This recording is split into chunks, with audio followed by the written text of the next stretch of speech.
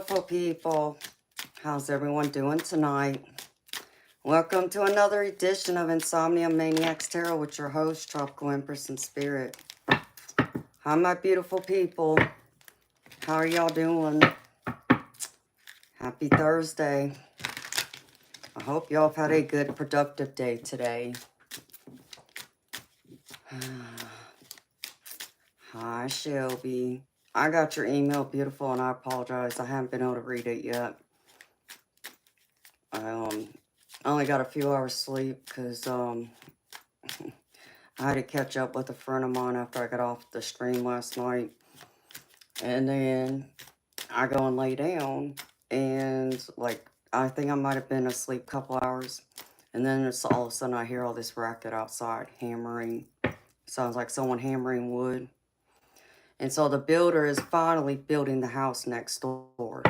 There's been a concrete slab there for, I don't know, probably like the last 3 months, 4 months. Actually, it might be longer than that because I think they laid it down before the end of last year. So, so it's been a crazy day, and I had something else happen too. Y'all are gonna be shocked, but I'll tell y'all about it after I do this. So hi, Bob. How you doing, baby? Hi, Off Grid Dots. How you doing, sweetheart?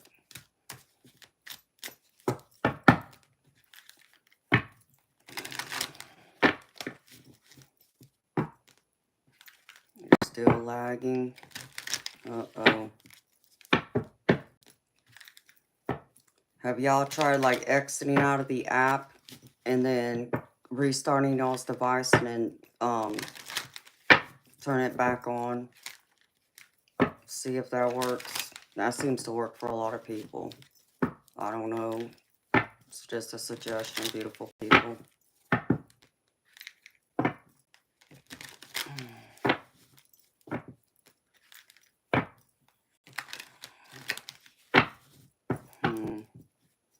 I don't know, honey.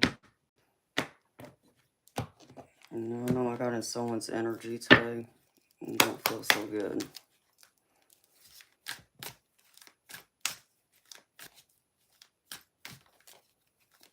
Oh, well, I'm happy to hear that, Shelby. I know what it means to go without sleep. And then, I picked up on someone's energy. I think the same energy I picked up on last night. That spirit asked me to use that deck for. So I did pull out that deck and another one. Okay. So, let's see. Yep. That's crazy. Oh, thank you, Bob. It's actually a dress, baby. But thank you. It's a long dress. I've had it for years. Oh man, I think I've had this dress since I was 17, 18 years old, something like that. I like it, so yeah, I say you're exhausted. There you go, Shelby. I feel like many of y'all do feel exhausted. You don't feel like y'all are getting enough sleep. I understand. Can't see that far. Well, I can stand up real quick. Y'all can see my dress. Y'all need to cut ties with somebody because there's a devil energy here I keep picking up on. I don't like it. So, I don't know if y'all can see this. But here, Bob. There's the back of it. You can see it's a long dress. It goes to my ankles. Alright. Okay, Spirit. Thank you. There's a karmic lesson that needs to be learned here, apparently.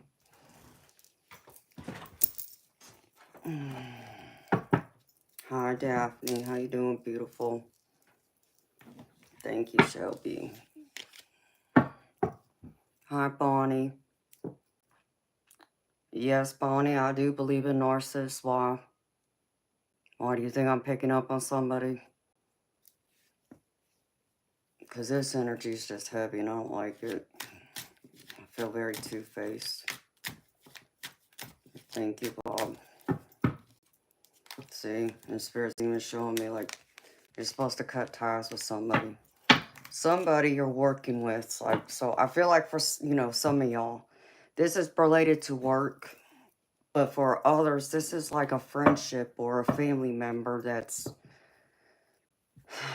Bonnie, you said narcissist, you know. I'm no psychiatrist or psychologist, but I pick up on a devil energy is what I keep picking up on. Someone all caught up in their ego. I feel like someone that feels like they're better than you. I get like the feeling like someone, you know, pretends like they're your friend and then they come to you. Yeah, because I even get envy. Like, I feel like someone pretends like they're your friend. Like, they, you know, come to you, ask for your help, ask for your guidance, but then the moment they get what they want and they turn away, it's like they're doing this behind your back. That's what I'm picking up on. I don't like this person, whoever this is. So, I don't like two-faced people. I don't like fake people. You know, it's like, if you don't like me, go ahead and tell me. I'm grown, I can handle it. You know, I'm confident enough to say, it's like, you don't like me? Okay. Guess what? I'm still going to be okay. You like me or not. But, you know, I don't like fake people. So, okay. Let's see what else, Spirit. I just want to tap into this real quick. I think I'm going to pull out this other tarot deck before I go over the spread. And Shelby, you might like some of the cards I pulled out. Some of the new decks I pulled out that I haven't used yet.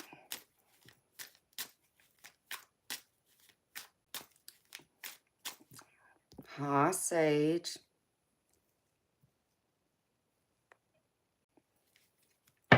You feel that, Sage? Yeah, there's just like this devilish energy. I can't explain it. And exhausted keeps coming up. I keep shuffling this deck and it keeps coming up, so I mean, this could be physical exhaustion, but I feel like this is also mental exhaustion. Like someone just keeps trying people. I think I'm about to pull out that Rebel deck after I'm done with this. Yeah, here it is. Toxic. Someone's toxic. Very, very toxic. They just... I don't feel like this person has a whole lot going for themselves, to be honest. And I'm not trying to say that to be mean. I'm not trying to be mean. I'm just describing to y'all what I'm picking up here. This is someone that thinks they know it all. This feels like someone who... It's a younger energy. It feels like someone who... They just don't have a whole lot going on. But they want to pretend like they do. I just heard showboating. That's what I'm picking up here. I don't like it. Hi, Scorpio Mama. How you doing, sweetheart? It's been a while since I've seen you. How's you and your wifey doing? What else, Spirit? Psychopath. Like, I can't make this up. I don't like this energy. I gotta get out of this. So, this is pretty much in the tarot. But yeah, someone's a psychopath. Bonnie, you said narcissist. Yeah, that's pretty much what I'm picking up on. So, whoever this is, though, like I said, they're very, very two-faced. I don't like them. I don't know who they are. Be careful who this person is. They pretend to be one way to your face, and then they're completely different when your back is turned. That's what Spirit keeps showing me. And like I said, for y'all that watched me last night, I had pulled out one of my decks, and I normally don't use it for streams because this is one of my more expensive decks that I use for my private one-on-one readings only. The Spirit kept telling me to pull it out, and I felt like I kind of knew why last night, but I went ahead and pulled it out tonight. So I used it with another deck that I hadn't used. So maybe this will speak to y'all, but I'm going to pull out a couple of spiritual symbols real quick. Yes, Bob, I did. But to be honest, baby, I'll probably have to do it again after I do this reading. Because this energy is too heavy. And of course, like I said, I got a story for y'all myself. Y'all ain't gonna believe what happened to me earlier. I almost got arrested, and that's all I'm gonna say about it right now. So, it was crazy.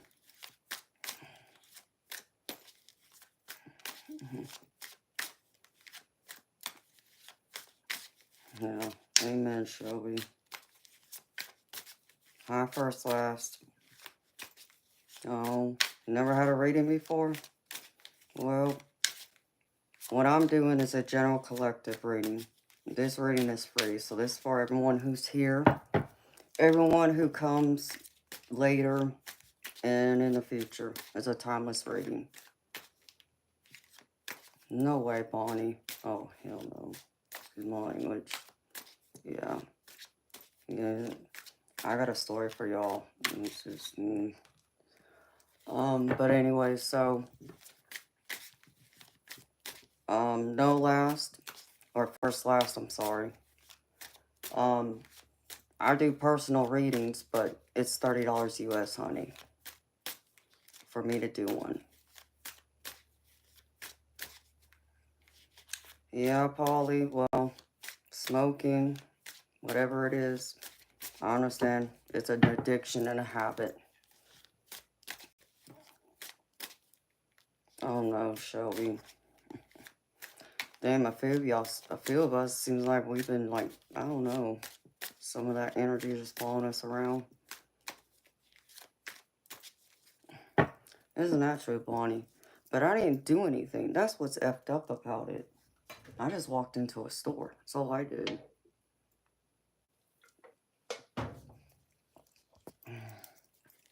Alright. Spirit, give me a couple of spiritual symbols real quick. And then I'll get into the tarot.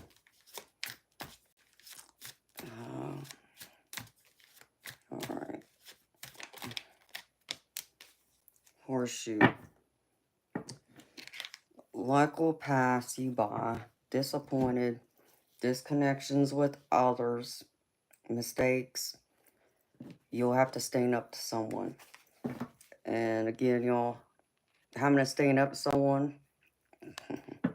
Yeah, I had to do that earlier today myself. But I feel like this ties into whoever this negative energy is. Like, I keep getting a devil energy of someone.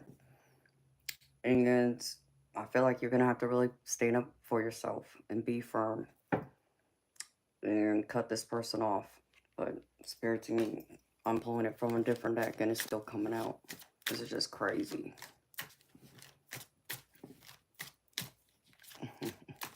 Thank you, Sage. Like I said, it's over something crazy. Like someone was on drugs, apparently. All I'm going to say. Alright, Spirit, what else? Okay.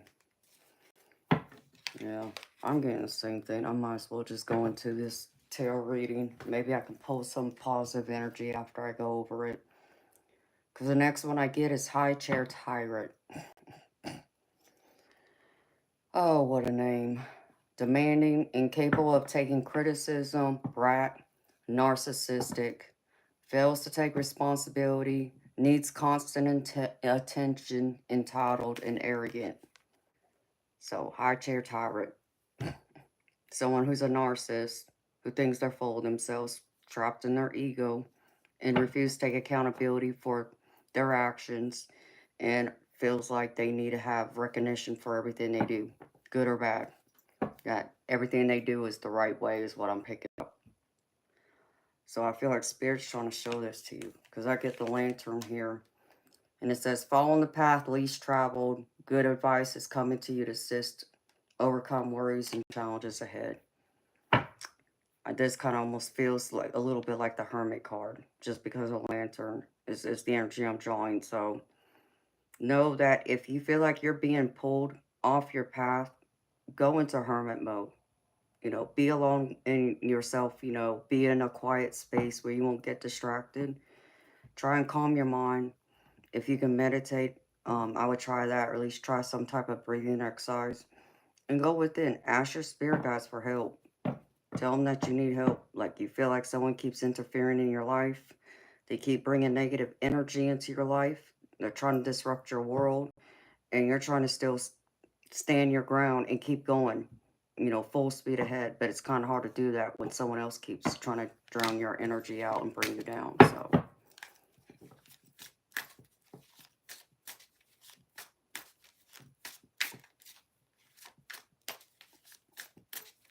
okay.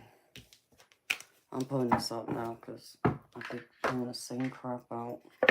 Don't matter which deck I use. So let me go over this for people. Okay. Recent past energy, y'all. This is the Hierophant. And so this is y'all. This is y'all's recent past energy. I feel like y'all are like very knowledgeable, like the Hierophant. You know, you think of the Hierophant, most times you think of like in a religious um point of view, because you think of like the Pope, like religious organizations. But this is also someone that could be a teacher, a philosopher, someone who has a lot of great knowledge, a lot of experience. And this is what I feel like y'all are. Y'all are this Hierophant. And this is recent entry. And y'all are trying to like help someone. Be like a teacher. Be their mentor even. You know, because I get the Six of Pentacles here. And this Six of Pentacles is telling me if you like being charitable with like your time, your attention, being, you know, a guiding light for this person. But I feel like this person is full of themselves because I get a Knight of Swords. Young energy, okay? A younger person is what I'm getting. Or at least someone who's very childish, okay? They could be maybe, you know, around your age. But they come across as someone who's very immature and full of themselves. And, you know, they seem to only be focused on themselves. And like I said, trying to get whatever they can get and the heck with everyone else. I feel like some of y'all are getting like a sight of that now. But I feel like some of y'all are questioning that. Because here you are excited with this Three of Wands. Three of Wands is about being excited about you know, a situation. Even it could be a person. I feel like, you know, you were excited about helping this person. Being like a guiding light for them. But now you're questioning it. Because I feel like you're starting to see some of the ego, the narcissism, you can say. I'm not a psychologist, psychiatrist, but it's that devilish energy. So like I said, the Hermit, Spirit wants you to go within. Trust your guidance. Trust your inner intuition. Trust your inner light. Because you're meant to be a light and shine your light around and out in the world. Like you're trying to shine your light, which is your wisdom, your knowledge, your experience to this person, but they just keep trash talking you. It's what Spirit's showing me. And I don't like them. I don't like people who try to act like they're my friend when they're not. So, in the center, this is you. King of Swords. This is like the influences around everything. So, you're showing up as this King of Swords. Again, showing up like this Hierophant. Knowledgeable, successful.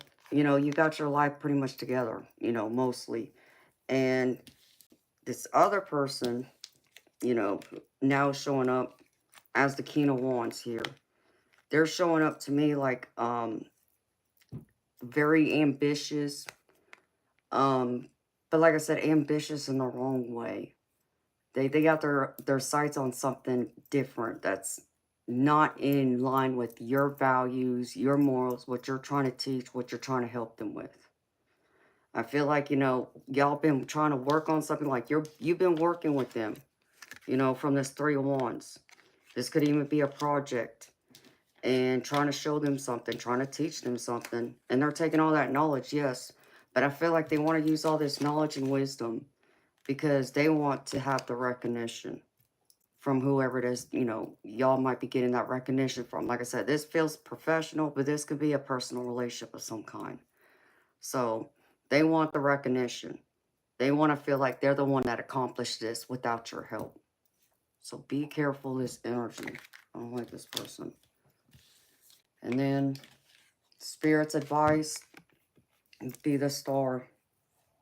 You know, you may have to heal yourself and help, you know, calm things down around you, but also have faith. Still be inspiring because you're going to have to make a choice now. Do you continue to help this person, you know, or do you go at it alone? And, you know, if this is at work, you may not have that choice. But still, you know, despite the headaches, despite the challenges, despite, you know, the trash talking, two-faced, immature energy that you're dealing with, put your best foot forward. It's what I feel like Spirit's wanting you to do. By having faith, being His priority, and make that choice. They're wanting you to make a choice. They want you to choose the higher road, is what I'm getting. If you can do that, Spirit's showing me, and the outcome, 9 of Cups, you know, you'll have fulfillment here. That emotional fulfillment that you did your job, you know, you did what you had set out to do, and it was done well. But like this devil energy, I'm showing, here's that young energy, that devil energy. I feel like this is going to be a hard lesson for them. Because I feel like you're going to be the one that's going to be victorious in this. And they're going to be put out in the cold. Like, I even feel like someone, even yourself, is going to call him out. And then they're going to show up, you know, being all apologetic. I'm sorry, I didn't mean it. You know, I really care, and blah, blah, blah. There's going to be some regrets here. But that's what's going to end up for them. You're going to be here in fulfillment, and like this other person, this devil energy, they're going to end up losing. And it's not to say that this won't come at a cost, because Spirit's showing me with you, this is at the bottom of one of the decks. You being the magician, again, knowledgeable, having all the tools, working on something, trying to bring something to put it together. But Spirit's also showing me it may come at a loss too. Even though you might get emotional fulfillment, there's going to be a loss possibly in it too. It's going to be a victorious win, but it's going to come with a lot of sacrifice is the word I'm looking for. So be prepared, beautiful people. All right. And then for the Oracle cards, I have from my Gods of the Hidden Realms, the consequences of fear. And I'm getting the opposite energy of what this card represents. So here it is. The consequences of fear-based decisions made in the past are revealing themselves to you. It's a good thing you can take a step back and repair whatever appears to be fractured. Having a sense of humor and a lot of self-compassion would be helpful now.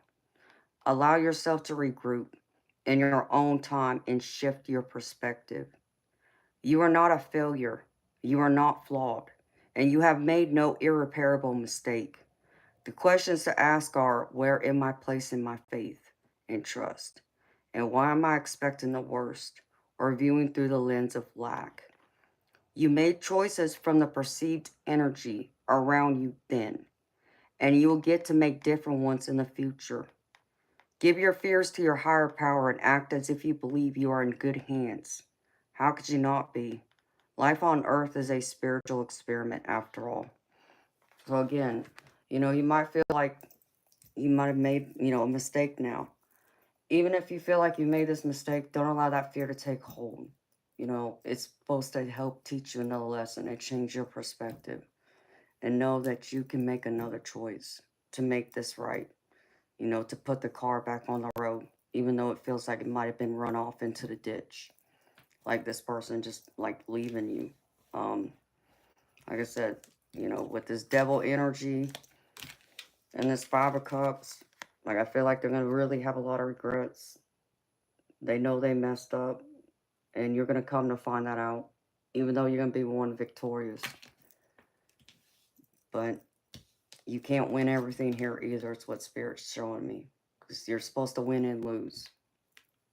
And I know that's a hard pill to swallow, especially when you feel like you've done everything right. But I feel like there's still a karmic lesson to be learned in this exchange of energy. So if this is at work, I understand you can't just cut them off. I get that. But if this is outside of professional, you know, cut those ties. This energy isn't serving your highest good. They're bringing you down. You want someone that's going to be there to bring you up and see the magic you bring. So you're not stuck in all this fear and worry, regret, second guessing yourself. Don't do that. So the other card I pulled is Spirit wants to remind you, truth is my teacher. You have the truth. And that's all that matters. The truth will stand for itself. And nobody else can change it, even though people may try and blur it. But you know the truth within yourself. And that's all that should matter. You know, it's like I tell y'all, what my parents taught me growing up. You know, not to worry about what other people have to say or do. Because even if they're saying something that's not true, I myself know the truth deep within. And that's all that matters. You know, especially if it's someone that doesn't hold a whole lot of weight in my world. They have no substance in my life. So, can they really bring me down? Can they, go around and talk about me and, be foolish and, cause problems and chaos? Sure. And if others want to follow them and listen to them instead of coming to me and, being a man or a woman, coming to me face to face and having, an adult conversation, let them. But I'm still going to be me. I'm not going to change because I have the truth within myself. And it's not their truth. It's not what someone else is speaking. So that's what Spirit wants to remind you of. You have your own truth. You know what's right. Don't second guess it. Don't doubt yourself. Because here, the angel card I pulled even shows me you're ascending. Universal energies. You're flying high, rising up. Stay focused on your mission. And know that the universe and the angels are supporting you every step of the way. This is part of your ascension process. In order to fully integrate as both soul and human, it's essential for you to face any challenges or mend any relationships you have been putting off dealing with by stepping forward and facing the complications of your earthly life. You let your soul grow and ascend. And the positive affirmation is, I support myself in the process of ascension. I support myself in the process of ascension. So don't forget that, beautiful people. And the other spirit guide messages I have here. First one is service. I feel good when I can help others. And I know a lot of y'all feel this way. Y'all genuinely like to help others. And, do whatever you can to help someone else in need. But then here it is. Spirit showing me there's this doubt, though. It keeps creeping in. And it says, I release the need to know all the answers. So stop doubting yourself just because you may not have all the answers. Certain things may need to happen before you're going to have the rest of the answers or know which direction to go in. But don't allow that doubt to cause that fear to hold you back and make you second guess. Because Sparrow is encouraging you to find some balance. I bring a state of perfect harmony into my world, and I do so without judgment. Find balance. Balance yourself. Because when you can do that and recenter yourself, you're going to find harmony. And where there's harmony, there's also peace. I am a being of love, and I release all negative energy. Peace. I am a being of love, and I release all negative energy. And that's what I got for you, beautiful people. So again, beautiful people, take what messages resonated and leave behind the rest. And if nothing didn't fit, don't force it to fit. And if it doesn't resonate for you tonight, well, I feel like this is a reading that you're meant to hear. It just may be meant for you somewhere down the road. So if you ever should feel called to this reading, it'll be here for y'all to listen to again. It's a timeless reading. And again, it's for everyone who's here and anyone who comes later. If you come across it, you're meant to hear it. Okay.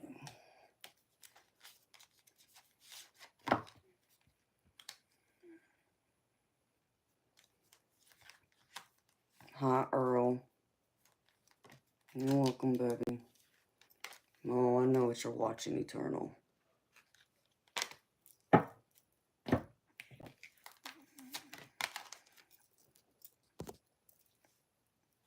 Yes, beautiful people, please don't forget to hit the like button. I'm gonna need that rebel deck. I'm gonna pull it out, or the other one, in a minute, but alright. Y'all wanna hear what happened to me earlier today? I walked into the convenience store down the street from my house. Right after I woke up, I took a quick shower and put on my clothes for tonight and got all dressed, put on all my jewelry and everything. Walked into the store. There's this woman hanging out outside. She looked like she was carrying around like a sleeping bag, some other bag. Possibly could have been homeless. I don't know. I wasn't, focused on her, trying to judge her that way, but that's what it appeared to me. So I go inside and grab some beef jerky because I was out. Yes, Sunny Lynn. I'm okay, honey. I just had something happen earlier today. So I go to the counter, and the people that work there, they know me because it's right down the street from my house. I go there all the time to get gas and to get drinks if I run out and something else, because it's a convenience, store, gas station. So I go up to the counter to pay for, my beef jerky, and I got a bag of chips. And that woman followed me in there. And as I'm sitting there, and I just handed the guy, the cashier, my, card. And she looked at me, and she looked at him, and she's like, "You're not going anywhere. You stole something from me." What? What the hell are you talking about, woman? Oh, that bracelet, that's mine. What bracelet are you talking about? This bracelet. And she pointed to my gold bracelet, this one, that has all the diamonds in it. And I looked at her. I said, "Yeah, you done lost your mind." I said, "You must be on drugs. Are you crazy? What do you think I stole this from? I've never seen you before in my life."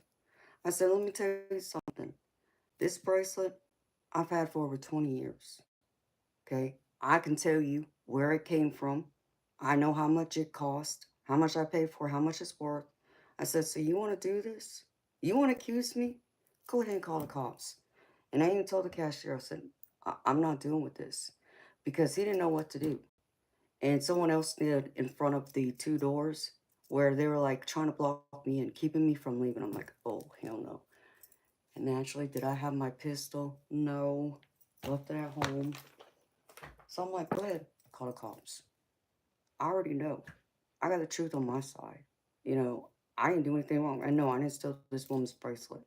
I've owned this bracelet for over 20 years. I know where it came from. And, I know all the details about this bracelet. And, I still got the receipt.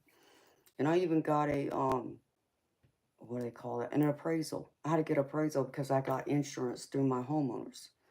So a cop shows up and, wants to know what's going on. And I told him, like, "Well, this woman's accusing me that I took her bracelet.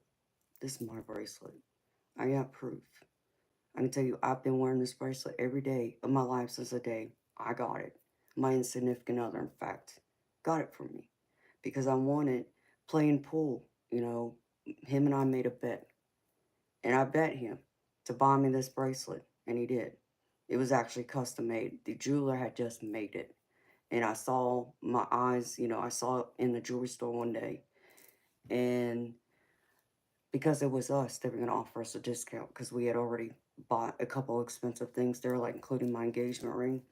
So, I'm telling Cop, I'm like, "So I have proof. This is my bracelet. I don't know what this woman is, thinking, why she's even thinking that this is like her bracelet because it's mine. I've never seen this woman before. And I don't know why she's in here accusing me." Um, and he's like, "Ma'am, well, do you have any proof that this is your bracelet?"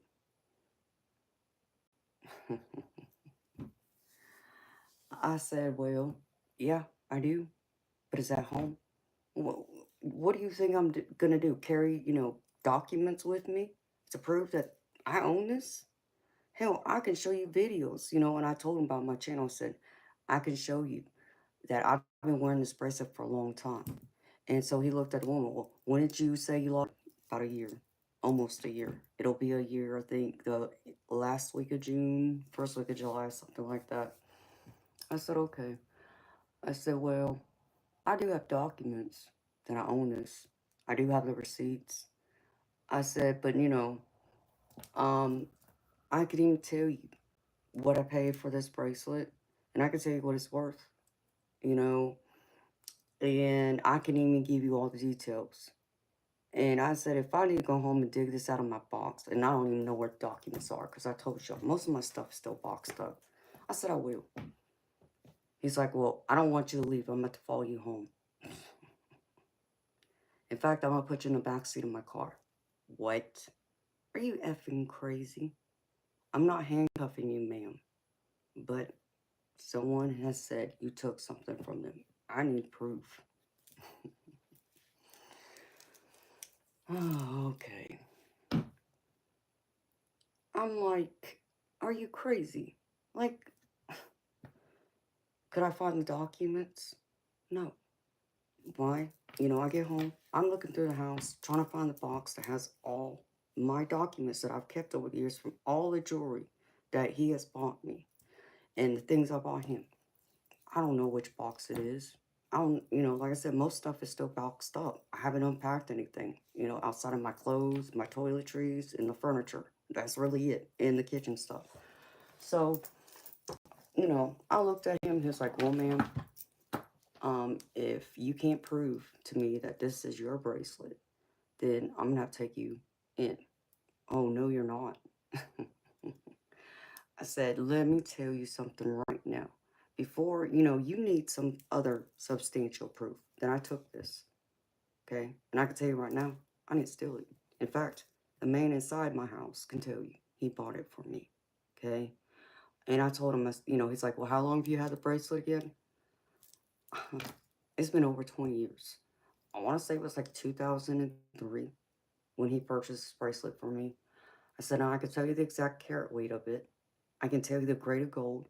I can even tell you the weight of the gold in this bracelet. I even got the couple extra pieces they took out of this bracelet because, you see, I'm tiny, so I got small wrist. 7.5.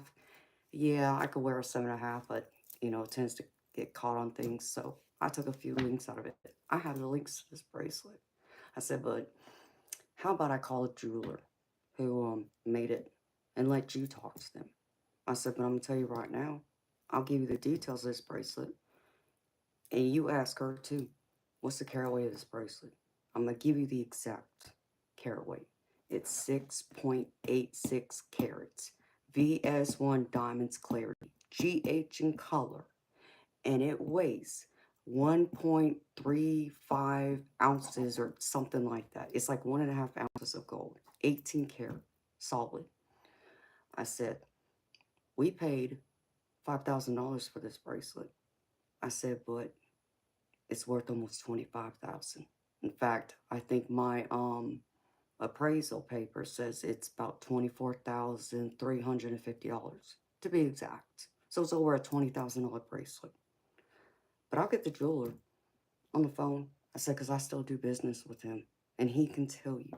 Well, ma'am, you can just call anybody. Oh, really? But you would know. You can look up this business and call yourself, and I could tell you his name, and he will tell you the exact carat weight. This is a one-of-a-kind bracelet, okay? It's not, mass-produced. It's one of a kind. So ask her where the hell she buy this bracelet from, because I can tell you where it came from. So, okay, ma'am. Well, what's the number? Called him. My jeweler said, yeah. Her and her husband came in, and they bought the bracelet. They financed it, which we did. 12 months, same as cash. And he's like, and what's the specifications or details of the bracelet? And he's like, well, I don't remember exact, but I know it was almost 7 carats. There you go. I know the exact 6.86. Exact. So, and I could tell you where I had the appraisal done. I said, in fact, okay, wait a minute. No, I actually can't do that. Because I had it insured with my old HOA or HOA homeowners insurance policy. I had it insured because of the cost, just like my engagement ring. I said, it's my effing bracelet. I can prove it. He told you it's my bracelet. Told you how we purchased it. So, you want to take me to jail? Go ahead. Go ahead. Okay? Because I'm promising you, I will find those documents. I will get bailed out.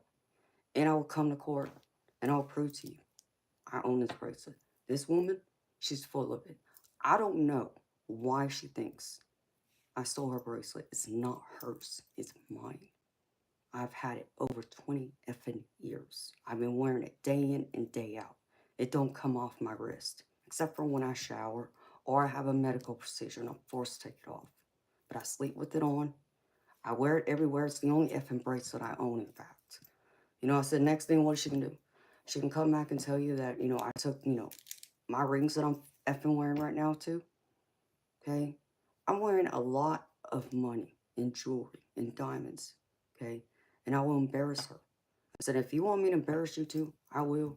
But I'll be doing it in court. I will get my day in court. So if you want to handcuff me, here you go. I'm not playing.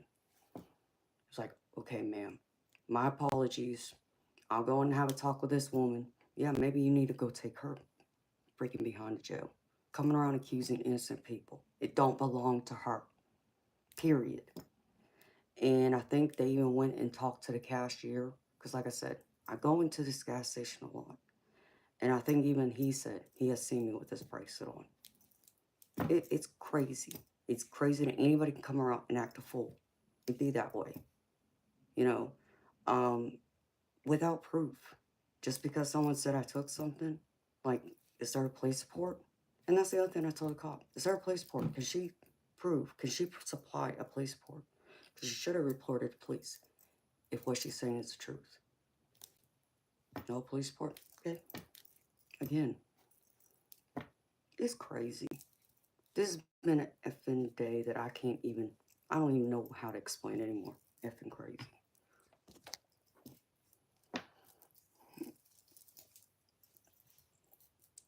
And you know what, Shelby? I think because I'm in the country, I told y'all, I live out in the sticks. And, obviously, I'm not 100% white, even though y'all know I'm half white, but my features, doesn't say I'm half white. So I honestly felt like I was judged based on that too. But I'm telling you, this woman acts like she was on drugs. And I can't explain it. Like, I pick up that drug-like energy from her. It was effing nuts. Effing nuts. Could not effing believe it.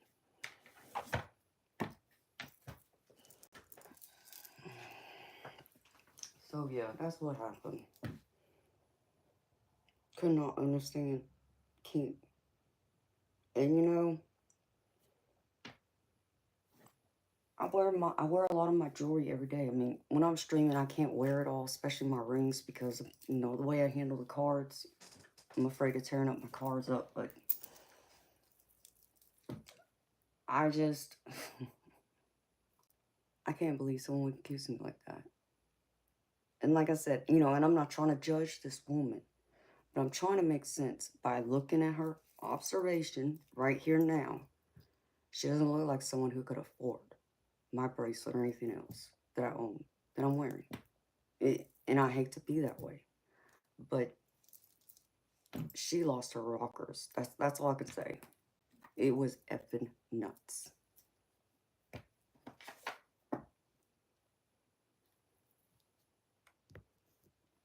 Effing nuts. Wow. People are crazy. And I live right near the interstate too. So I get there's probably people, what they call like transients, I think they call them, who travel, who are probably looking for someone to hitch a ride with. That's how I take this person. But it was effing nuts.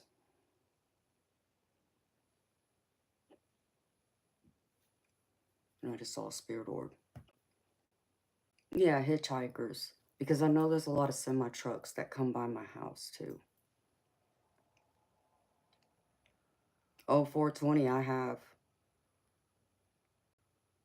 High level up, Dojo. And how y'all doing? Everyone who came in. I did. when I came home, about, that was back in 2012. No, take that back. 2014 was the last time I was home. And I stayed in downtown at LA. Stayed at the Hilton. And I wore half my jewelry there. My watch, my bracelet, my rings, my earrings, a necklace. You know, I probably shouldn't have, because I understand there's some of that riffraff, as some people would call it, even around there. What do they call them? Also, man, where's that term for it? And I can't think of it.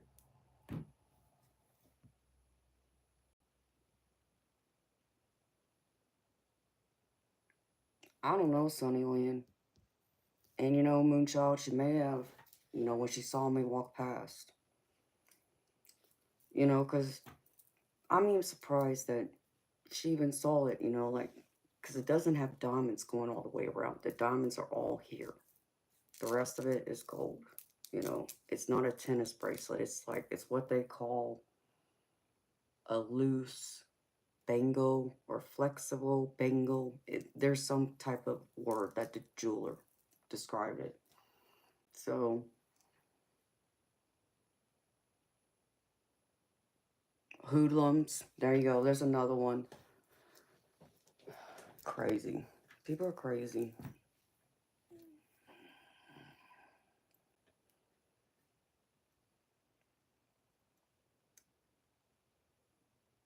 Yeah, Shelby. And the store has cameras. But she's making it sound like I stole this bracelet from her a year ago. That's what she told the cop. So where the hell could I have stealed it from? And she said that she came through here one time before, and it must have slipped off her wrist when she came into the gas station that time. And I don't think she was from around here. But yeah, I believe transient, but there's another word. What do they call people? It's like an area of like a city where it's pretty much all homeless people. What do they call that? I can't think of it. Yeah, tweakers is another one.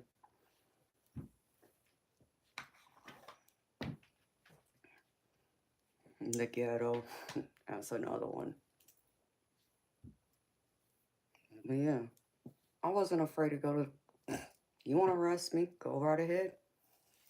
I'll have my day in court. Understand me? I know my rights. Yeah, it's a homeless camp, but there's another word. Skid row. Off grid. That's right. Skid row. That was the word I was looking for. So 420. I know when I came home last time, I wasn't far from Skid Row. Like I was right around the corner, is what I was told. Because I was there in downtown Los Angeles, down the street from Crenshaw Boulevard. And I know you know that street. There's not a lot of good activity, but yeah, I probably shouldn't have taken all my stuff with me.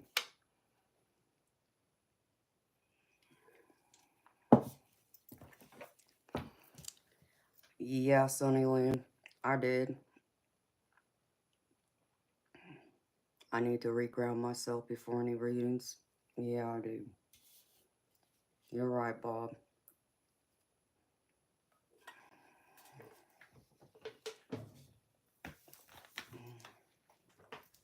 I don't like people like that.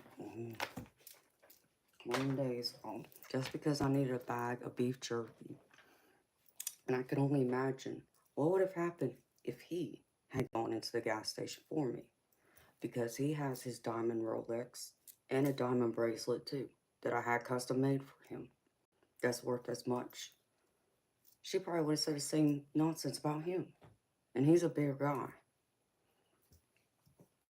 So it was insane, insane. I mean, I've never. Thank you, Shelby. Insane. Bloody insane, beautiful people. Not what I thought I would have to deal with waking up today. And getting, you know, I was even in this dress. Like I said, I had all my jewelry on I'm wearing now. You know,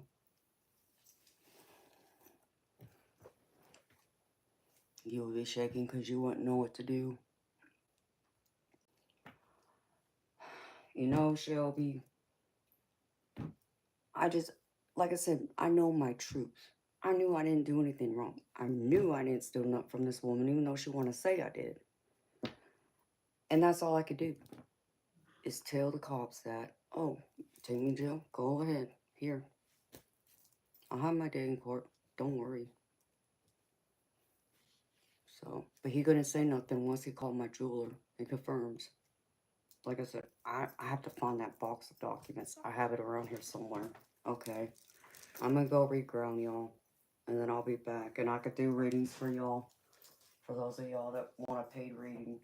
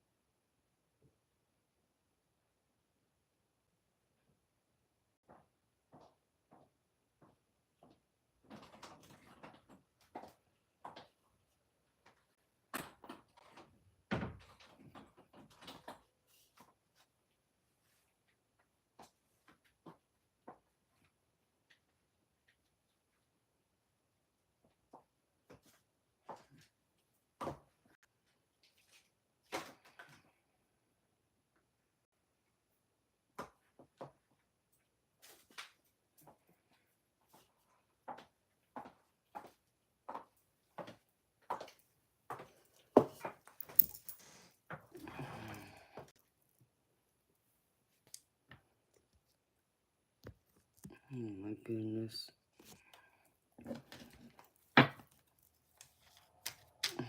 Thank you, Off Grid. Oh, and guess what, y'all? I got more kittens. And I got a video. I just haven't posted it yet. There's now 8 kittens in the other room. I'm like, oh, great. And one of them looks just like Wolfie. But, and it's a male. But, his tail looks like a darker gray. Like a grayish black, maybe. Instead of Wolfie, he's more of that, like that brownish orange color.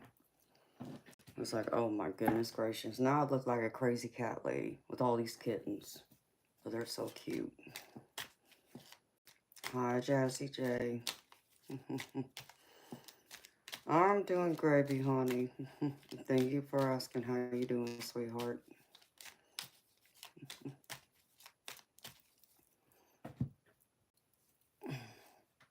Yeah, they're all meowing.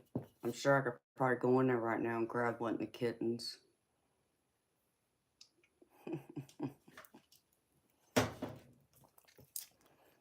And I do believe one of the other females in there is pregnant. Oh my goodness gracious.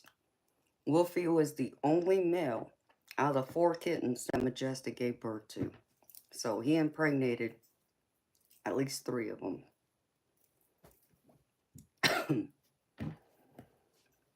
Crazy cat lady. Hi, Aussie girl. How you doing, beautiful? Crazy hot cat lady, to be exact. Oh, thank you, Scott. Oh, y'all want to see one of the kittens? He is Shelby. I was like, yeah, you little horn dog. That's what I called him earlier. They're so cute, though. If y'all want, I can grab one of the kittens real quick. I think I can get to them now. Because one of the mamas had pulled them out. And she went into the same little cubby that Majestic slept in with the kittens. So once I pulled them all out, I put them in like this little tray that was part of my old desk that broke. That's how I was able to take the videos of all of them together. And then I placed them back with the mama kitten, mama cat, one by one, at least one of them. I don't know about the other one, but oh my goodness gracious.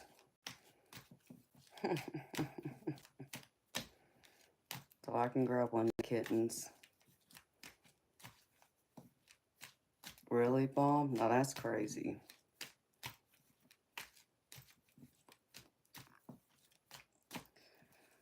How many cats do I have right now? Oh my goodness. Well, you got Toby, Majestic. She had 4 kittens. So that would have made it 6. And then 8 more. Right now there's 14. Holy crap.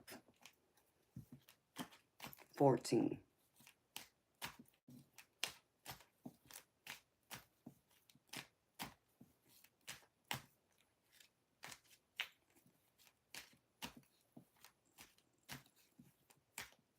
You were just saying 14.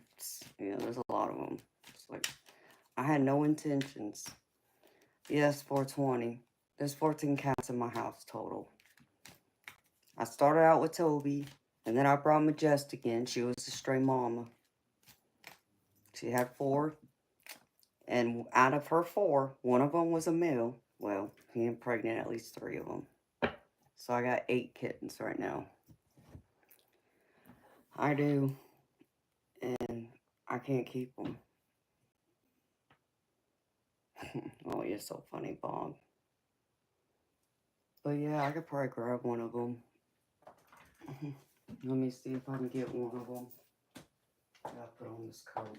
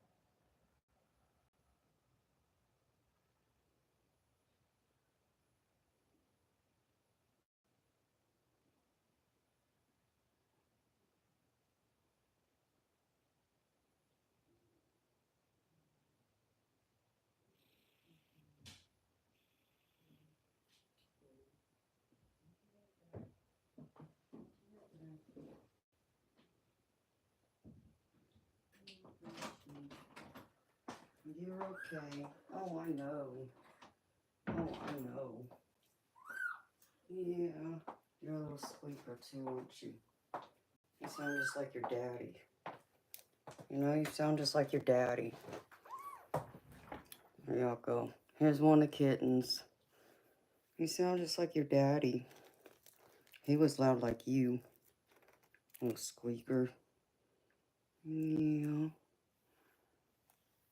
Oh, wait. See, he's all white too. It looks like he has... He looks like he has like gray on his ear. On his tips of his ears. And his tail has like the same rings like Wolfie has. But Wolfie is, he has that orange brown color. Yep, he's white just like his daddy. Hi, baby. Yeah, I know. Aren't you precious? Yeah. Hi. I know. You just don't know what to do. Hi. You got blue eyes like your daddy, too? Did I just see them blue eyes? You got blue eyes like your daddy? Can y'all see? I don't know if he'll open his eyes. I just saw him open them.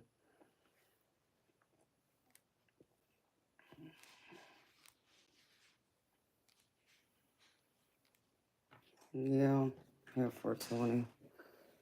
There you go. If you look at y'all. Hi. Say hi, baby. Yeah. I think he has blue eyes, just like his daddy. Yeah. Aren't you precious? Mm-hmm.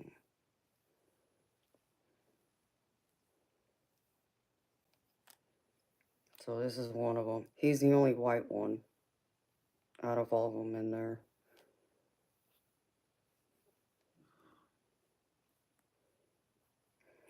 Baby. Yeah, I think he has blue eyes. I don't know if you look at y'all. You got blue eyes? Can I see them blue eyes? I think you got blue eyes just like your daddy. No, I know, Shelby. I'm really gonna hate to have to give them up, but I can't take care of all of them. Yeah, and I don't want to put them outside. I'd rather someone be able to take them and have them inside. Yeah, just looking everywhere. Yeah, yeah. Where's you, sweetie? Oh, wait. Hi, sweet boy. Hi.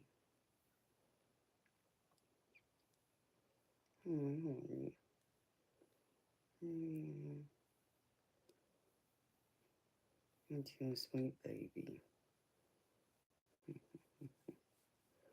So yeah, I got a video I took of them earlier. So y'all can see all of them.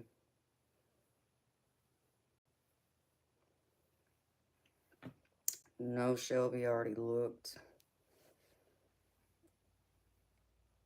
Oh, baby. I had him put it out on his social media. We let people know we got him, but nobody yet.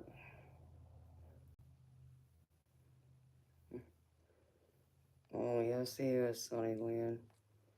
Yeah, hi. Hi, honey. Yeah, aren't you so cute? Yeah, I can just keep you like this all day. Oh, yeah, yeah. Hi. You open them eyes. Open them eyes. Yeah. Hi. Hi, sweet boy. Yeah. Yeah, Shelby. Oh, 420, you didn't hear him making all that noise? Alright. Mm-hmm.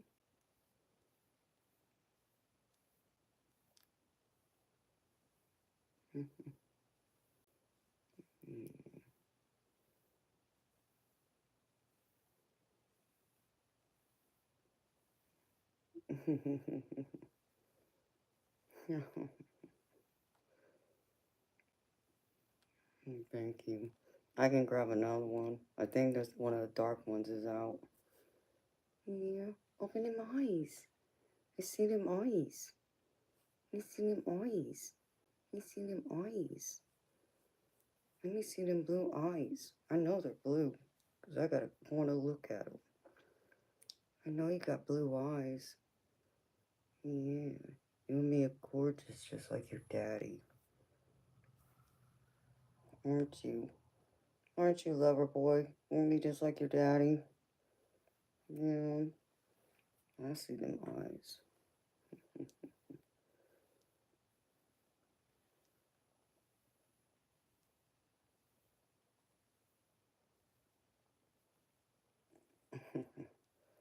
Yeah, Eternal don't like cats. He already told me that. Alright.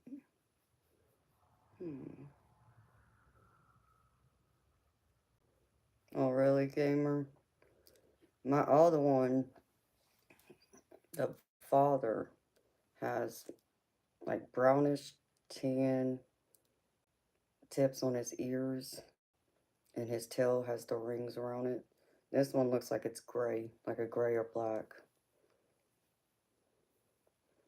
Alright.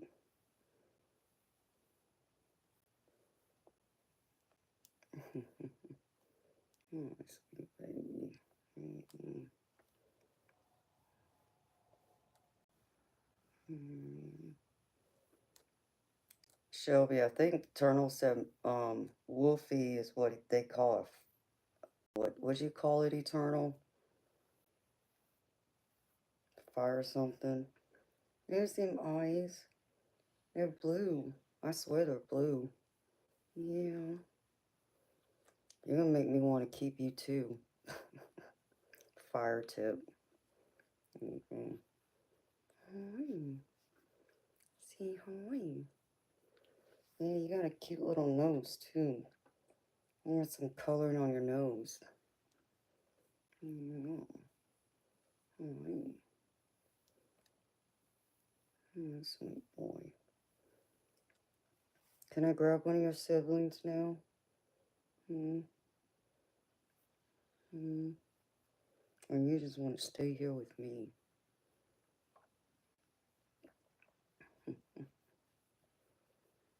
Mhm.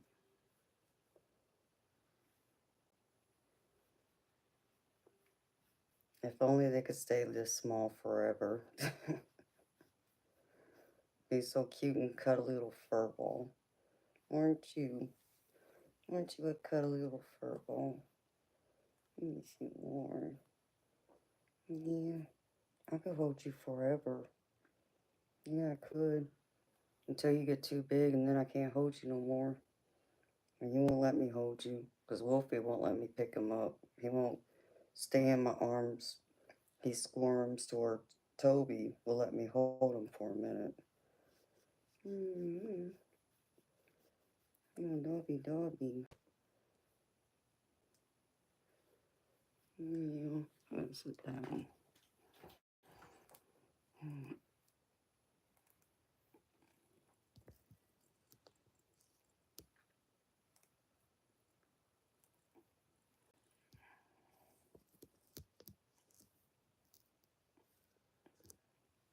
Oh, Ryan from past lifetime. Yes, I remember you, baby. I haven't seen you in a while.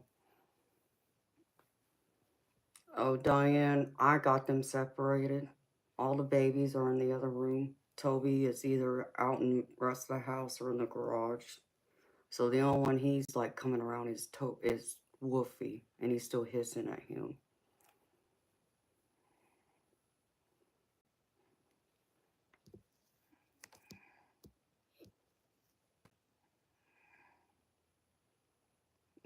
Oh, Shelby. No. So it is like a Siamese. Yeah, I might just have to keep you two. Especially since you're a male. Yeah, I just might have to keep you two.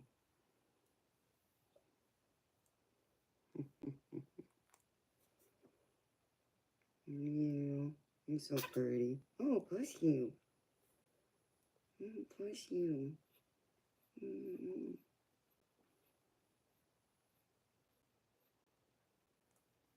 Yeah, just a cat of a different color. Yeah. Yeah, I think his is like grayish black. Even on tips of his paws, I see it. And like there's rings on his tail. He's so sweet. He's so sweet. I know. I just don't know what to do. Oh, yeah. My sweet boy. Yeah. Oh, aren't you precious?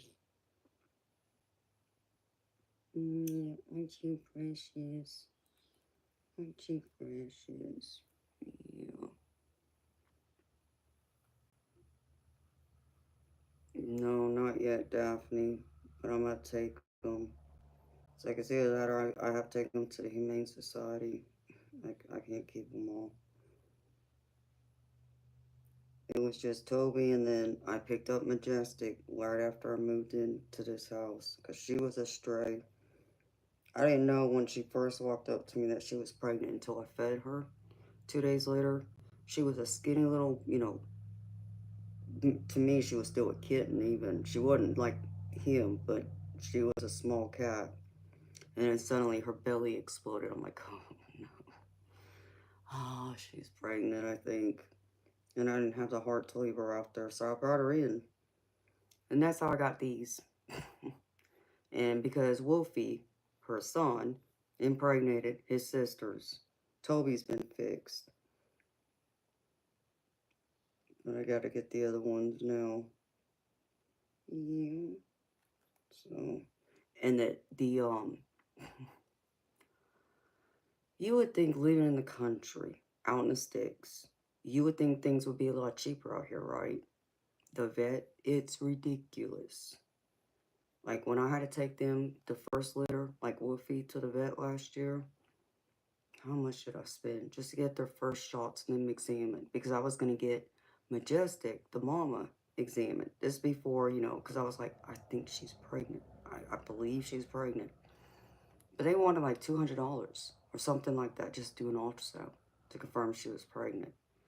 And for like all the shots and everything, it was like $1,300, I think is what it was. It's like, this is ridiculous. I'm like, no.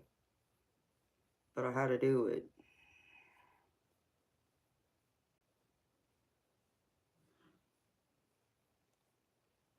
That's what I'm hoping for.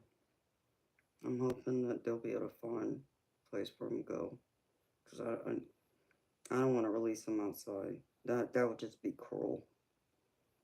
Yeah, that would just be cruel. Yeah. You're so sweet. Hi, Saru.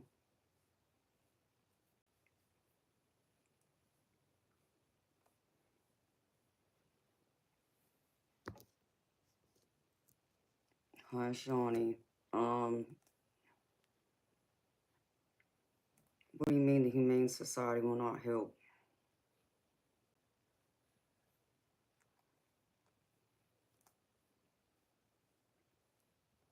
The Humane Society out here, you can just tell them you found these cats.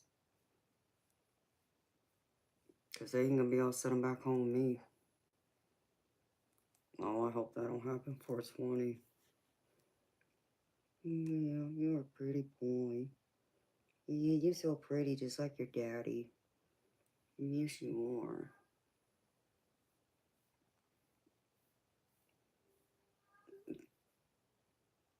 And I hear Wolfie now. Shelby, yeah, I can email you the city I live in, beautiful. Are you going to sleep? You hear Wolfie? Yep, there he's out there. How many I got now, Debs? There's 8 kittens. So there's 2 litters. And then Majestic. And her 3 cats that are in there. And then you got Wolfie, which is the 4th of her kittens, her litter, and then Toby. So I got 14 right now.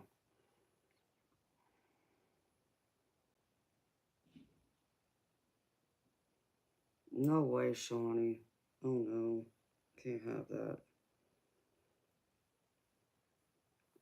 Alright.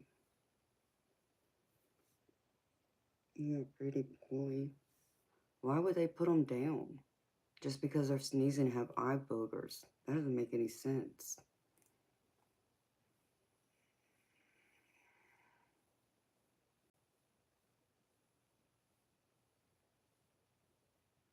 Oh wow. Gamer, that's sad. Call 211. I have to see. I know I did look up. There is a Humane Society thing. They said it was like 10 minutes from my house. And find out. And just tell them I found them.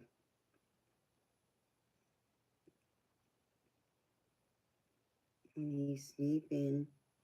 Yeah, he's sleeping now. Or he was. Okay. Okay, Squeaker.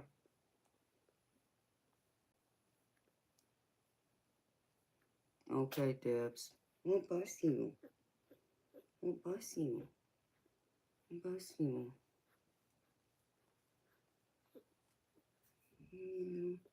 Okay, let me take you to your mama.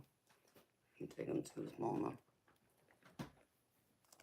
Oh, Shawnee. Yeah, I'm in Georgia. I'll be right back, y'all. Okay, let me take you. Okay, I'm gonna take you to your mama. Hold on. Hold on. Let me take you to your mama.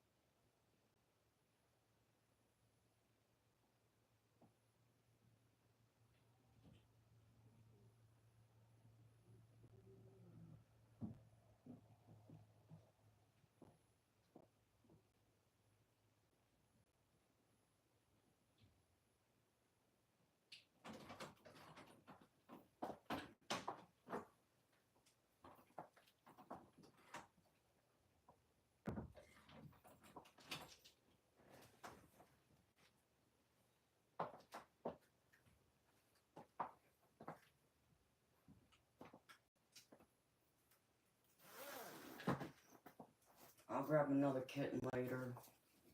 I think the mama's trying to feed them. She's trying to feed them right now.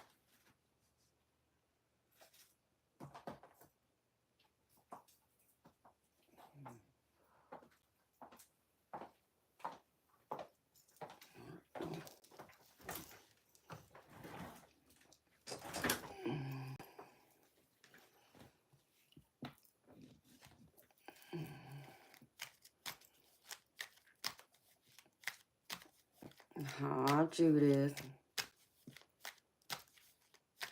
Well, thank you for stopping in, beautiful. and saying hi to me. It's always good to see you, honey.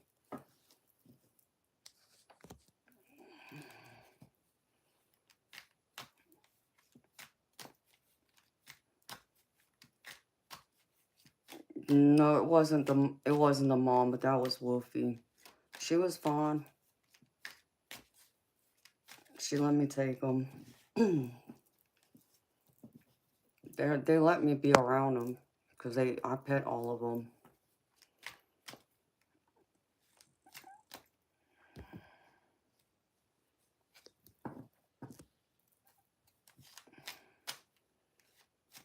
So how's everyone doing?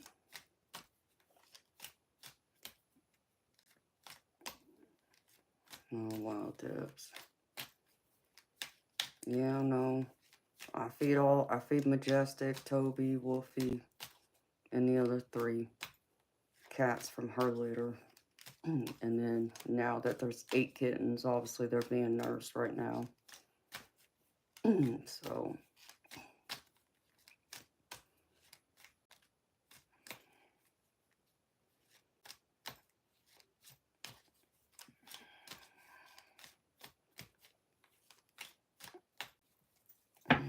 beautiful people.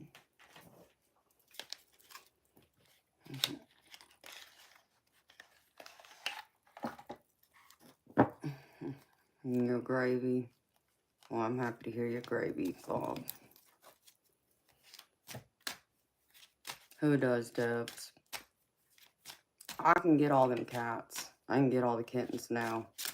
The older cats, I might have a problem with, but I know all I gotta do is get like a can of what, like sardines or something, and put it in like the crate, and they'll gradually go in there, because I actually have my in-laws loan me a trapper cage that they have, and I can get them in.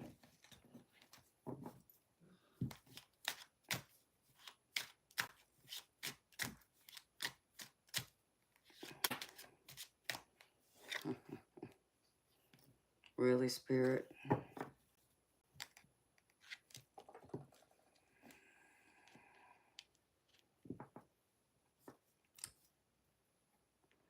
I mean, 420, you know, I'm just an animal lover, period. What's a heart trap, Debs? I have like a trapper it's like metal, but it has holes everywhere. It looks like one of those like long cages. It's like about this wide maybe, but it's like long. Like you could even like trap like even like a raccoon or a possum. It is that type of trap. There you go. A rebel card jumped out. It says time to let go. Move the F on. Really?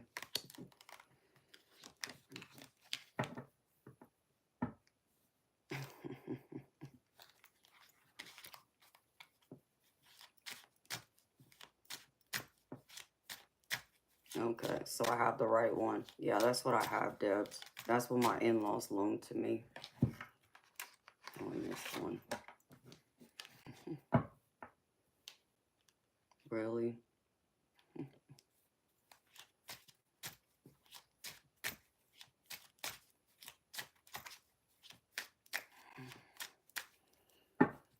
But they're precious.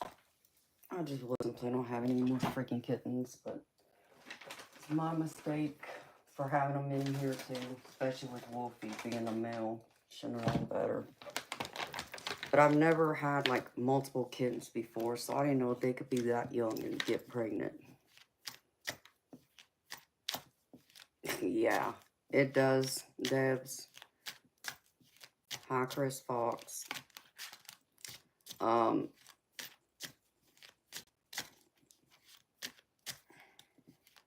Oh, torque for 50, is that right, Soda? Okay. Well, send me $50 US first, and then I'll torque for you.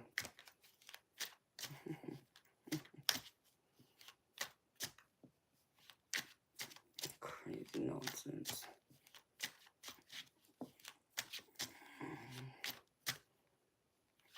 No, Soda. You don't come in my platform make demands. Understand me. There's only one boss here. And that's me. Not you. But you know, see, I wasn't being serious. I would never twerk for you or for anybody else for that matter. And understand me. You don't have enough money in this world for me. You wanna know why? Because I'm effing priceless, that's why. I'm not one of your straight girls, so don't come in here act a fool. Because I will make a fool out of you.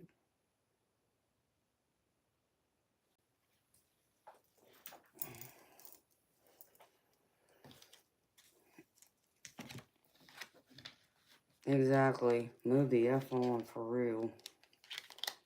I mean, you know, and there's even this, you know. I always love it when Devon shows up right on time. You know, Devon has a message just for you. You know, this is what Devon has to say to you. So,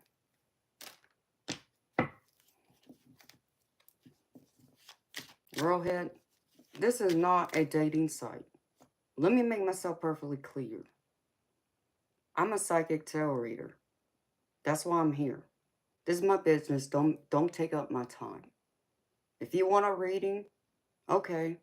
It's $30 US. But if you're not here for a paid reading, move the F on.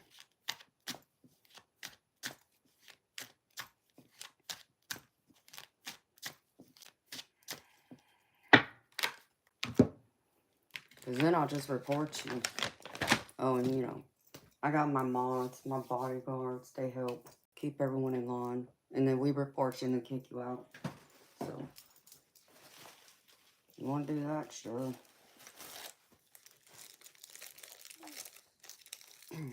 Where I'm from doesn't matter, Rohit. Do you want a reading or not? If you don't want a reading, if you're not paid for one, you don't need to know where I'm at. That's not important.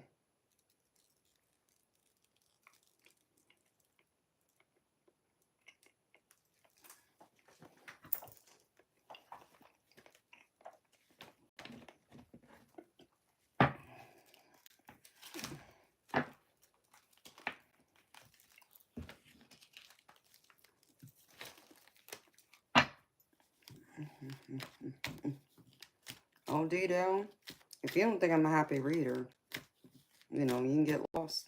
Because I'm very happy. Very positive. Hi, JS. How you doing, sweetheart? You know, I don't have over 6,000 subscribers for nothing. No one on this channel is less than a year old. So.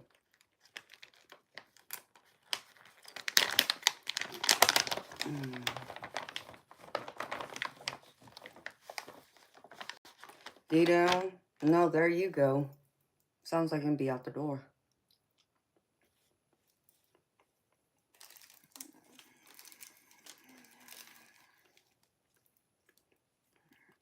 Exactly, Debs. It does. And I ain't putting up the nonsense tonight.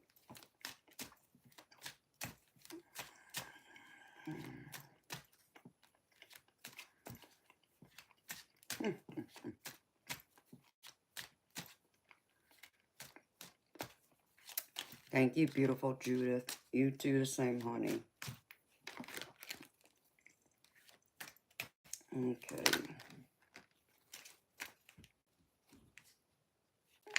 Oh. Yeah, for real. So how's everyone doing tonight? Are y'all gravy? Because I'm gravy. I'm gravy, baby.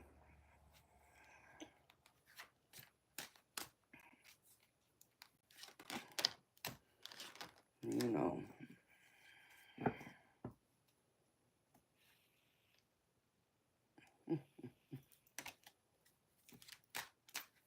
It's almost midnight. Your biscuit, Scott. Well, I'm happy to hear that, baby. I just need some sausage to go with that.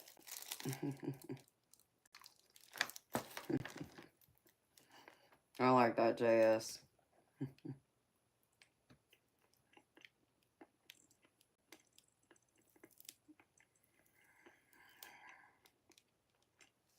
Cool beans, Shelby. Yeah, go apply for it, girlfriend. You never know.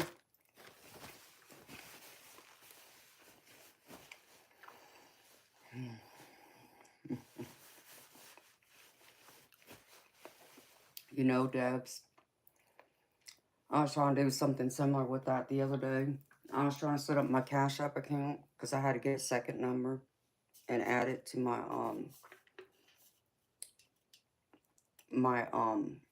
device, but it got messed up, so I got to call the cell phone company still.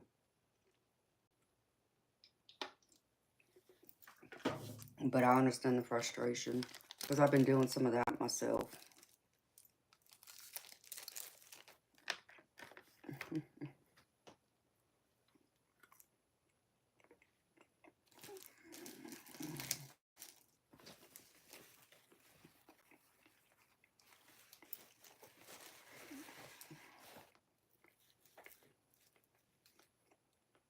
Hmm.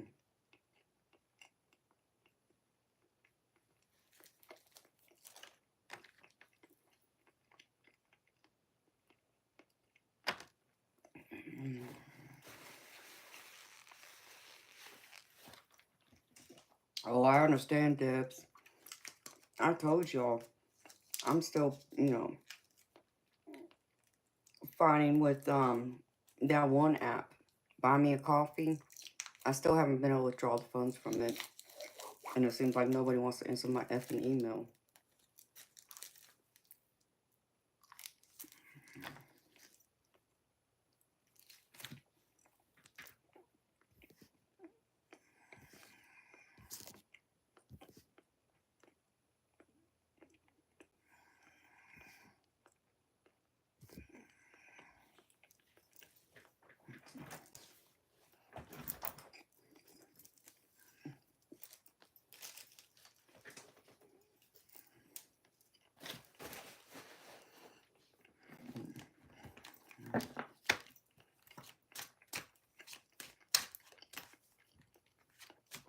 Oh, Judith, you still here, honey?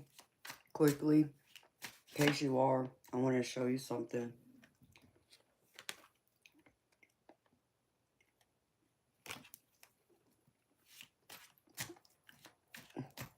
Oh, geez, Debs. Well, enjoy that, honey.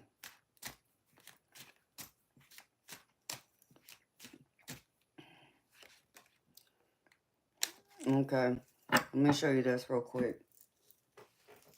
Miss Judith. Just because we need to get some funny in here, too. I got this new deck. I was using it last night, but I don't think you were in here, or you weren't here for long.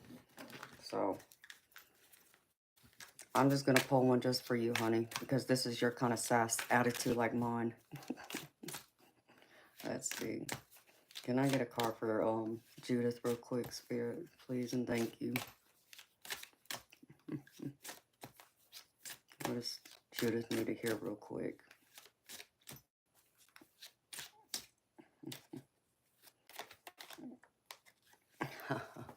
I love this. Here you go, Judith.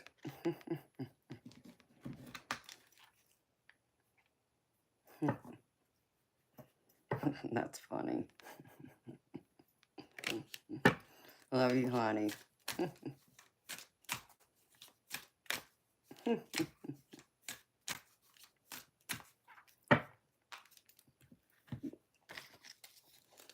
Yeah, it definitely does, Debs. You're right about that. Beautiful.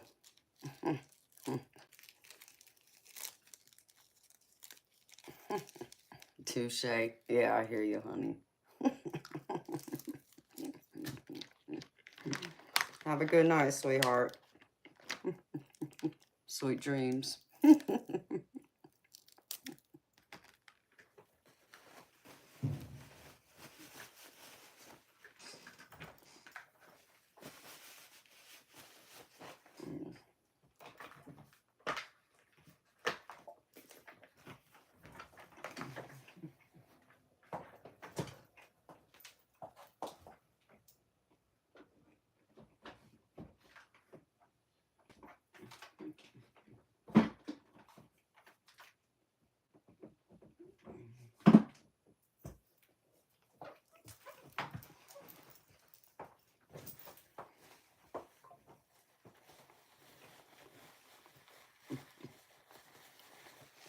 Thank you, baby.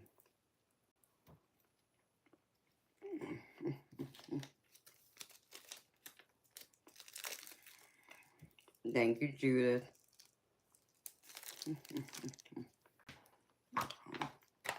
Do something.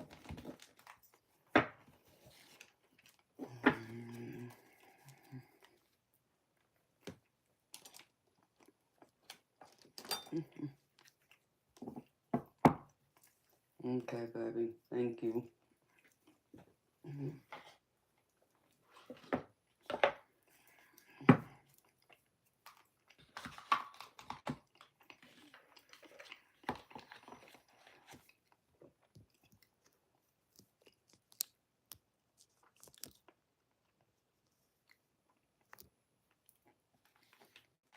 Perez?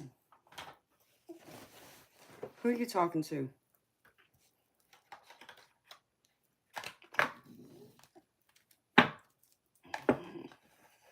Don't come in here acting like a fool.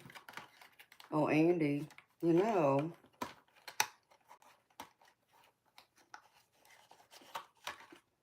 touche to you, honey. You know, because, see, Andy, I'm just going to report you. Oh, and before I do, Devonna got a message just for you, Andy. It popped out right at Tom. Have fun with that. Good luck. Let's see. Let me find that message so I can report him for coming here acting a fool. And you see. So, you can, lose your account. I don't play.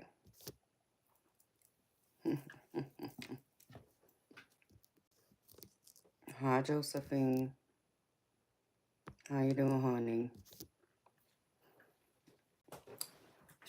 They don't know the meaning of respect 420. It's crazy, some of these people. Okay. Let's see. Hi, Larry. That's great to hear, Josephine. Welcome, beautiful soul.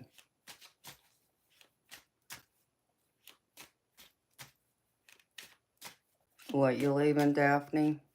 Or are you leaving 420?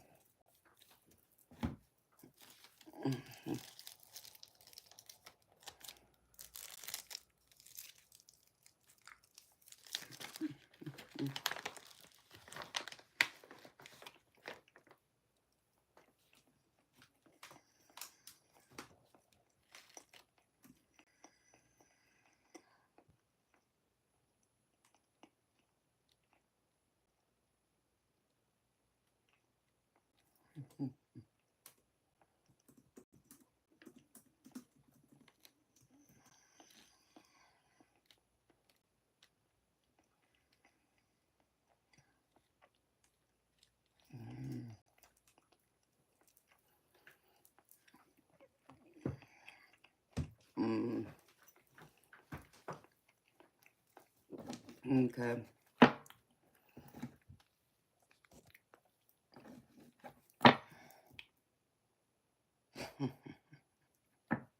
For real, spirit.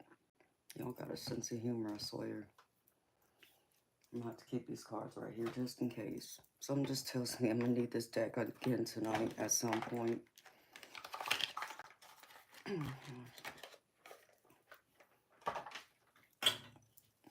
So what's going on, beautiful people? What y'all got going on? What's going on in y'all's world? Talk to me, beautiful people. Because I like to do a reading for somebody. If y'all would like a reading, I just want to know what's going on with y'all.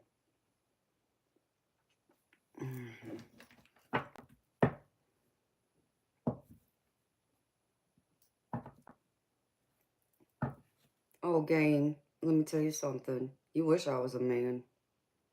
You wish you could handle a woman like me. But you see, you wouldn't know where to start, even if I gave you a roadmap with some instructions. Oh, and I don't mean that in a sexual way either. So, you can get lost.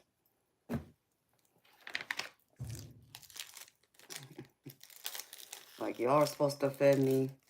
I suggest you go back to your room and clean up your Cheeto dust that you left laying around. Because I'm sure your mama don't like that.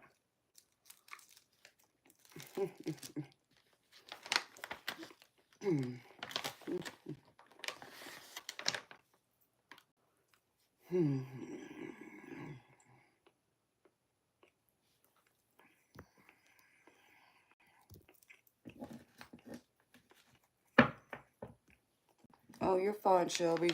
Don't worry about me, honey. I'm gravy. Daphne, they all like to come in here and harass me. And you know,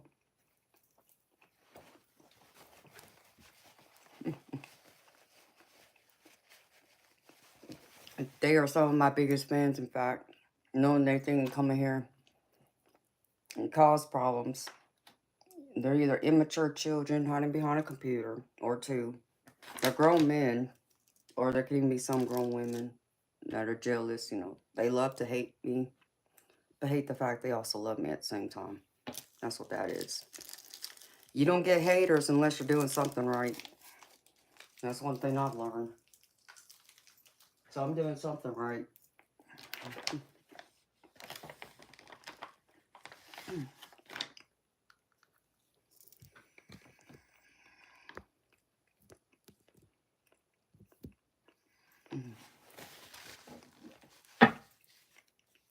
Yeah, Aussie girl, let me check it out real quick, honey.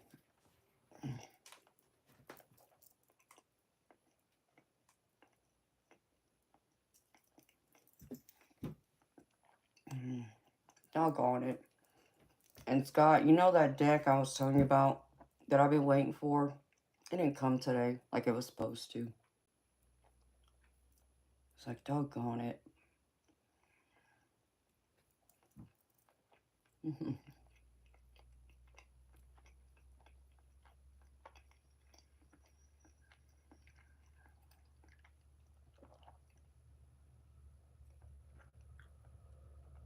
Oh, that's beautiful. Thank you, Aussie girl. Thank you, honey. I'm happy to hear that. And no, you're fine, honey. Hi, 7.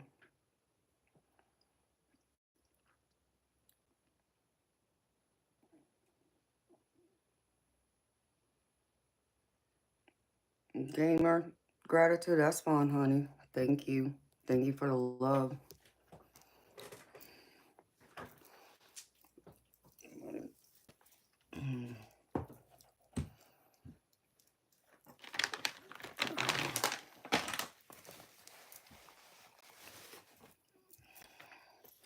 That's right, Scott. No, baby, it should be here tomorrow. Um, the tracking shows it's in Atlanta, so I expect it to be in my mailbox tomorrow. That's I expect it, but you know, things do happen too. Oh, thank you, Aussie girl. You are too beautiful. Don't let anybody tell you anything differently, girlfriend. I'm Gravy 7. Thank you for asking, sweetheart.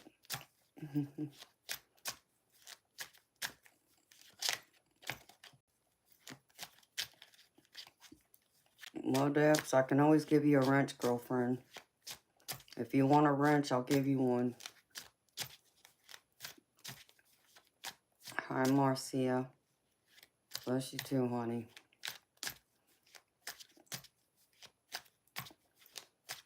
Hi, Johnny.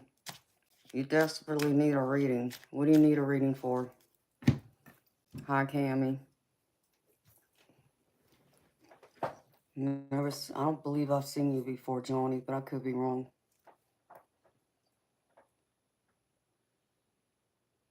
What's going on in your world, Johnny? Why you say you desperately need a reading?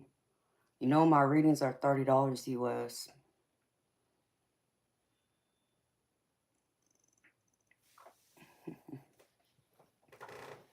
Oh, thank you, Marcia. I love my angel wings. Debs, you want a wrench?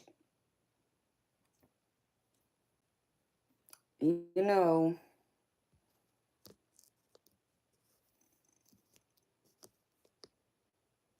car.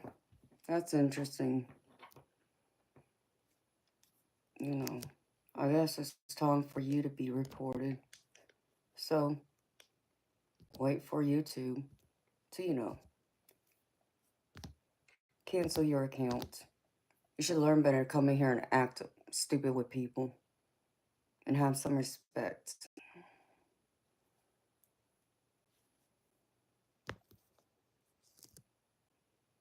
All right, Debs. Here, honey.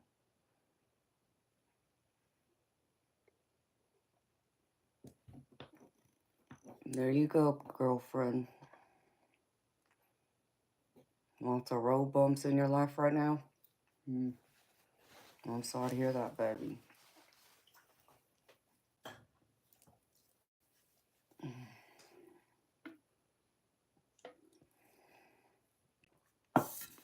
We all go through those, though.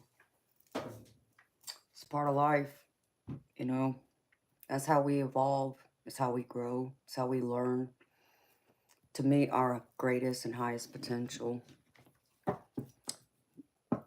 You know, I never said life would be easy, but I said it would be worth it.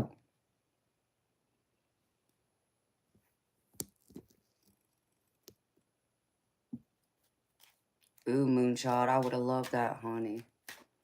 I would have loved that picture, girlfriend.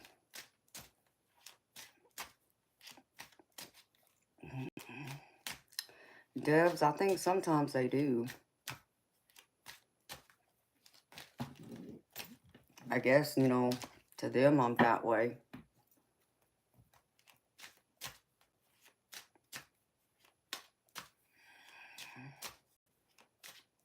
Okay, gamer gratitude. You too, baby. See you next time.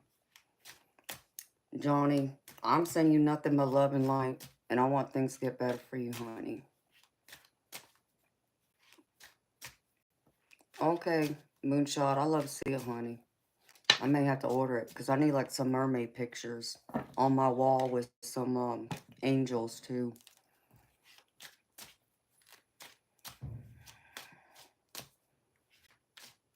So, if this process are reasonable, I may have to get one in the future, because I'd love to have it. And you know, Scott, you gonna complain, baby?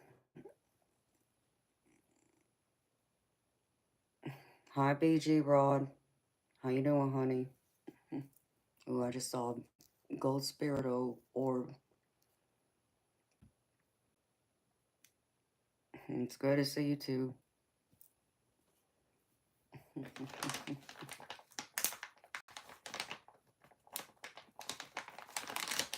I really do.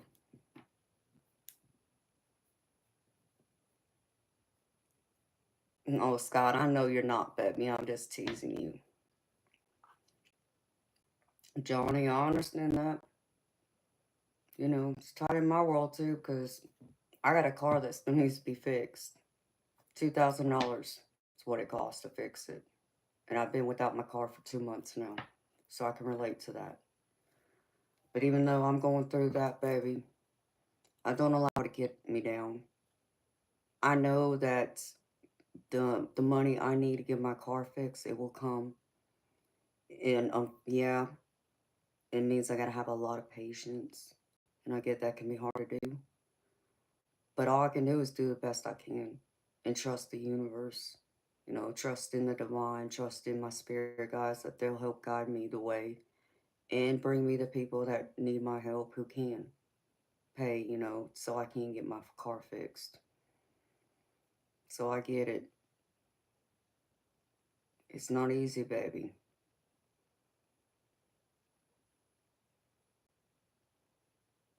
I scared you. Did I, Scott? Why'd I scare you, baby? I'm not scary looking, am I? And you know, Scott, I sent you an email the other day. I don't know if you read it or not. Yeah, please don't forget to subscribe and hit the like button, beautiful people. appreciate y'all. Thank you, Johnny. I hope things get better for you too, baby. You just gotta believe. Johnny, I'll tell you this quickly. I don't know how much you know about me, but I'll give you a quick story.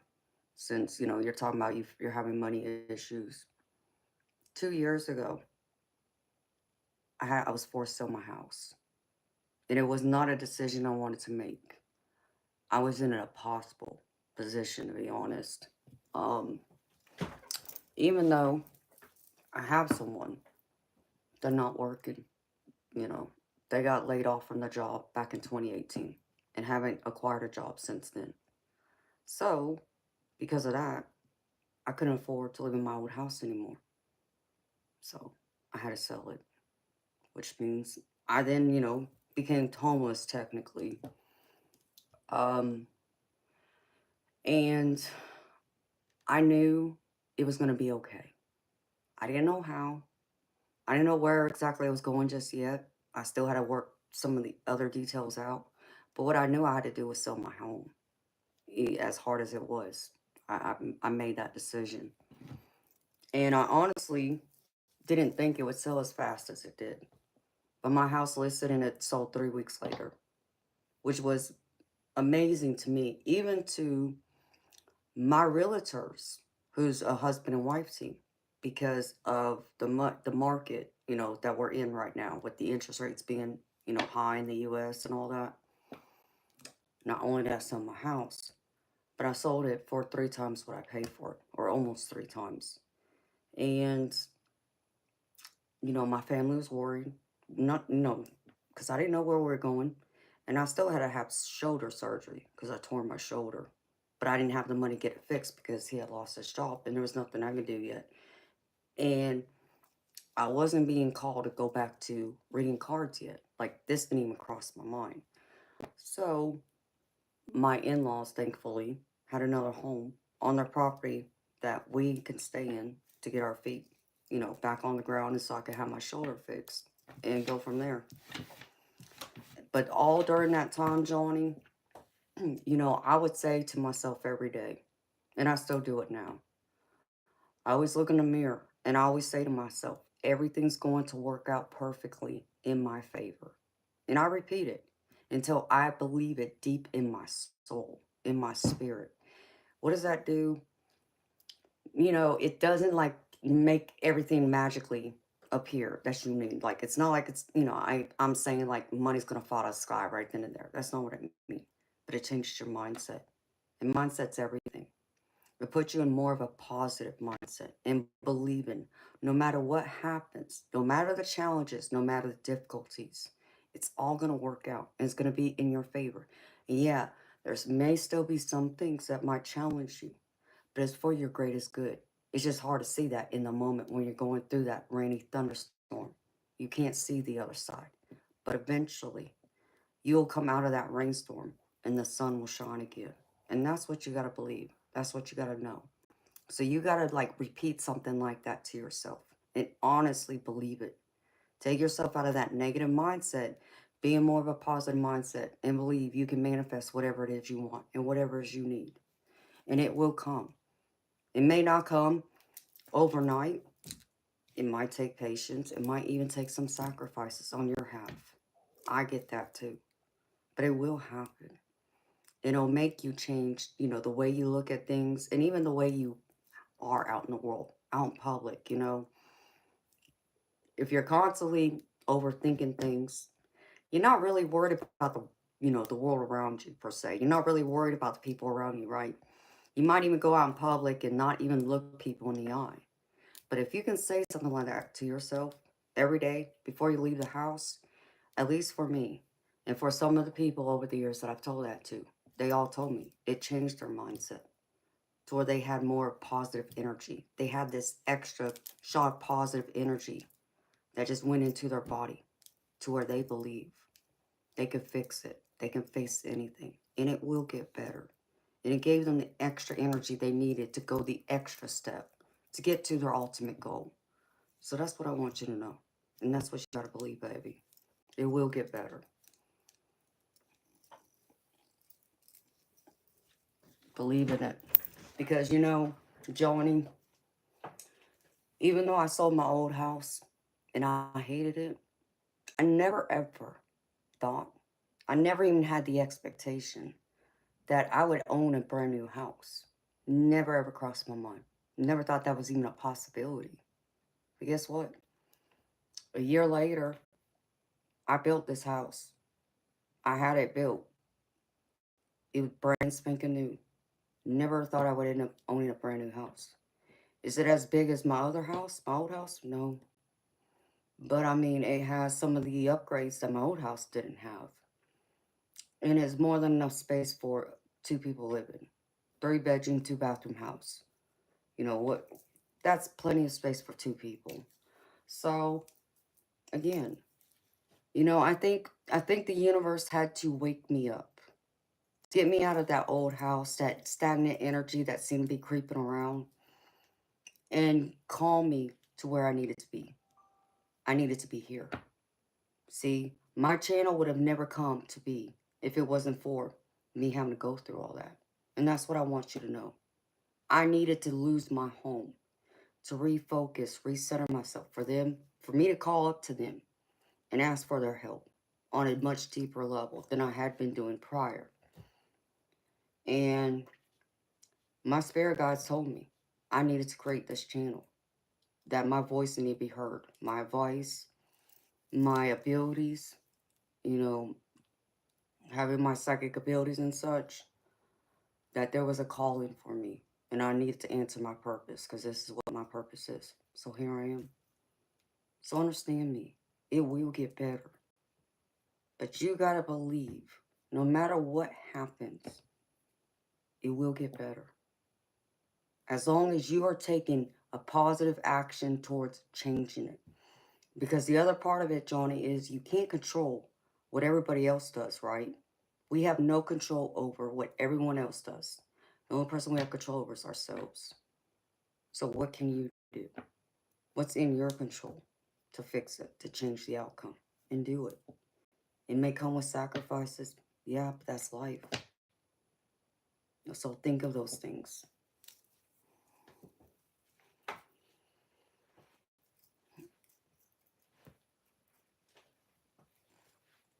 Exactly, Sunnyland. We are being redirected. And I just saw a spirit orb. And that's the universe calling us to go a different route. And that's what they needed to do with me. So it wasn't comfortable. I can tell you that. It was very difficult.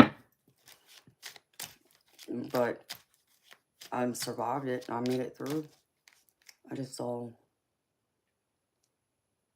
Yeah, that was like 3 spirit orbs connected. Eternal and Diane, I think you know what I just saw. Okay, Moonchild. Let's see.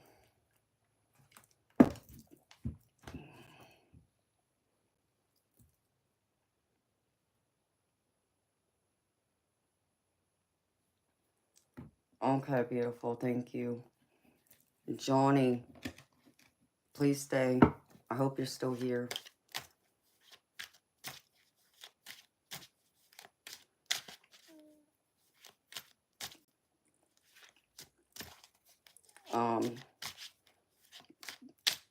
Someone was kind enough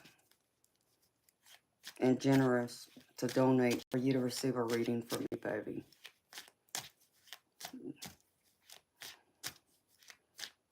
So, stick around, Johnny. I'll do your reading.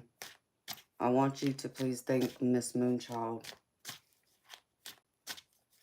She's the one that just sent a donation for you to receive a reading from me tonight. High inked.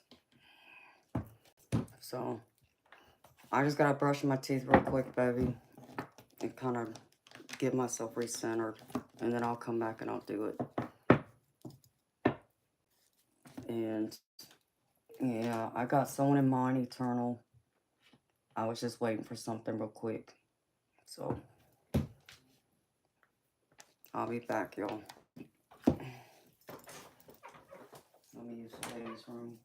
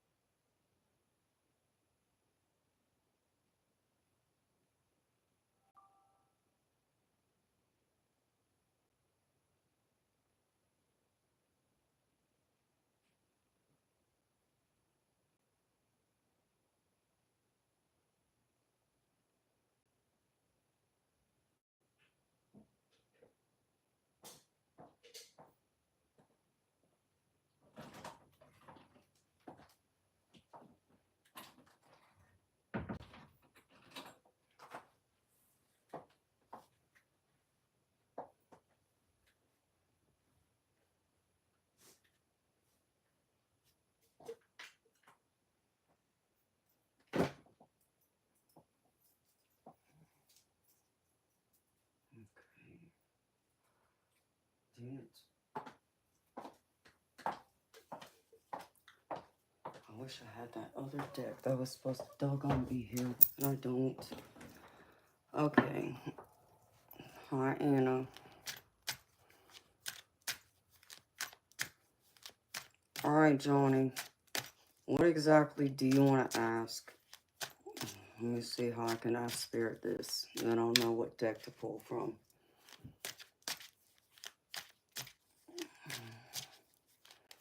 Keek the Meek.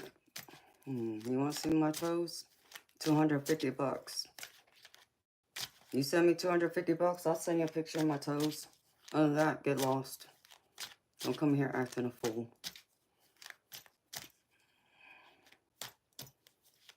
This ain't a dating site. Let's get that straight.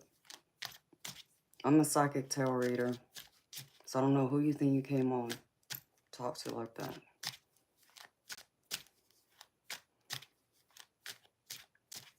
Alright, David. You have a good night too, honey. Sweet dreams.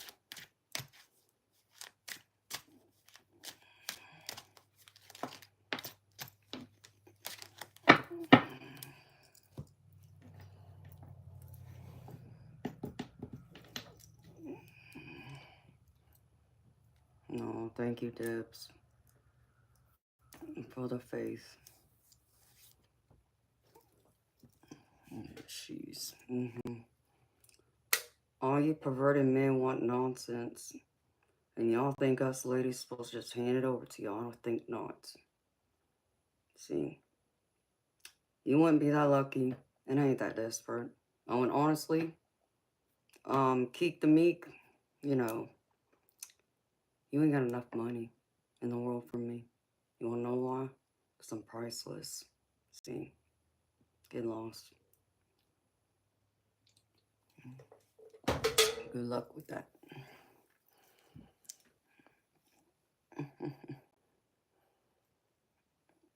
Cold beans, Deb.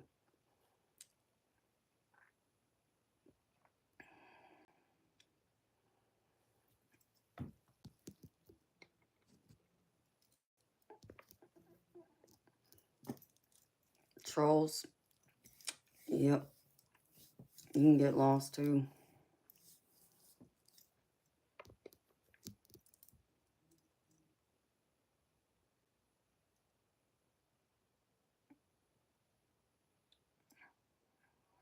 Okay. You hope that you can hope that all bad luck and body healing is soon. Your whole life. Good luck in every way. Well, baby. Maybe the thing is you gotta change your mindset and not be, and please don't take this the wrong way, baby. You know, try not to be greedy. You know, be thankful for what you did get. One step at a time. Alright, Spirit. Use that deck. Alright. This deck might speak to you.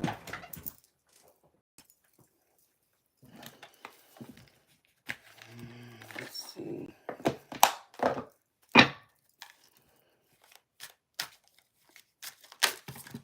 Show my back. Yeah, you wish I would.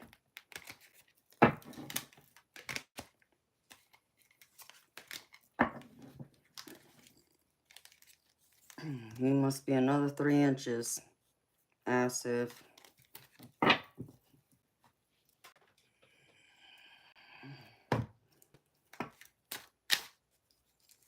Like, you really think you got enough for me? To let you see me like that? You crazy as hell.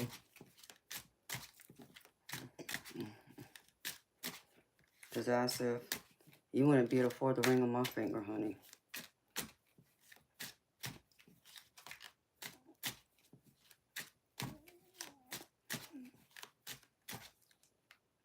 Annie Kikos, hey honey. 10, yeah, you wish.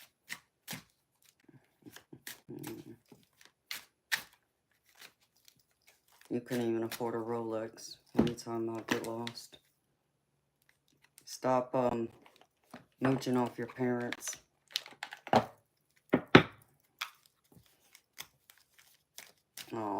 I miss you too. Annie Kikos. I hope you're well, honey. Alright, beautiful people. Let me focus on Johnny, y'all. Watch the trolls so I can focus on him. Spirit, can I get some messages, please? Show me.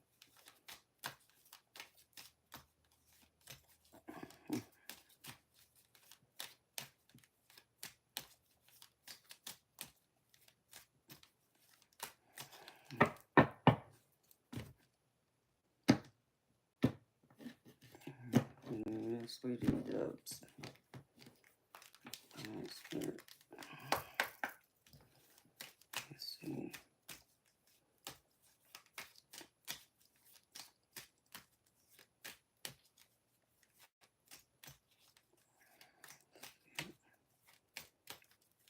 Messages for Johnny, please.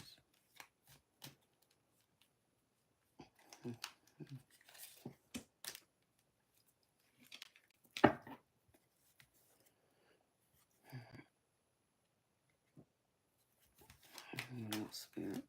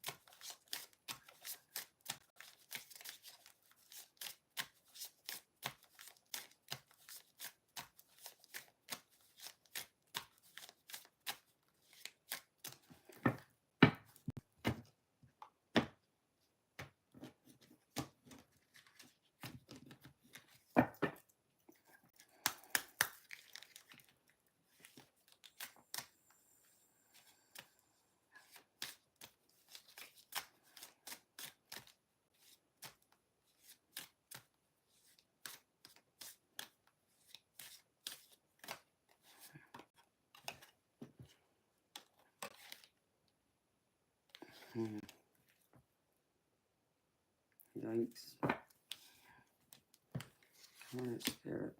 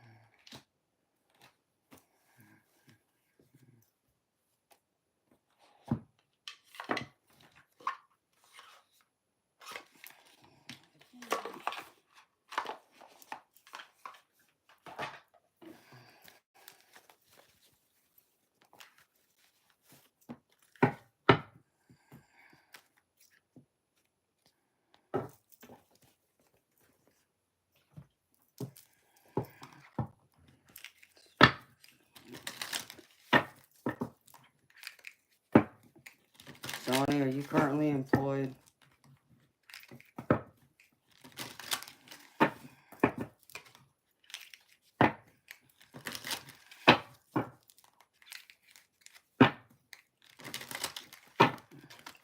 Show me.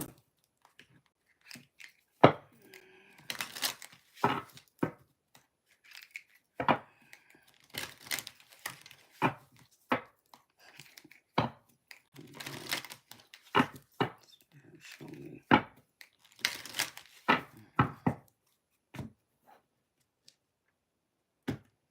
Okay. Let's see.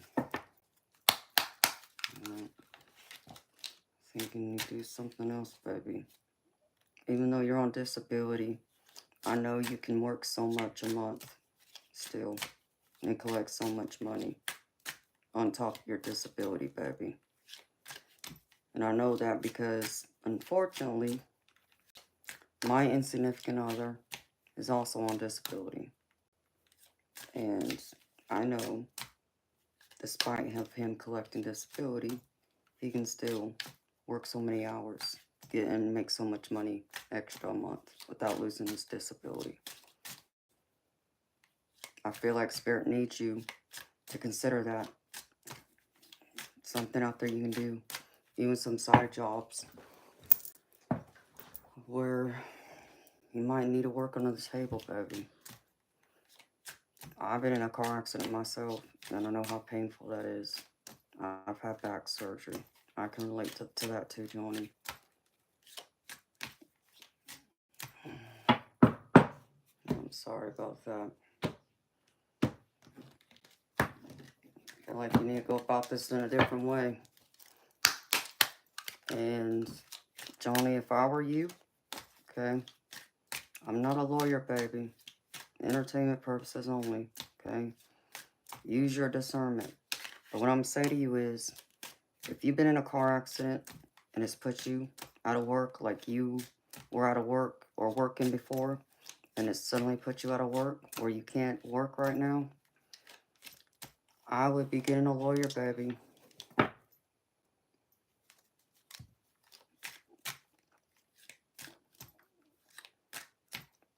To handle that personal injury case, if it's still ongoing.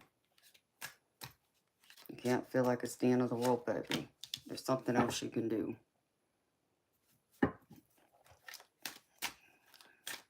And your wife makes too much for other stuff. Well, yeah, but I still know there's something else you can do on top of collecting disability. If you want to change your finances, that's what you're going to have to do, baby.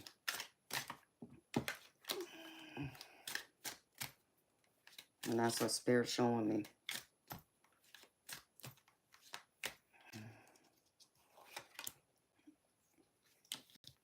Because I feel like they're trying to get you to grow in a different way. It's not hopeless. And that's what I need you to understand too.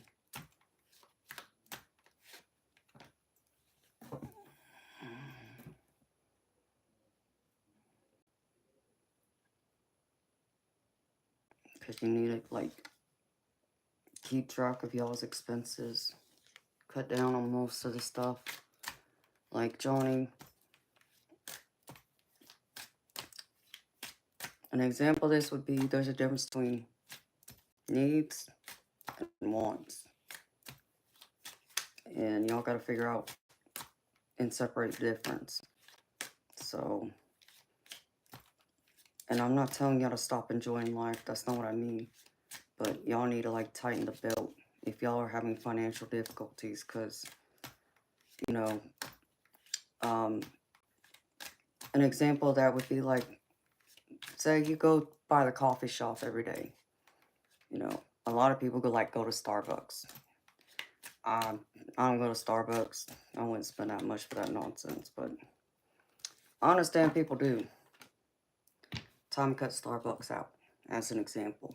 That's not a need. That's a want. That's like a luxury.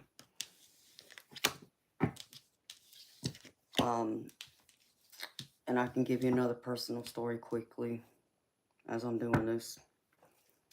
My stepchild, I don't have any kids of my own, but I have a stepdaughter through my marriage, and she had moved out on her own, wanted to be on her own while she was going to school, going to college, be a nurse.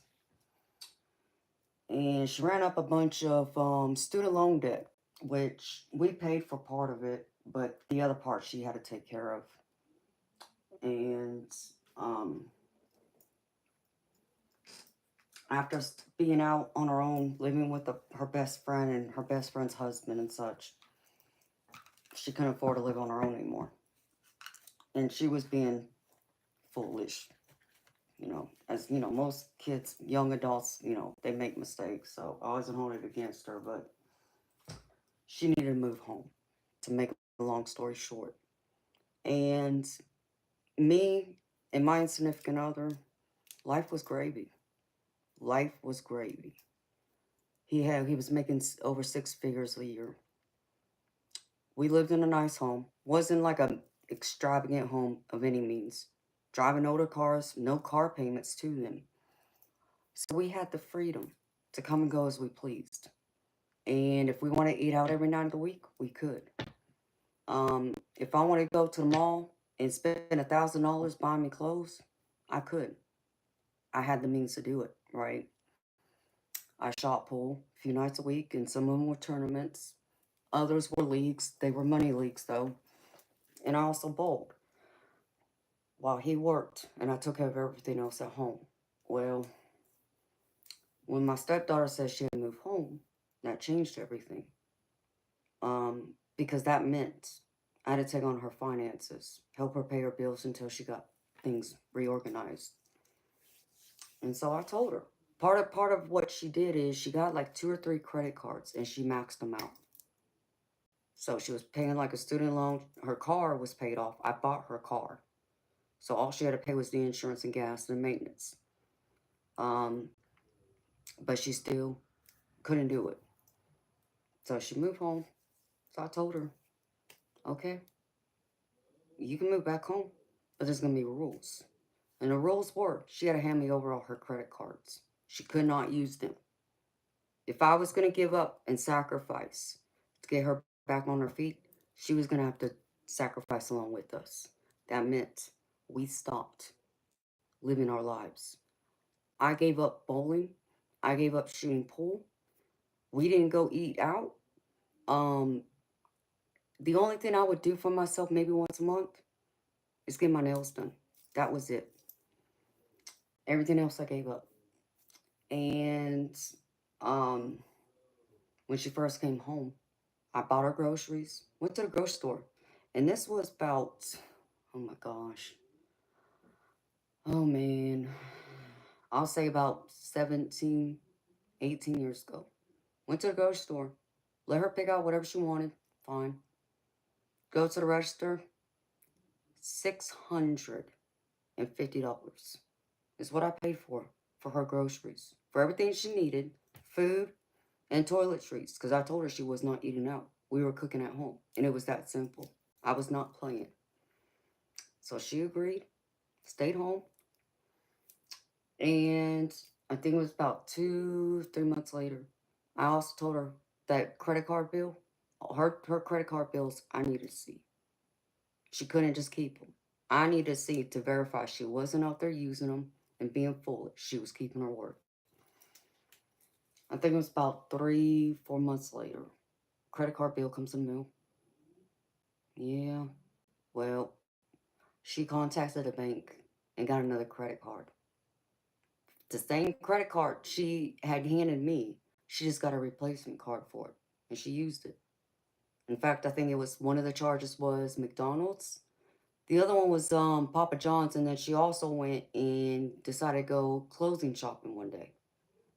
You know, that was not cool. It wasn't fair to us. So I told my insignificant other, if she can't keep her word, then she needs to go move in with her mama. Then we've already tried. I'm trying to help her, but if she's not willing to learn and sacrifice and understand this, no, we should not be punished and sacrifice everything we have so she can go out there and enjoy life still. No, no, no. So he agreed, and she moved in with her mama. Well, a couple months went by, and me and my significant other, we went out somewhere, and then I think something happened. Like, I think one of the cars that broke down and needed a major repair.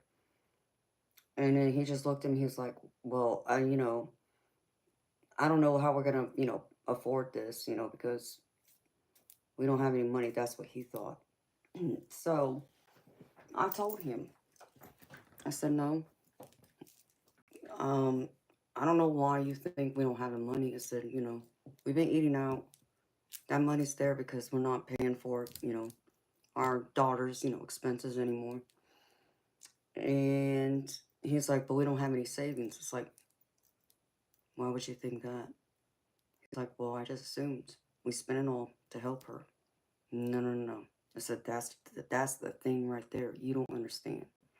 If we had continued with our lives, living it the way we were before she had moved home, then you're right. Savings account would have been wiped out. But because we all sacrificed as a family, I was able to secure that savings account so it did not get touched. He was amazed. He could not believe it. So much so that I think it was about 5, 6 months later, he got his annual bonus that he would get that could run anywhere from like 15,000 to close to 30,000. And he decided, because of what I did and because, we all sacrificed and I was willing to do it, despite, our daughter not keeping her word, trying to teach her, he decided that he would do something extra special for me, which he did. Which I was very grateful for. But what I'm saying is, even when I've even had the means and I could have been reckless, I chose not to. And that meant I had to sacrifice. And sometimes it means having to sacrifice to help someone else too in the process. Yeah, I've been there. I gave up everything, before. And would I have done it again? Yeah. Because I knew she still learned a lesson. She just wasn't willing to accept the lesson just yet. But she eventually came around. So, what I'm saying to you is there's other ways of sacrificing, making changes. Give up those luxuries, as hard as that is, cut back on. Because otherwise I don't see y'all getting out of this. So you may even want to talk to your wife. Cut back. Get to a budget and be strict and stick to it, baby. Because me sacrificing for all them months for her, yeah, I didn't get to enjoy life in the moment like I was used to doing, but that was okay. I was able to help secure it for many more years after that.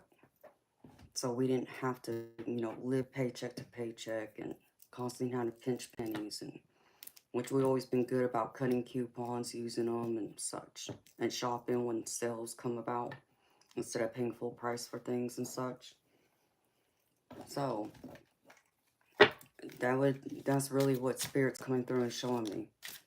And like I said, you know, I'm sure between you and your wife, y'all can do something else, because Spirit's showing me that can help this and change this around.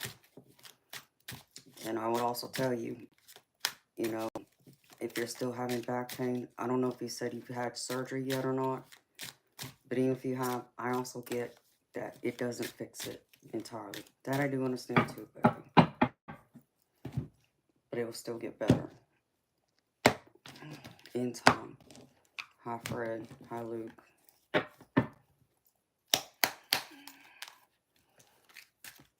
Alright, Spirit. Clarify this for me, please.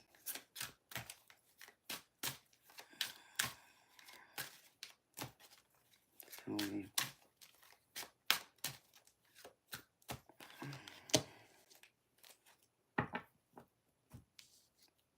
Yeah. Spirit showing me you got plenty of time. You just gotta prioritize your time.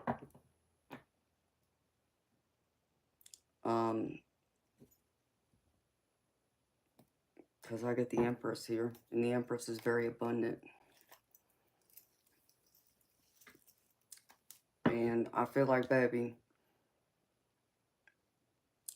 I don't know, you know, the severity of your back injury, the pain, but I also know sitting around all the time doesn't help it either. You gotta get up and move around. You can't just sit there. You sit there, you get stiff.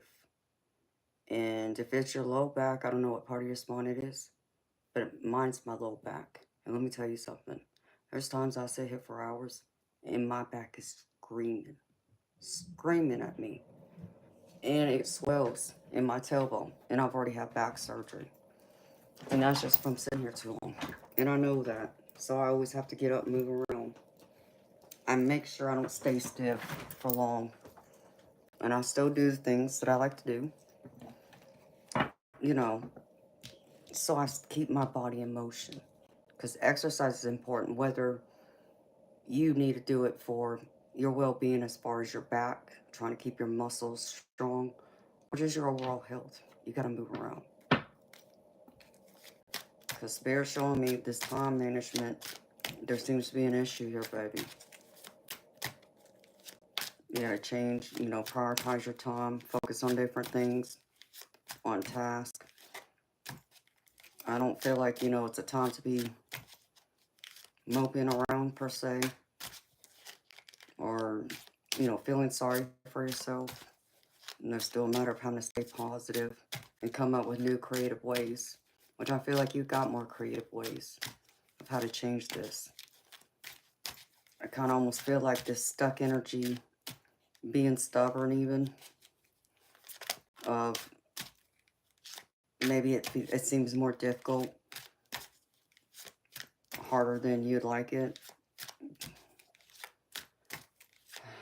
And I'm not saying it's going to always be easy, but what I can tell you is it'll be worth it.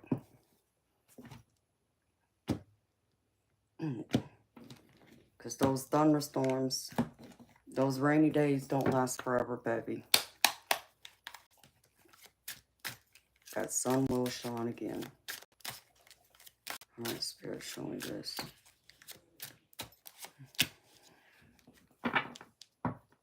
Yeah. You gotta believe. You may not know everything, but you can always reach out to somebody else, ask for help. Spirit.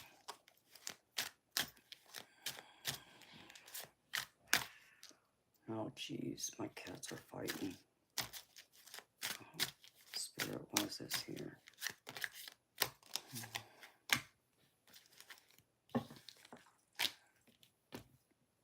Yeah, Spirit needs you to grow. They need you to change your mindset. And I feel like this involves even you taking on a job, baby. Because this is like where your professional growth is what it's showing me. Let me finish pulling out the rest of these cards and I'll go over it. Well, that's good, Johnny.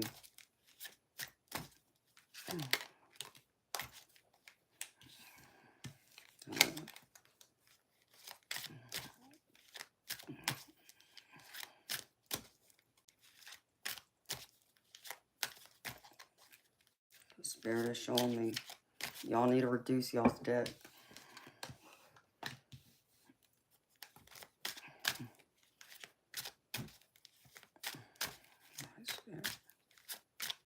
What else is here?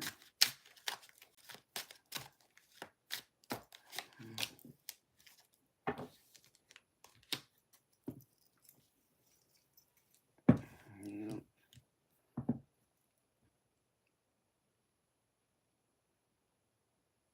Don't be afraid to ask for help, baby.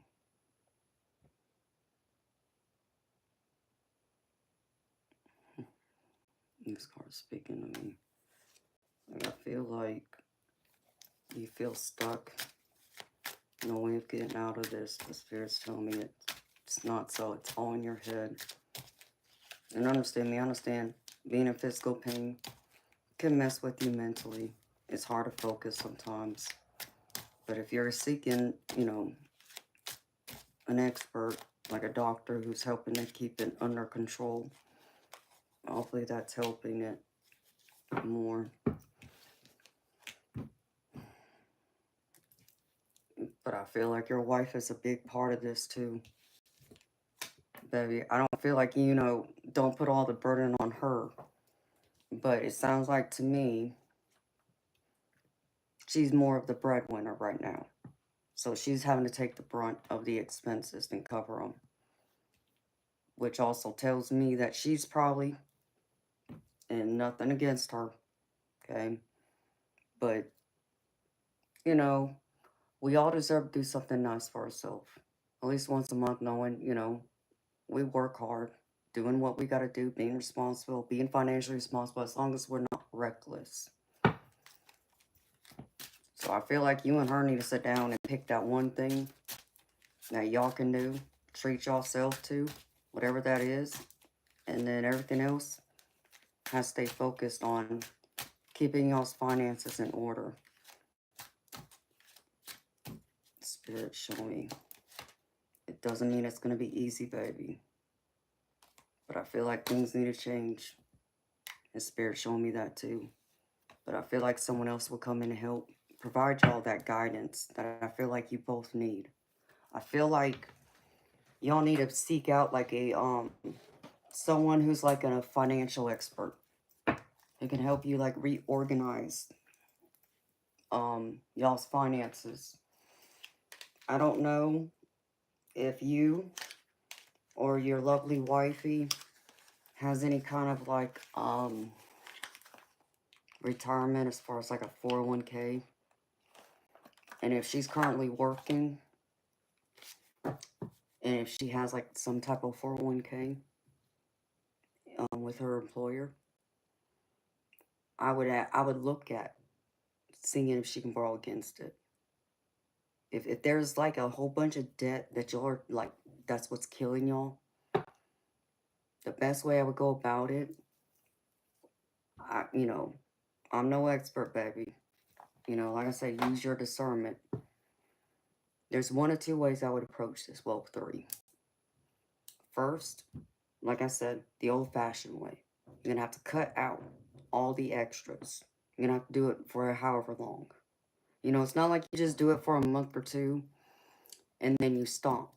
You do it until you achieve your goal. Okay?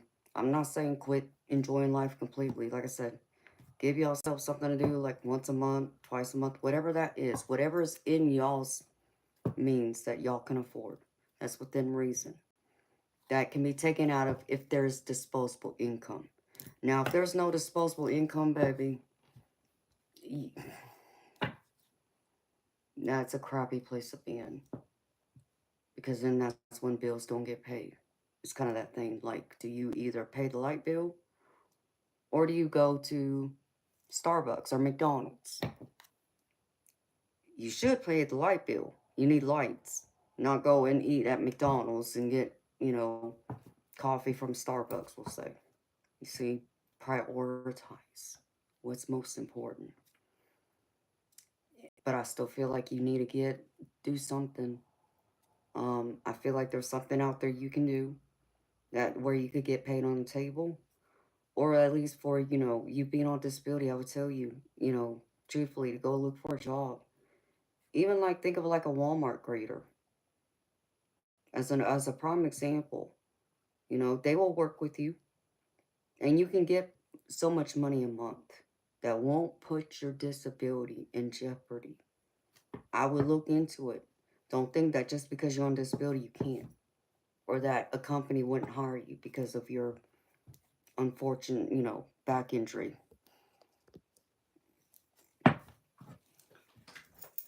Yeah, I know. Inflation sucks. We're all feeling it, baby. All of us. If you knew what I pay out a month, um, most people would probably choke on their food or choke on their drink if I would tell y'all roughly what I paid a month. How I do it, I don't know, but I do. Um, but I also know, does that mean a bill doesn't get paid? Unfortunately, yes, but it's not a bill you know, that affects this house. Unfortunately, it's a hospital bill that I can't pay for when my insignificant other went into the hospital from renal failure a couple years ago. So, and the insurance company wouldn't pay for it.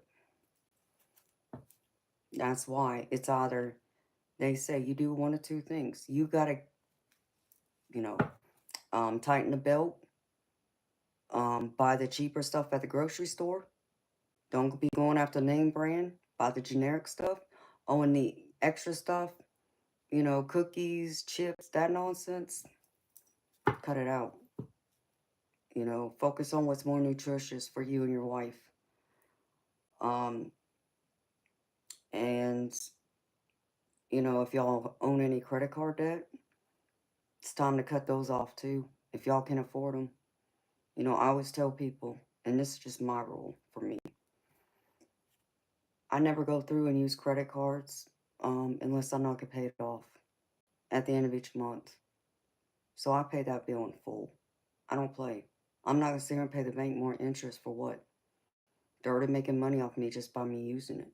Every time it gets swiped somewhere, they get a percentage of that, what I pay. So I just use it to keep my credit established and to get the either reward points or the cash back, whatever it is.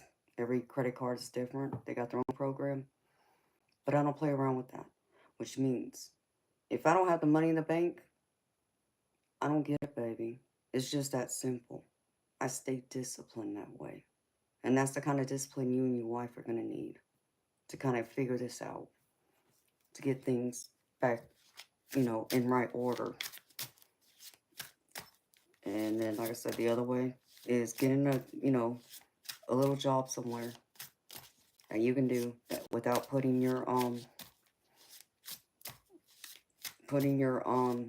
disability in jeopardy. But contact, you know, your, what is it? I know it's Social Security here in the U.S. I don't know if you live here in the U.S., but if you do, I know it's Social Security. You need to contact them and ask them what is it exactly that you can earn a month without putting your disability at risk. And then find a job you can do. Yes, baby, you can do that. Call them. Reach out to them. You can. And it may not be a whole lot, but every little bit helps, baby. It's more than what you got now. That can help. But, like I said, the other thing, if you own a home, you know, I'm just going to give you some suggestions. Y'all do what y'all want, what makes sense to you. If y'all have any debt, you know, you're saying it's inflation. But if you do have any debt, if you own your own home, I would look at trying to get a second mortgage on it. That way, you can go through, wipe out whatever debt y'all have outside of your home. and make lower monthly payments on it. And then, you know, you gotta check with your accountant, but you should be able to write some of that interest off at, you know, when you file taxes. The other thing, like I said, your wife, if she's employed and if she has a 401k, she can take a loan out against it. But what will happen is, at least the way it worked for my insignificant other, because we did this to pay for my child's wedding, um, it will, she'll have to pay so much per paycheck to pay it back, but the interest won't be as high, but she's paying herself back, and that's what you got to keep in mind. And it'll put it on like a regular loan plan, like say it's 5 years at $250 a month per paycheck, we'll say. Can y'all do that to wipe out whatever debt? You know, like, so let's just say you have $800 worth of debt that y'all are still trying to figure out how to cover. If she can get that, then in it, you know, $800, $250 per paycheck, you know, and depending on if she gets paid weekly, bi-weekly, monthly, I don't know, but which one, you know, makes more sense, and pay lower interest on it. Like I said, taking out a loan against your 401k, I wouldn't normally suggest, but it's one of the other ways to make sure you don't, like, kill yourselves trying to stress and get everything else organized, so that you can wipe out some of that debt, get things under control. But it doesn't mean that you go through and take out that loan against her 401k and keep living the way y'all living. You still gotta be organized, which means y'all need to figure out how to put so much into a savings account too. So whatever money y'all would end up saving. So like I said, the example I'm using, let's just say y'all get $800 worth of extra expenses of debt y'all are trying to figure out. But let's just say she gets paid bi-weekly, and she's, you know, she takes out a 401k loan, it's $250 per paycheck. She gets paid bi-weekly, that's twice a month, that's $500. If y'all been managing all this time to pay that extra $800, that means y'all are $300 to the good. Don't pretend like, oh, we got $300 extra now, we can go and, you know, go eat out, go do this. No, y'all need a rainy day account. Y'all need a savings. And I cannot say that enough. You need a savings, which y'all really need, you know, from what I've been told, 3 to 6 months. But let's just say we had another, you know, COVID pandemic. People were out of work for like a year. It went on. You know, try and shoot for a year. But that'd be another way I'd go about it. So look at all those options, baby. But I feel like y'all need to, like, talk to an accountant, someone that's experienced with this, and they might be able to figure out other ideas. But I feel like y'all need to, you know, not be so proud by not asking people for help either, who might be able to step in and help y'all. I'm not saying, you know, give y'all money per se, but know another way of how you can go about it. So, Spirit, show me. Yeah, Spirit even showed me Counselor right here. You know, Spirit.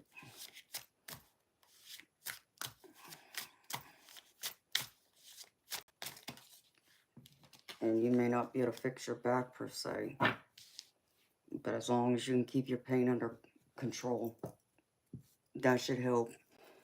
And, you know, people also think that, at least this is what's been told to me, you would have to check in your area. It might be different where you live, I don't know. Let's just say you have to still rely on narcotic medication to heal whatever pain you're still experiencing, just to have it be manageable, which means you go see like a pain management doctor of some kind, right? And people think that there's some companies who won't hire because those type of medications, because it interferes with your drug test, right? That's true, but here's the difference. if you've been going to a doctor long enough, that doctor knows your body is already adjusted. It's not going to affect you like it would someone who is newly prescribed medication, which means you're coherent.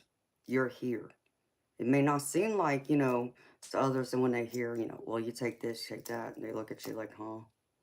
They don't understand. Your body gets adjusted, right? So, like what was told to me a long time ago is even my doctor could go through and write a letter to whatever employer I wanted to apply to if I wanted to go down that road and tell them that I'm okay, that that medicine does not affect me. I'm still very coherent. I'm still all these things. So it won't be held against me, per se. That'd be another way I would look at it.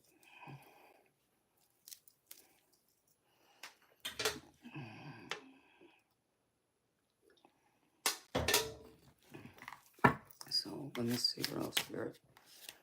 And pull these last few cards and some angel cards. Okay. And a few more spirit, please.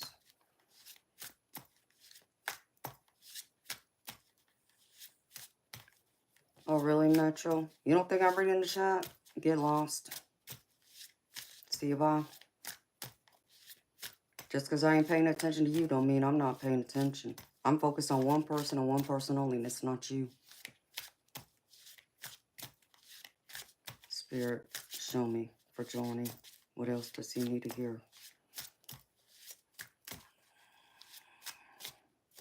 Oh, dang it, that came out, of course. No, we put it back in here.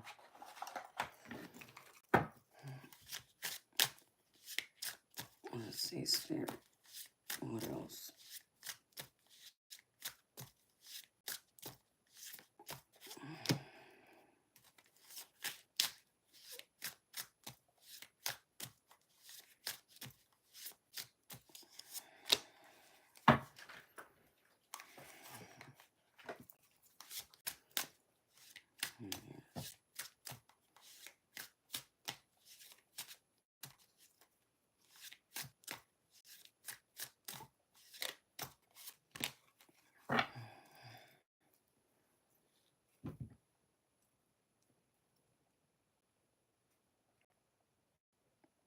Yeah.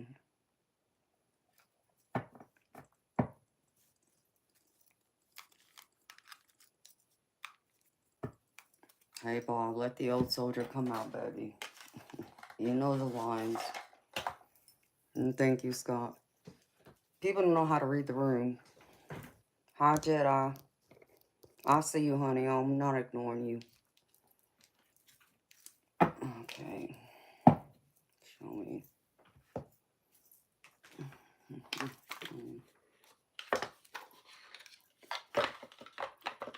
I was waiting on another deck to come in, but it's not here yet. It was supposed to be here freaking today. There was a couple of decks that was supposed to be here, but it got delayed.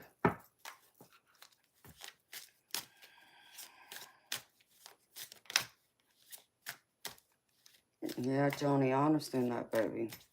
Sometimes you just need to know someone's listening and cares. I get it.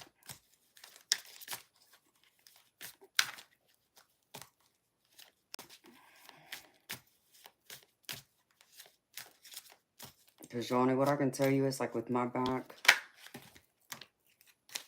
it took 4 years. 4 years of battling over a dozen doctors to get my back fixed. I didn't have a diagnosis for over 4 years. Because every doctor I saw kept writing me off. They kept telling me, it's all in your head, or no, you just want drugs. Because they did perform an MRI. And for whatever reason, my MRI would always show negative findings.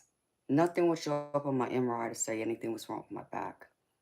Though the symptoms said differently. My body was saying something's seriously wrong. So, to make a long story short, after going through all that for 4 years, I finally found a doctor through one of my other doctors who had told me there was a test they could do to identify the problem that was outside of an MRI. And it was called a discgram. And he told me once and for all, it would prove what he felt was wrong with me and what even other doctors thought, but they couldn't prove that I had a bad disc. And so, I said, okay, go ahead, do the test. He did, and it was confirmed. I had a torn disc on scale of 1 to 5. 5 being the worst, mine was a 4. My disc was all ripped. All the, fluid inside the disc drained out. It was pinching on my nerve root, and that's what was causing all the excruciating pain and causing my back to swell in that area. So naturally, of course, my doctor who did a test, well, the only thing that can fix this is surgery. Okay, which I kind of already knew that would be the answer, but then I ended up going to a surgeon who was one of the original doctors who shut the door on my face and said there was nothing wrong with me because he was still the best in his field, surgical wise, and I knew that. And I knew if anybody was going to cut me open, it was going to be him. He was the best in his field in my area. And so when I went to see him, took him the images, I kid you not, Johnny, I walked into his office, into the patient room. He walks in with my images. All he does is raise them up one time. Okay, I got something I can fix now. Yeah, I wanted to strangle that doctor because it's like, you effing idiot, is what I wanted to say to him. Because of you, I suffered through 4 years that could have been solved had you had an open mind with me, right? But I had to let it go. And so he tells me, he's like, okay, well, I can do surgery, but I need you to understand something. If I operate on you, you need to understand you need to give up the life you had before you had your car accident. All the things you were able to do back then, you're not going to be able to do them after surgery. And let me tell you something, Johnny, at that point, I just wanted out of all that excruciating pain. So that meant even at like 26 years old, I'd have to give up bowling. I'd have to give up shooting pool. I'd have to give up the job that I had that, wasn't a big deal. I was just more worried about, my hobbies, the things that I was good at, the things that I was, um, doing semi-professionally um, before. So I said, okay, just get me out of this pain. That's all I wanted, get me out of this pain. So went ahead and let him operate. Then the night of surgery, after he'd done surgery, put me in my, room because I had to stay the night in the hospital. I woke up and I looked around and then I, see my insignificant other and I, said, I need a nurse. I need out of this bed. I want out now. And the nurse comes in, and I tell her that. And she's like, well, honey, you've had a long day. Don't you just want to stay in bed and sleep and then we can get you up moving tomorrow? No, I want up now. And I was not playing. She's like, okay, fine. I need to go down to the pharmacy and get a back brace because you can't get up and move around without the brace. And also how to use a walker. Fine. I'll be here waiting. I'm getting out of this bed though. And she came back about an hour later with the brace, got me up. I burned a hole in that hallway that night. I was not playing. And I knew I was better. And I could feel the difference that night. That excruciating stabbing pain I had before wasn't there. I knew the surgery had worked. And so next morning my surgeon comes in, asks how I'm doing. Told him, I feel great, doc. He's like, really? I said, yeah. I was up moving around. He's like, yeah, I heard. He's like, well, do you want to go home or do you want to stay another night? It's your choice. If you want to stay another night, I have no problem keeping you another night. It's like, no, send me home. I got it from here. Okay. Went home, walked my neighborhood multiple times a day, and I got my strength back. And after so many months, about 6 months later, I was already past the walker and all that. I could walk on my own. And I had a wild hair up my butt.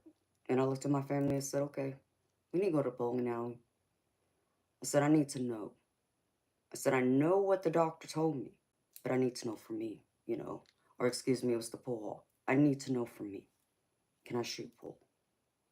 And like, okay, let's go. Go up to the pool hall. I pulled out my pool cue. I cannot tell you how great I felt being out there again. My love, my passion, my adrenaline pumping through my veins. And being able to walk around this table and be able to bend over and shoot pool and make the shots that I was used to making. It was like, I think a week later, I played in a tournament and I did very well, and it surprised me, you know.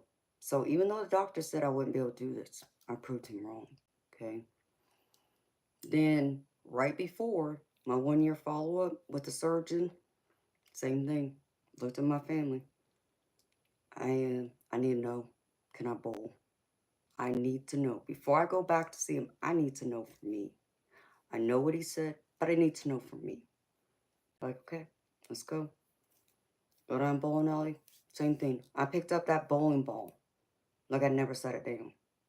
And it surprised me so much because not only was I able to throw that bowling ball, but I was bowling literally like I had never stopped bowling over those years. You know, I mean, my first game was probably crap, but I know by the time after bowling 3 games, I was rolling in the mid 200s. I reached over 250, in fact. That's amazing. And did I hurt? I'm not sitting to tell you I didn't hurt. I'm not sitting to tell you, you know, I wasn't sore. I could feel it. But I expected to feel it after not bowling for several years. And so I went to my doctor's appointment with the surgeon, and he asked me again, how you doing? I said, you know, doc, I feel great. I'm doing amazing, in fact. He's like, really? I said, yeah. I said, in fact, I went to the pool hall, shot pool, been playing pool. Started playing 6 months ago, in fact. And yeah, I competed in a tournament, a couple of them actually. So I was able to shoot pool. I said, oh, and I also went to the bowling alley and bowled right before last weekend. I needed to know before I came back to see you. He was like, really? I said, yeah. And then he just looked at me. He was like, you know, I was wrong about you. And I just, you know, trying not to smirk, but you know, I understood what he was saying to me. You know, and I told him, I appreciated that. You know, he was pretty much apologizing to me without apologizing, saying the actual words. Because he knew he was wrong. He knew he messed up. He knew he misjudged me. And he saw that I had more determination than most, probably, that ever come to his office. That I wanted my life back. And that's all I wanted. So he was, you know, amazed. And all I can hope for is back then that at least since me that he will look at patients differently and not just automatically judge them, think they're just there for drugs or they got something mentally wrong with them based on my case by itself, you know. So yeah, and I still get up and move around, you know. So Johnny, what I want you to know on that story, don't give up. Don't allow any doctors tell you you can't or you won't. It's all about your mindset. You gotta have a stronger mindset. Don't allow anyone else to hold you back, dictate your life, your happiness. You decide. And allow your body to decide for you. But you know, your mindset affects your physical body. You may not realize it does, but it does. My mindset was to compete again. That's what I wanted. And I was damn determined. And I did.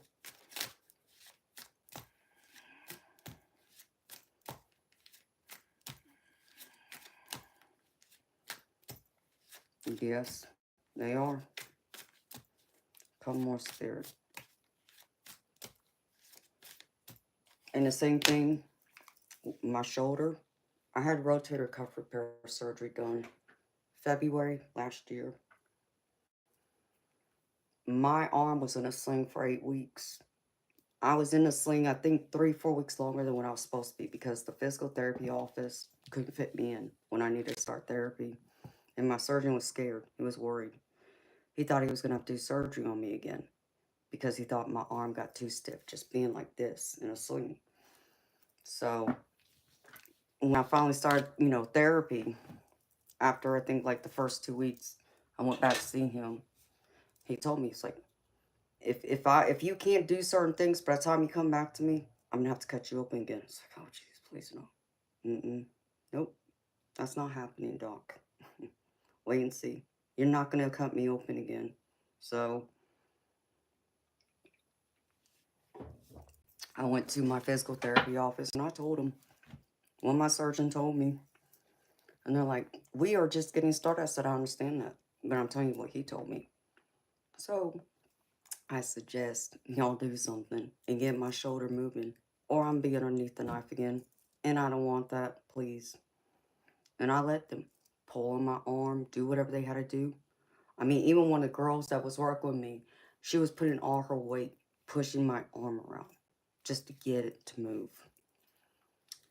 And thankfully, it was enough for me to go back to my surgeon. And I moved my arm around, rotated it, and got to where he needed me to be.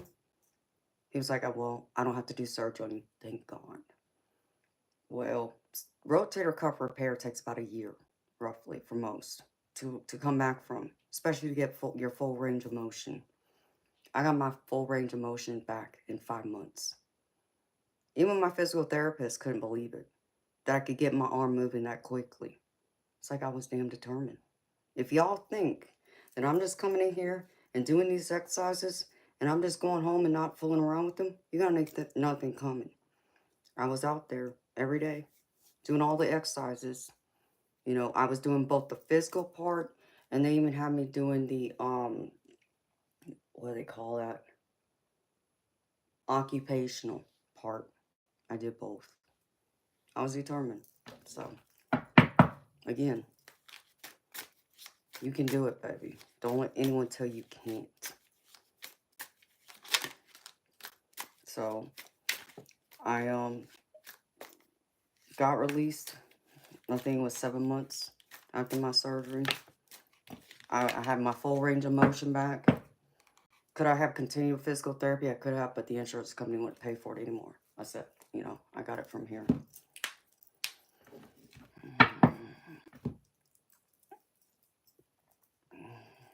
Hi, Travis. Hi, all beautiful people. It is mind over matter. It truly is. And that's what if I can get anything through to you tonight, Johnny, I want you to know that, baby. I feel like that's what Spirit needs you to know. They need to remind you, you are in control of your own life. Don't allow anyone else come in and tell you differently. And it does not mean your body is not going to hurt, ache. I'm not telling you it's not going to hurt. But how badly does it hurt? When you compare it to what it was before surgery, what it is after surgery, is there a difference? Do you feel better? That's how you got to equate that. And if you keep doing little by little, I'm not telling you to go walk a mile or two a day if you can't do that. That's not what I mean. But make an honest effort. And gradually, you will reach to a point where you probably could walk a mile or two if you really wanted to. It's the mindset, baby. Miss Sherry, sweetheart, I'm not trying to ignore you, honey, and I'm not trying to be rude. I'm doing a personal reading right now, honey. So the person I'm focused on is Johnny. Yes, baby, it is. Johnny. Even the little bits of improvement is more than what you had yesterday and the day before. And that's how you got to look at it. Doesn't matter if you move, a quarter of a centimeter or an inch. Every little bit of improvement is still going the right way. You're not backtracking. You're not staying stagnant. You're moving forward.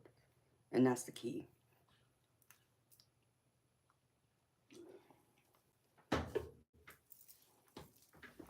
So, I'm going to go over this reading, baby. I'm going to pull you, a few more cards, but let me get the gist of this out of the way. Because there's actually, I do have another deck I want to use. Where'd it go? I just had it in my hand, so it's right here.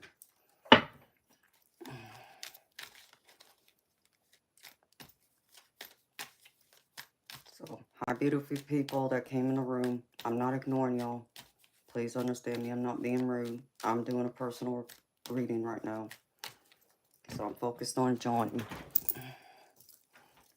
Okay. Alright, Johnny. I want you to think about this, baby.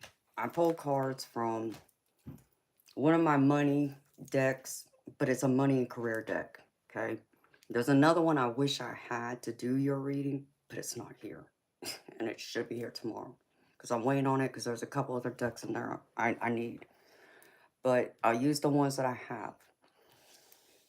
And what Spirit's showing me right now, you know how I was talking about time management? They need you to prioritize time. Think of your task. What is it? Write out that list. What's most important? What do you need to get done that day that's most important? Make a game plan. You know, just don't just, the night before and be like, oh, well, I need to, do a load of laundry. Oh, I got to wash the car. Maybe walk the dog. Oh, and I got a doctor's appointment. No, write it down as a reminder. Have a game plan. And also try not to go to sleep with all that on your head. Like, try and relax your mind, which I know that can be hard because we overthink things, overanalyze, but there's also a exercises you can do, like breathing techniques that will help calm you and relax you. I can tell you how to do that in a minute. The Spirit's saying right here, master your time for maximum productivity. Prioritize tasks. Use tools like calendars and to-do lists and eliminate distractions to achieve your goals efficiently.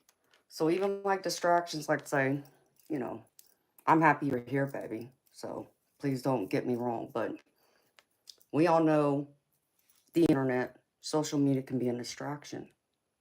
You know, make sure you do what needs to be taken care of that day around your household first before you go wanting to goof off somewhere else. Not saying you're goofing off here, but you get what I'm saying. Because Spirit's saying what's working for you right now is the time. You have time. Because here's the Empress. The Empress is all about abundance. The Empress is very fertile with abundance, creativity. You know, they're very goal oriented because they have all this knowledge and wisdom and experience already. They've already lived their life. You know, you think of like your mother, grandmother, that type of person. That's what you are. Don't pay attention to gender, okay? But it's a leader. And you are abundant with time. It's just how you manage this time right now is key. That's the first thing. Your birthday is June 3rd. Next week, huh? Well, happy early birthday, baby. My mama's birthday is June 6th. And June 6th also plays another major role in my life. June 6th, it'll be officially a year that my channel's existed.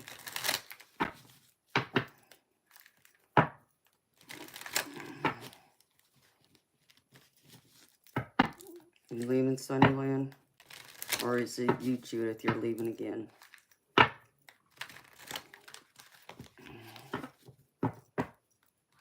So, now I want to get you... I want to pull this out with this, because that's the darker side. I want to give you the light of this. So, I feel like you've been wasting some of your time, though, is what Spirit is showing me, making clear.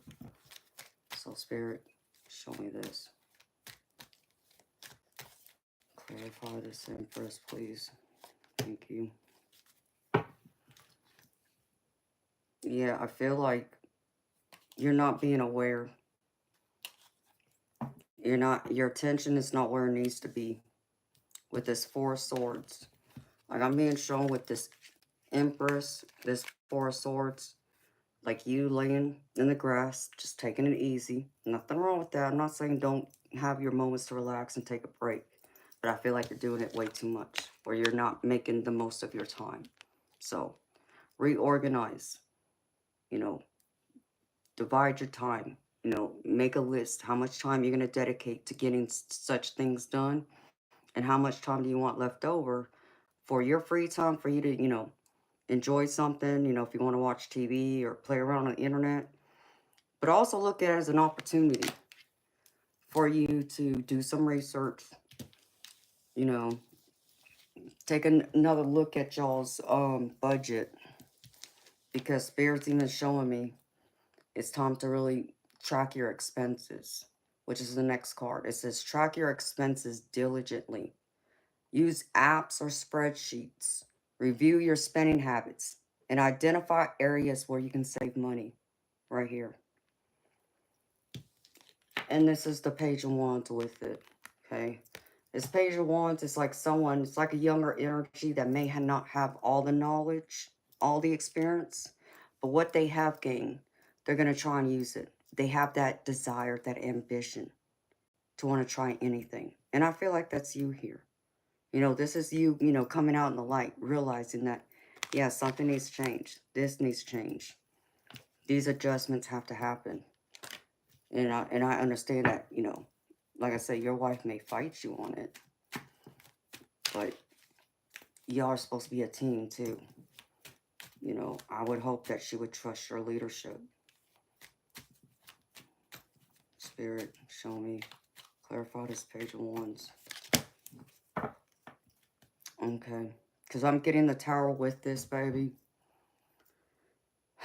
And the Tower, for when people hear the Tower, they think, oh crap, my life's just going to turn to, you know, hell in a handbasket per se. No, it doesn't always mean that. It just means there needs to be a huge change, a huge shift. You can change this. And that's what Spirit's showing me. You can change this, even though you may not be keeping track of every little thing right now. Y'all's expenses, where y'all spending, you know, maybe $5 at the, you know, gas station, getting, you know, a bag of chips and a drink. But you need to keep track of all of that. Be diligent. Write everything down like a ledger. And with that, you'll have more ambition to where you could see, oh, now I see where some of the extra money's going that I didn't realize. Oh, that's adding up. Like, wow, is that much money I'm spending here? Like, really? Because we don't think about it. Spending like $5 here, $5 there. Don't seem like a lot in the moment, but you add it all up at the end of the month. Might be a lot more than you realize. Come the end of the year, you're like, holy crap. Is it that really that much? Yeah, it can be. So Spirit's saying, change. That's what this card is. The Tower. Transformation. But this is a big change. Change needs to happen. If you want change for the better, again, it's going to mean sacrificing and having to be more diligent this way. You and your wife both need to. The next one they're showing me, yes, it does add up quick. Be amazed, because I used to do that. Understand me. I kept track of every dollar I spent diligently. I knew where it all went. I had a notebook. I did not play. And that's what kept me disciplined too and organized. But you know how I was saying, maybe there's something else out there you can do. You know, you were unaware that you can't, you know, that you can't still work even though you're on disability. You can't. It may not be a full-time job. It may not be a job, you know, making what you were making before on top of your disability. But let's just say maybe it's $1,000 a month. That's $1,000. That adds up too. And maybe you can do something like that. Working part-time somewhere. You know, thinking like Walmart as a greeter or something. And don't think you can't do it. Don't think they won't hire you. You don't know until you try, baby. And that's what you got to remember. The answer will always be no until you try. And then you find out. The Spirit's saying there needs to be professional growth here. They're saying focus on continuous growth in your career. Seek feedback. Embrace challenges and pursue opportunities that align with your long-term goals. So they're saying you do need to like try and find something. Something extra where you can make some extra money. You know, if it's going to report Uncle Sam, well, you can do that. Just make sure you know what that amount is. Don't go over that amount, and make that clear to your employer, whoever you may get a job from. But that will bring in more abundance. You know, because I get the Nine of Pentacles here. And the Nine of Pentacles is like a singular energy. full of abundance, professionally, monetarily, spiritually, emotionally, mentally, and physically. And this can even apply to your physical well-being too. Pentacles is usually representative of your monetary, your physical health, and your overall just well-being and all your material possessions. So you will have abundance if you can seek professional growth. Look for something new. Try anything. Give it a shot. You don't know till you try. And then, Spirit, give me a card here. Clarify this Nine of Pentacles. Please. What else?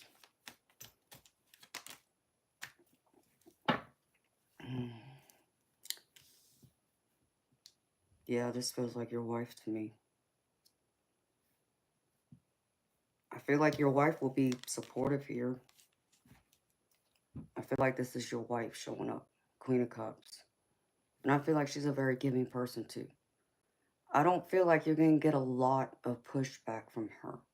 I feel like she will be on board with this. She'll want you and want to see you do something else that can help. Because I'm sure, you know, she may feel like she's carrying a lot of the weight. And that's stressful for anybody, man, woman, don't matter. But I feel like she's encouraging. I feel like she's very supportive. I feel like she will give you that extra nudge of encouragement. And, you know, I feel like she's even being that way right now, reminding you, you're doing great. Don't feel like you're failing her or failing yourself. Because that lack of mindset will put you, instead of feeling like you're this Nine of Pentacles that has, you know, almost all your, you know, monetary, material possessions that you can want or need, it puts you in more of a lack mindset where it's upside down. Don't have it go upside down. Stay in this and know that your wife right here is going to be supportive and help you. And I feel like there might even be even someone else that might be a female, might be a woman who will help you, you know, find that job, even help you, like at the Social Security office, that will guide you and tell you what you can do, what that line is, where the limit is, and believe you can. And that's a beautiful thing, baby. It's always good when you have support. That's important. All right. Now, before I show you this, Spirit, can you clarify this?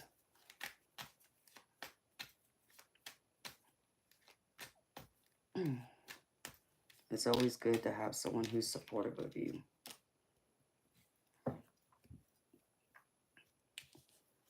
Yeah. Spirit's showing me being cautious, though. Because the next one is focusing on reducing your debt. Get debt reduction. And it says, focus on reducing your debt. Use strategies like the snowball or avalanche method. Consolidate debts if possible and avoid taking on new liabilities. So, focus on what debt you have now. Try and cut back on that and don't take on anything new. Like I said, like let's just say you just magically come up with an extra $300-$400 a month. That doesn't mean you go out and buy a new car just because you got an extra $300-$400 a month. You want to conserve that. You want to be careful. You know, because I understand right now, even trying to get this under control probably feels this way to you. It's Nine of Wands. And this Nine of Wands is also someone who's gone through hell and back, gone through the battle, all bruised up, bloody. You know, on a regular classic traditional card, it shows a guy with their head bandaged. Like they just been through a big fight, you know, but they're not giving up. They're not giving up the fight. And that's what Spirit wants you to know. Don't give up on trying to do this. Don't give up on trying to do this. Okay? It may just mean you have to pivot. It may mean you have to come up with a new idea on how to do this. It may not be the way you want it or how you thought you could get by with it, but they're saying you will get there. Just don't give up. Don't lose hope. And I feel like there will be someone who will come in and try and help you. Like this can be like the accountant I was talking about. Six of Pentacles. This could even be your wife, being a team player, trying to help. There might even be someone else who can offer other resources that maybe y'all never considered before. that can help with y'all, y'all's finances.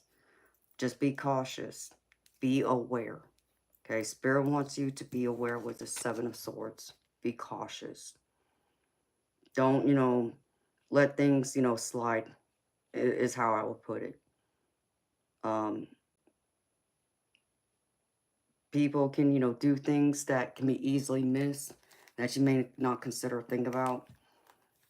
You know, let's just say someone just decides, oh, well, I'll take an extra $100 out of the bank. Oh, we're not going to miss it. We'll be fine. That kind of thing. I'm not saying that's what's going on, but it's things like that. Be cautious. Really be determined. You got to be a little more rigid, even. And could it come across as being like a father, like trying to tell someone else what to do? Yeah, but at the same time, if you've got a true partner, they won't feel that way.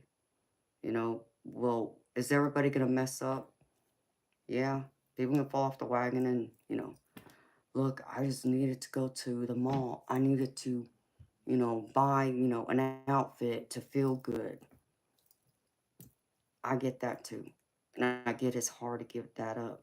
I get that more than you could ever know. But you still got to do it. Doesn't mean you stop it completely, no.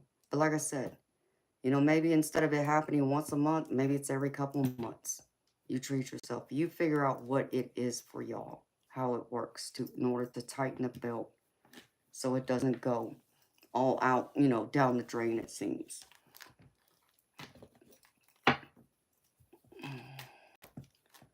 All right, Spirit. Why is this here?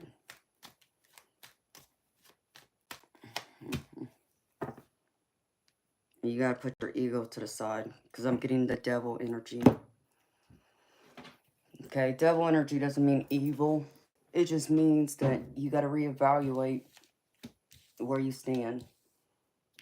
Maybe it's, instead of feeling like you always need to be in control, you gotta let go. Put your ego to the side, not be so tied to having extra money or, trying to force things to go back to the way they were before you end up getting in your car accident and your back injury and, filing for disability. Because truthfully, you may not be able to get it back unless it magically falls out of the sky like winning the lottery or something. Okay, I'm not going to tell you that's not possible for anyone. That's possible for any of us. What I'm saying is be realistic. And don't get ahead of yourself. But don't overanalyze and get tied to the negativity of it either. Like overthinking everything. Because this ego, this devil energy has a way of like really shaking our world up and making us see things from a different point of view that we're refusing to accept or see things from before. Sometimes it can be tied to addictions too. Like, is there an addiction you or your wife has? You don't have to answer that to me, baby. I'm just saying. That's the question to ask. Is there some type of addiction that you or your wife has that maybe you need a nip in the butt? That's costing y'all money too. That's affecting part of y'all's stability, y'all's security. You might have to work on it not playing a central role in your life, constantly being tied to it.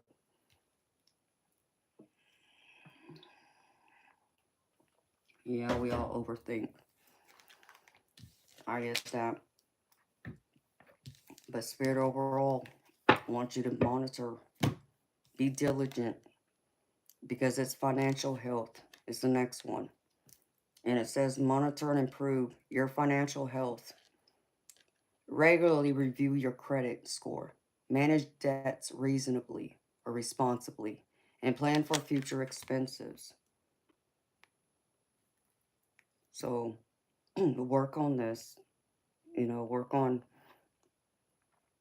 financial health so that it doesn't affect you in a negative way. So that things don't just suddenly end and you're going to stop, enjoying life again. Because I feel like Spirit needed things to be shaken up. Because I get the death card with this. And the death card is a card of having to shed the old skin in order to welcome in the new. Allow, you think of like a snake shedding their skin. That's what it is. You shed the old so that the new skin can grow and come through. So you may have to shed some habits, some desires, things you used to do that unfortunately your financial budget and income is going to allow you to do now. It means sacrifice, having to give up things. And I know that's hard to do, but Spirit's showing me that. So you don't overthink this. Because I get the devil card here. Okay, this says ego, but this is really the devil. But it's the devil is partly tied to your ego. Overthinking, overanalyzing. Like I said, thinking the worst, codependency even. Um, Someone who is tied to their wealth, trying to create it and just, solely focused on that and the heck with everything else. It's someone who can be tied to addictions, whether that's, drugs, alcohol, nicotine, that could even be just sugar. There's sugar, overtaking your body, and there's things you can cut out of your diet. Think of all the things you can improve that you can shed that aren't serving your highest good anymore. But overall, this is the ego, overthinking things. It does mean that some things you might still have to lose. You leaving? Moonchild. I will, honey. Thank you, sweetheart. Have a good night, honey. And, because the Three of Swords here is the other card that came out with it, too. This means pain, heartbreak, loss. Yeah, I understand this is a loss. I understand y'all gonna have to lose some things. Give up some things that you're used to having. Does it have to go on forever? That depends on y'all. Depends on y'all's game plan. Like the story I told y'all about my stepchild, what I had to do for her. Think of it in that context. Could you give up all your luxuries, let's just say for a year, and put all that extra money that y'all got left over into a savings account? And that savings account gets built up to, several thousands of dollars. Now, you got a rainy day fund. Does that mean after that year's over, you go out there and act reckless and, spend every, penny that y'all, cut back on, doing all your luxuries and go back to the way life was before then and then drain that savings account? No. It's discipline. It's having to change your lifestyle. It's that mindset, having to give up certain things to understand that, what's most important. Like I said, to some people, it'd be more important. Like I know people right now, they would rather be homeless than for their pets, their fur babies, to go without food. That's an example, okay? Would most of us do that? No. Would it be hard to separate from our fur babies? Yes. But some would. They would make themselves homeless so their, fur babies can stay with them and so they could still be fed. It may even mean they go without food. It just means you got to give up and certain things and save that money, conserve it. So you have something to rely back on. So when, things happen, because as we all know, life happens, emergencies come up that we are not prepared for. Not always, we can have, part of it, but we may not have all of it to be able to cover when those unexpected expenses happen. That's like, oh crap. I was doing fine, gone until my car broke down, as an example. Now where am I supposed to get that money? You see? But if you had a savings account, then you would be able to tap into that. And even I know this, and understand me. I've been trying to build up my savings since buying this house. And it's been a mother, and that's all I can say. It has not been easy, and I haven't been able to achieve everything I want to do because, unfortunately, like you, inflation and the fact that my insignificant other still don't want to get a job, and he don't know how to give up his luxuries, his snacks and things he shouldn't be eating because of his renal failure, and he's diabetic, and he has high cholesterol and high blood pressure.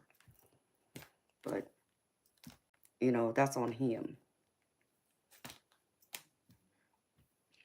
So be as best prepared as you can be, baby.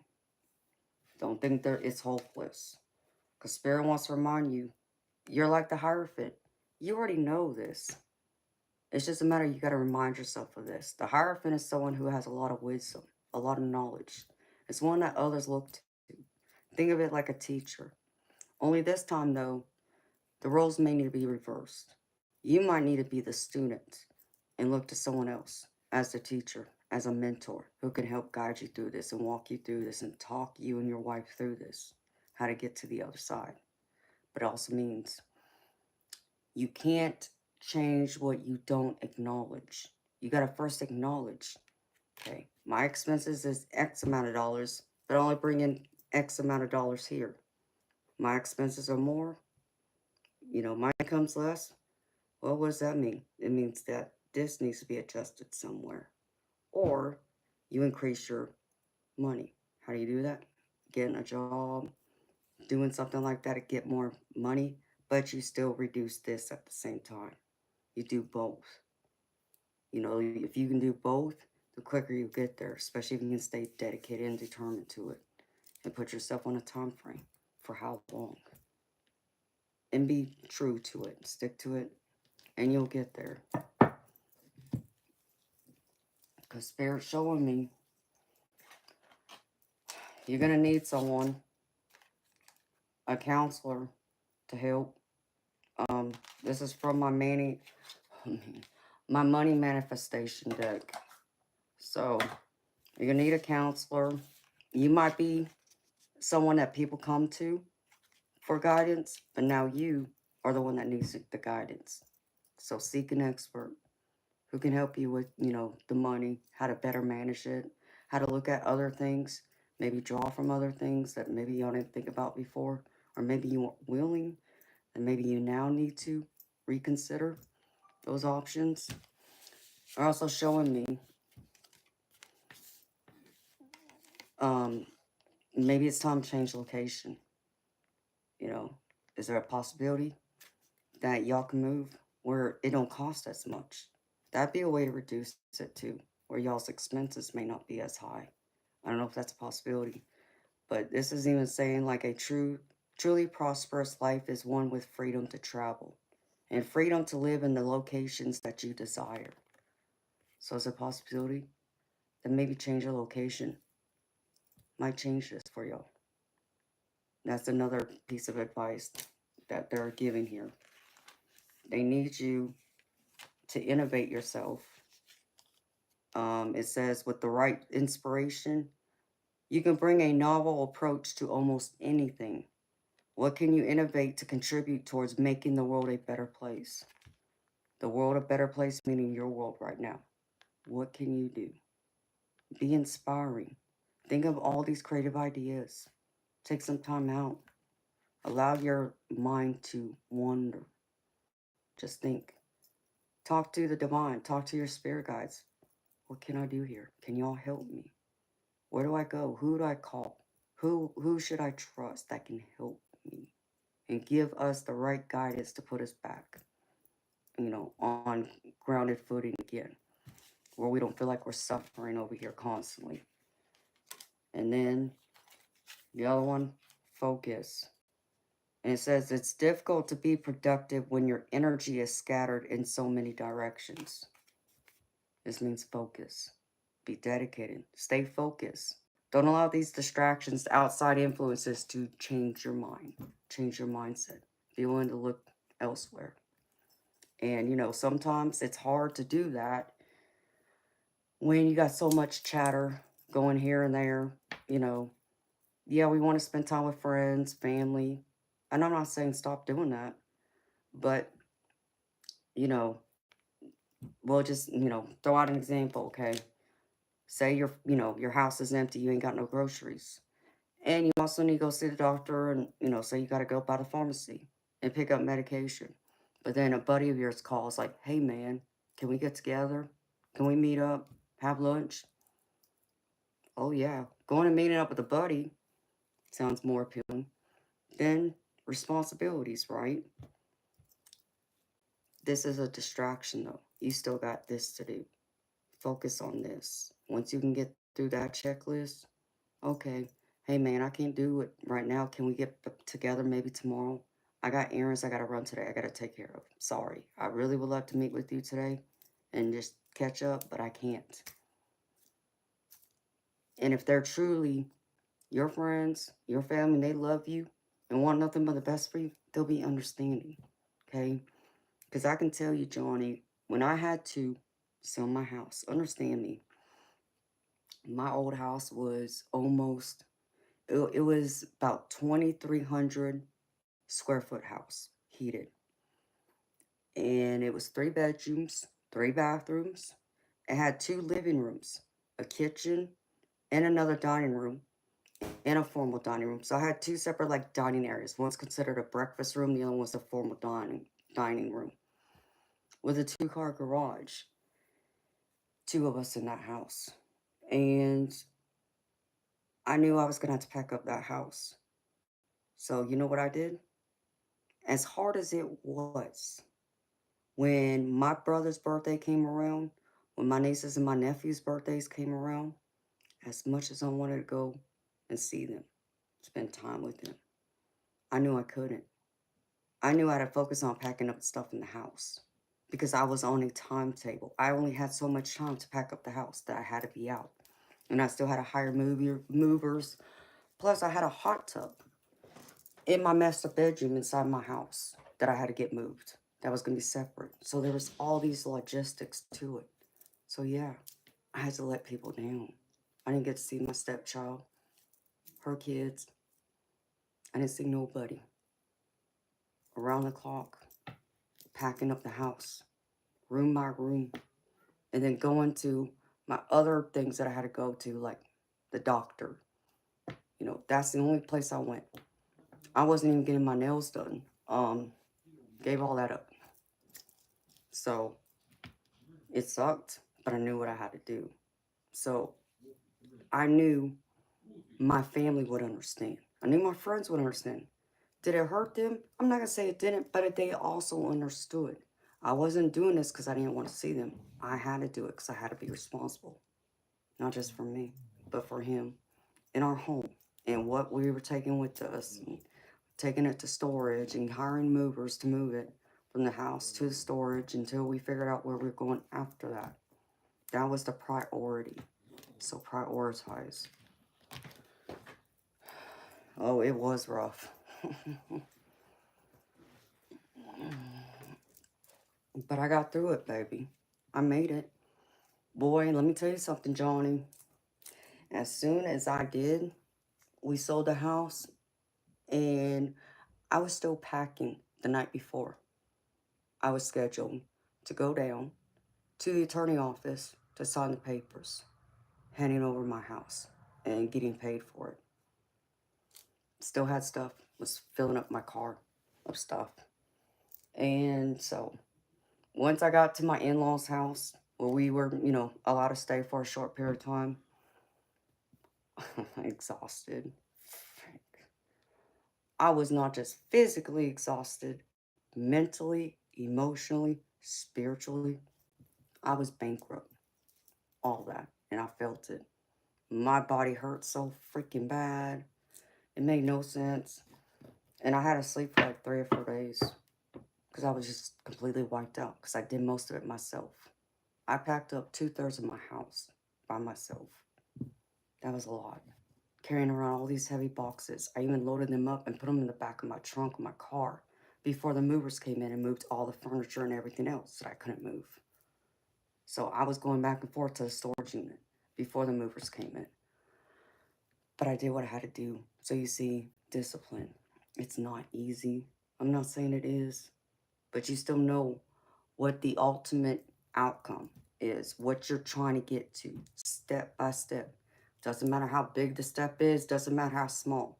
It's the fact that you're taking every little step going towards it to achieve it. And if you keep taking each little step, no matter how big or how small, you will eventually reach it. And that's what you got to remember. That's what you got to remind yourself and remind your wife of that. That y'all can do this. Y'all got each other. You can do this together. You're not alone. And even if you were physically alone, Johnny, you're never alone. Okay? Your spirit team's always with you. You may not see them. You may not hear them the way that you can hear your wife or me, but they're there. I guarantee you they're there. If you open your mind, they'll try to give you those messages. You'll get these random messages that come across that doesn't sound like you and like something you would think of, but yet it's in your head. It's your thoughts. That's your spirit team talking to you, trying to guide you. But trust yourself. Don't doubt. Don't overthink. I'm not saying to rush and to make last minute decisions without thinking, things through, especially serious things. But don't overthink it either and waste precious time and energy.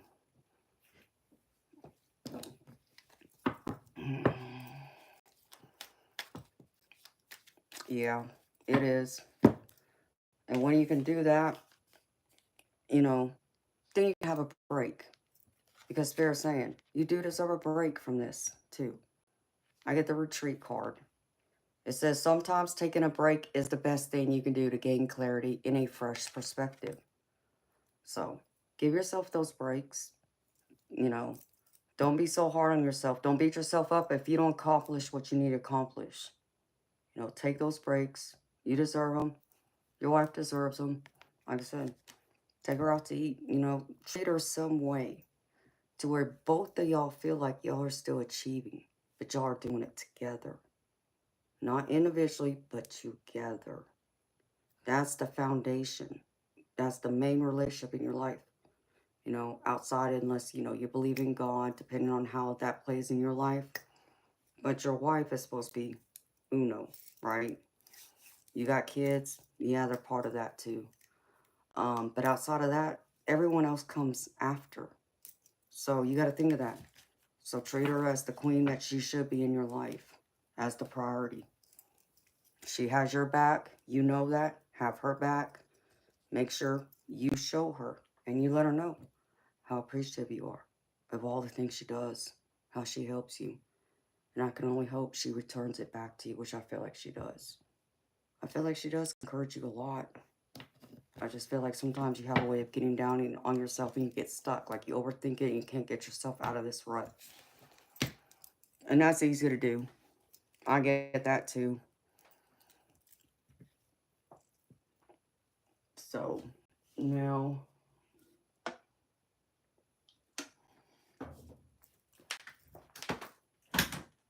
let me pull, I'm going to grab my other angel deck.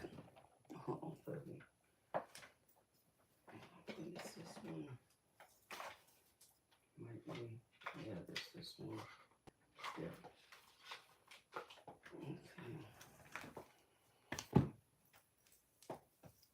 Okay.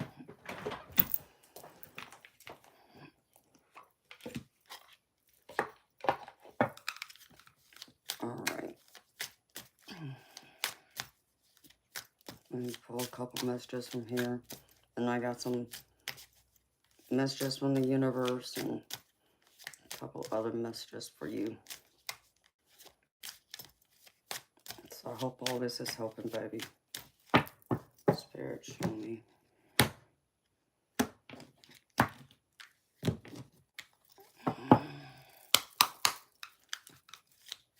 And I love to hear that, Johnny. I'm happy to hear that. That's the way all men should think about their wives and vice versa. I know that's not reality, but,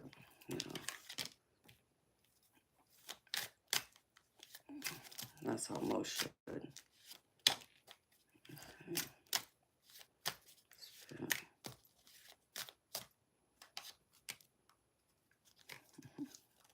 You just made me smile, baby.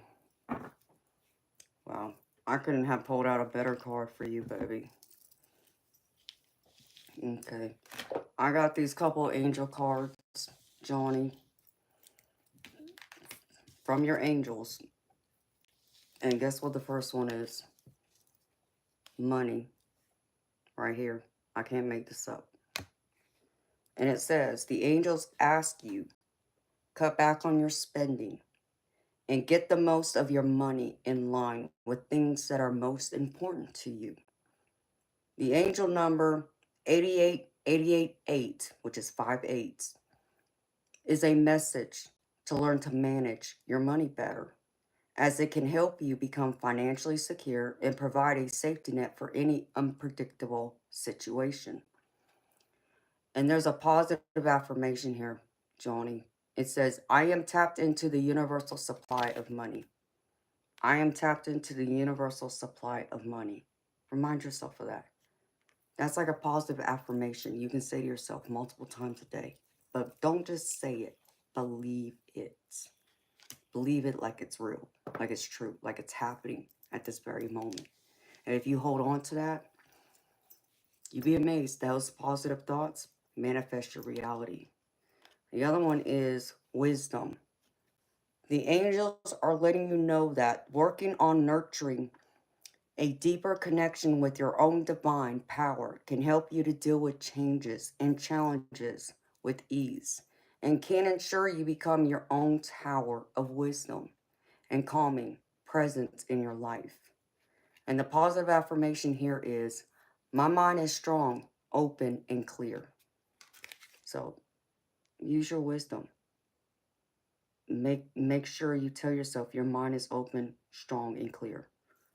To use your wisdom, but to even receive more wisdom in, whether that's from other people, from your wife, or from the divine, or your spirit team, however that plays in your life. Trust it. Don't just ignore it. Don't think like, oh, this is coincidence. Baby, there's no such thing as coincidence. Everything happens for a reason, good, bad, indifferent. It happens. Like, I'll give you another quick story, Johnny. When I had sold my old house and when I was looking for this house, was pretty much in the price range I was looking for to be able to be a homeowner again. And, you know, it was a smaller house, okay. That wasn't the issue. The issue was being too far away from my baby brother. I didn't like that idea. I hadn't been that far away from him since we were kids. And when I'm saying far away, I'm talking about an hour and a half, 2 hours, one way. To where I was within 30 minutes of him before. So that bothered me because I wanted to get back to be closer where he's at. Because he's my only blood relative here in Georgia. Everybody else is in California. So I had to decide. Like, an hour and a half, 2 hours from my brother? That's crazy. No, I didn't want that. But I also had to be realistic about the situation. What was most important? Not saying not being close to my brother is important, but I also needed my own home again to have my stability, which is very, very important for me. And so I saw the listing on the internet, and I called my realtor and told him I was interested in looking at it. But I still was unsure. I was on the fence about even wanting to look at it. So the night before I was supposed to go look at it, I said, before I fell asleep, I said to Devon and to my parents, show me a sign. I need a sign to confirm this is exactly where I'm supposed to be, because I'm not sure. Being that far away from my brother just doesn't sit well with me. So I need a sign, a clear sign. This is where I'm meant to be. Next morning, I wake up. As soon as I open my eyes, I get a song playing in my head.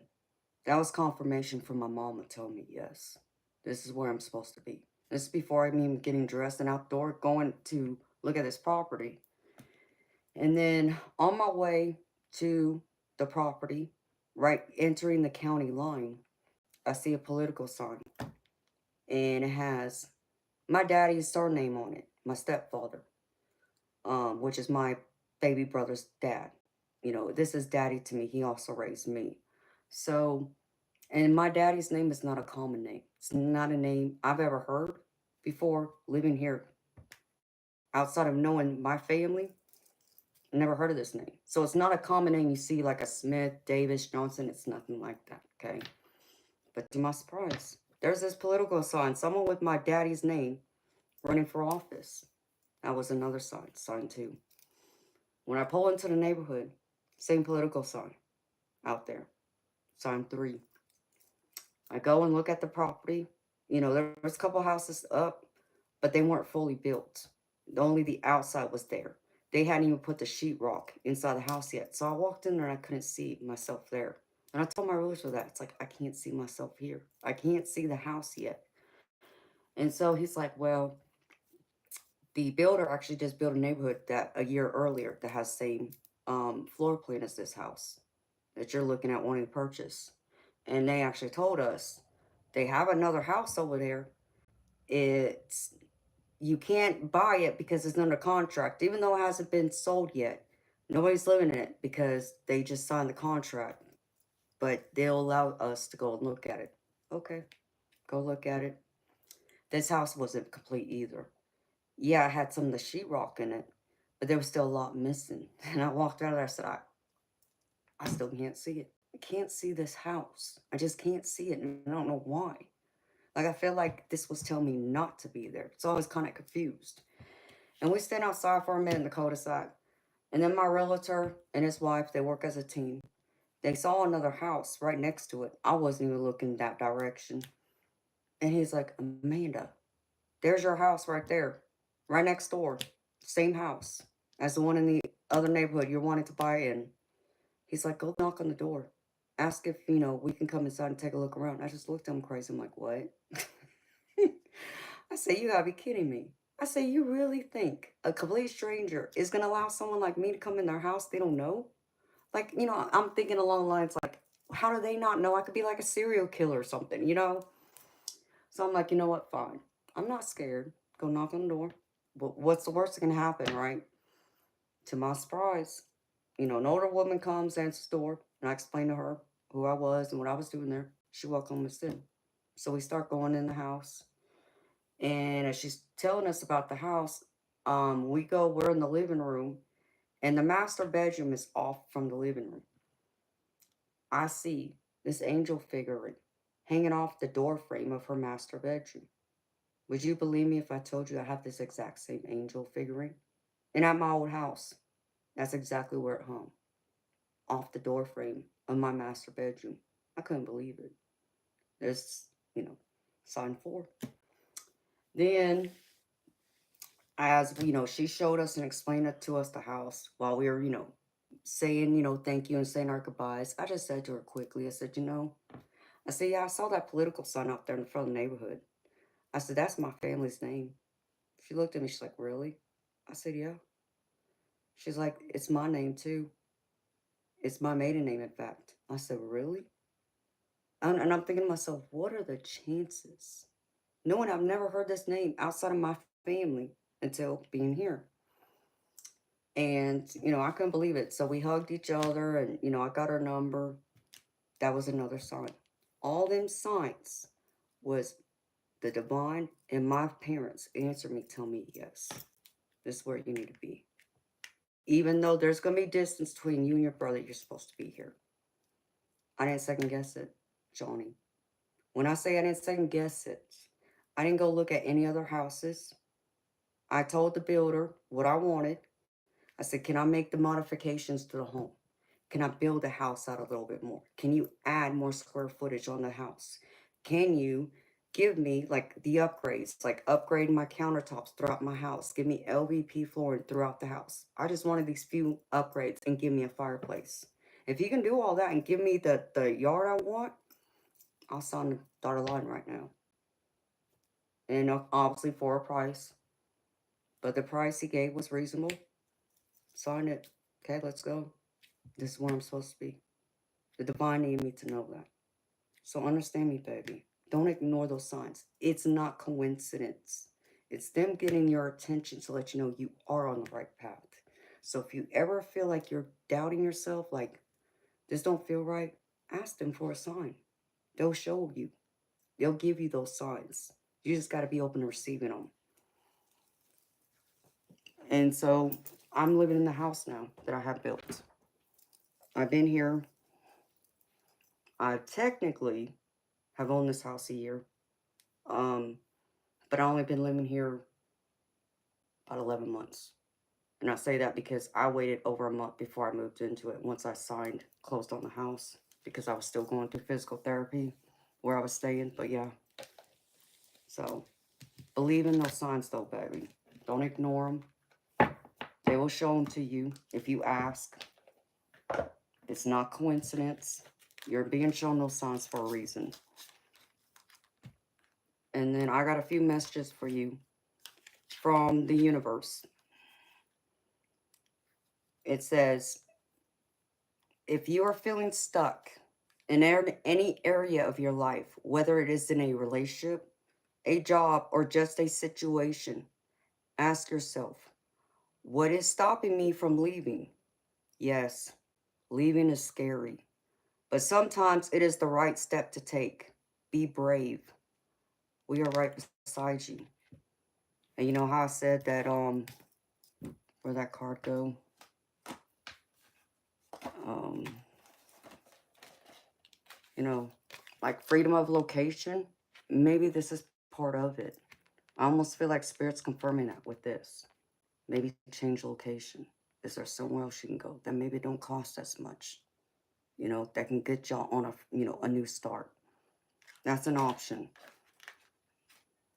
And then the next one is, if you're worried you don't have the strength to move on, think how much strength you are using to hold on. Then redirect that energy and enjoy your life. So things you keep trying to hold on to, things that keep weighing you down, let them go. Understand me, baby. You can't get all worried and carried away, focusing on stuff that you can't change, both past and present, right? You can only control what you do. You can't control what everybody else does, and you surely can't change the past. The past is the past. It's over and done with. So why are you going to allow it to drag you down? Okay? Could there be consequences that come from it? The aftermath? Yes, but deal with them now. Don't run from them either. Those are the ones you got to deal with. You know, because the only thing you want to bring from your past are the people you want still in your life, the beautiful memories you've made, and the lessons you've learned. So you can apply it to your present in order to change the present and the future. So know that you're still in control. And the last one here is, the past is behind you now. So drop the fears and doubts. Even though you may be a little uncomfortable at the moment and slightly anxious over what is coming next, you are being urged to bring yourself back to the present moment. Your recent prayers have been heard and are currently being worked on. So know, the divine, your spirit team, even, loved ones that have passed on, they all have heard you. They're trying to help you. Sometimes it just means we have to be patient because we're not in complete control. We just got to be able to flow and adapt to the changes that come. And sometimes it means we have to pivot. It also means we got to change our perspective, our point of view. That, we can't always be right. And it can't always be ideal either. Things are going to go wrong. But can we get it as close to ideal as we like it? We give it our best shot. And no, it may not come to be exactly what you want, but it's better than what it was before.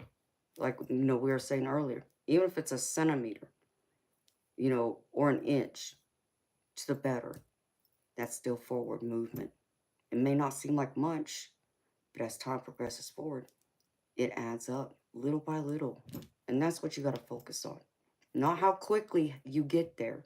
It's like the saying of slow and steady wins the race. That's what you got to remember. Slow and steady. Yeah, it may take a while.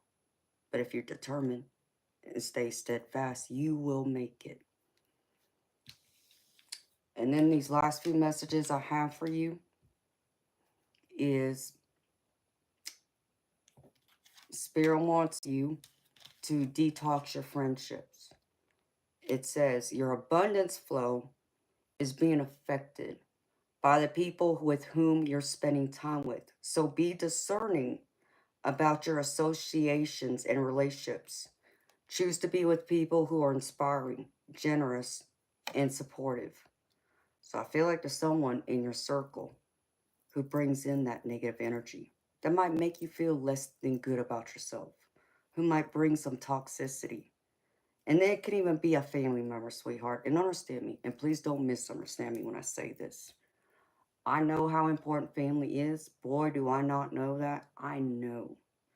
But I also understand that sometimes, as we all have at least one, every family has at least one, that one person who's very toxic, who causes nothing but drama, disrupts the energy. You walk into a room, you're feeling great, everybody's in a good mood until that person walks in, you're like, oh crap. And the mood changes, right? That's the type of energy you don't want to be around. Does that mean you're supposed to hate your family member, your loved one? No. But it doesn't mean you got to have them in your inner space all the time either. It just might mean instead of seeing them once a month or every couple months, what's that, one family holiday per se, you can get together and see them once a year. And, still wish them love and light and want the best for them. But you also understand there's a boundary. To having them constantly in your life just brings you down. You know, I would not allow anyone to come in and disrupt my peace or disturb it. So if that means I got to keep people at a distance, then that's what I do. I keep them at arm's length. And understand me, I do have a couple people in my life. I keep them at arm's length. I know I can't bring them in closer. I just know that. Does that mean I love them any less? No. Does that mean I want anything bad to happen to them? No. It just means I can't, it's not worth giving up my peace and what I've worked so hard for, having my peace and so forth. So know that. And the other one is have courage to ask for and accept help. So I feel like there's people you need to reach out to. Swallow that pride. You know the saying about pride can kill a man? Got to swallow that pride and be willing to ask for help. You can't have others, help you until you let them know there's a problem that you need help with and be willing to ask for it. Otherwise, everybody's going to think everything's okay or as okay as it can be. Don't assume that they know. If you haven't spoken up, how are they going to know? So be willing to say, share with the people you trust and ask for help. And it says asking for help is a sign of strength, as is accepting it as it is offered to you. Very often, when you ask God for help, prayers are answered through other people. Be sure to accept this assistance as well as give it to others as you are guided. So don't be afraid to ask for help. And others will come in and offer their help or be willing to give it to you. And then the last few positive messages I have for you, Johnny. You know how you're talking about your physical health? And I understand now why it's being affected. It's spiritual. Yeah, this is your life force, your life energy, which is part of your physical well-being. Change that mindset, okay? Make it to the positive, because understand me, being more positive will feed your body, and you may not hurt nearly as much. And it'll change like your heart rhythm to where it's more steady than it being like up here all the time. It'll be where it needs to be in that context, okay? So protect that. Spirit wants you to look for them in nature. Nature signs. Maybe it's coming across wildlife. Maybe you see, what is that? What are those? Anteaters? Is that what that is? I can't tell. I think that's what that is. But anyways, see a raccoon, possum, anteaters, whatever they are. Take that as, if one comes across your path as you're walking or driving down the road, maybe you're supposed to stop and take a look around as an example. So look in nature for signs and allow nature to help reset your mindset to where you gain clarity. It's like a way of getting away, getting out of the house, being alone, some quiet time. And that's when spirit will come in and talk to you, where you'll be able to hear them better. So be willing to look for the signs in nature. And spirit also wants you to, wish wisely, as they say. Be careful what you wish for. Be careful. Make your wishes known, but make sure you're wise with your wishes too, which comes with wisdom. wisdom is also key. Taking that knowledge and experience and, you know, be willing to also help others too in the process. So that's what I have for you, Johnny. Baby, I hope these messages have helped you. I hope they have encouraged you. I hope this reading has resonated with you. I hope it's helped to give you the answers and the guidance you were seeking to help you on your journey and to redirect your focus in a positive light, to go down a different path to a more positive, happy, fulfilling life full of abundance, both monetarily, physically, in all the ways you want and hope and wish for it. So thank you for trusting me to read for you, baby. I know your reading was paid for by Moonchild, which that was very generous of her. And thank you again, Moonchild. I greatly appreciate it. So don't forget to thank her for that, for making this reading possible for you. So thank you so much again, Johnny, for trusting in me, baby. I hope that's giving you the answers you need. I hope it's giving you the encouragement you need and a direction on how to go forward from here. Okay, let me put these cards up now. Clear my desk. I pulled from several decks. And Alejandro, baby, I did see your donation. Thank you. I will read for you next, baby, if you're still here. You gotta let me know you're here, baby.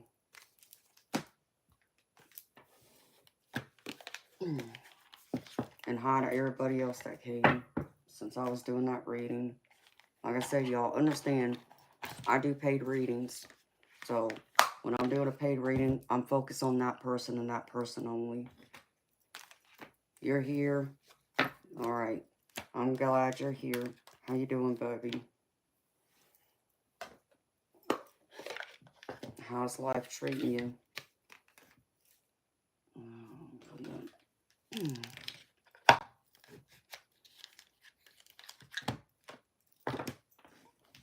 Alejandro, do you have a question, baby? Or do you just need a general? Yeah, I may have to step up for a minute, baby. If you don't mind, Alejandro, give me like, 10, 15 minutes because I got to stretch my back for a minute. If you can be patient with me, baby, I greatly appreciate it. And then when I come back in, I can do your reading. So thank you for that. Thank you for your understanding.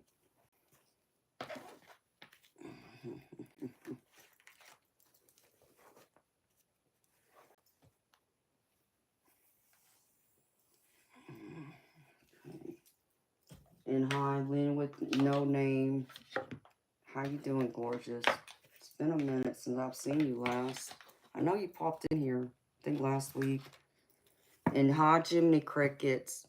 And Jiminy Crickets, I know you said you was going to send me something last night. I didn't get it, baby. Just so you know.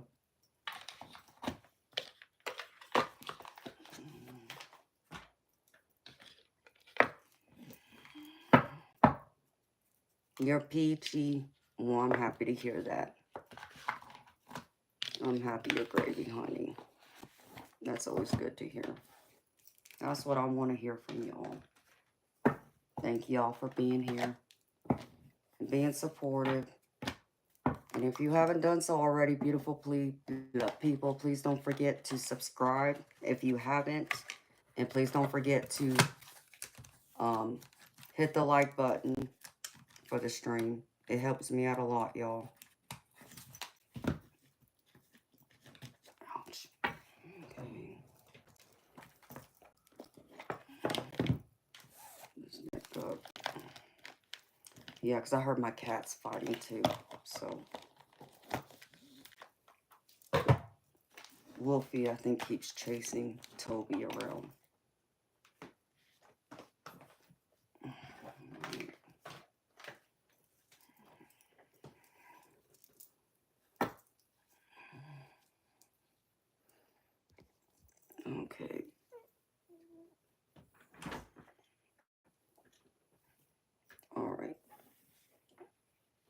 Oh yeah, Lynn. I got 8 kittens now. Oh Lord. There's a story in itself. Okay.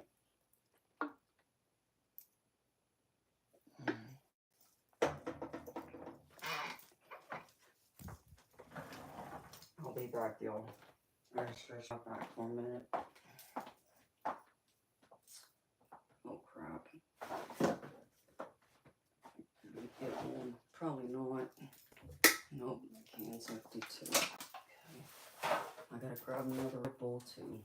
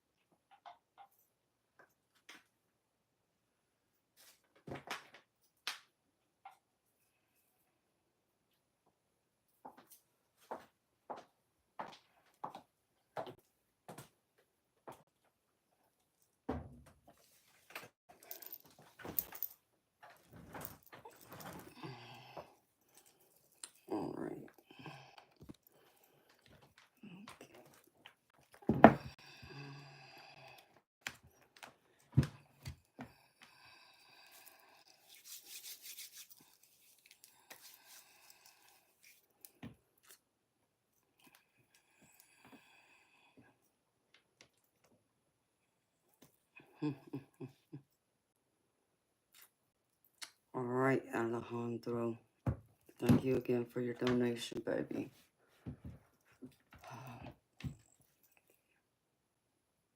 Do you have a question, Alejandro?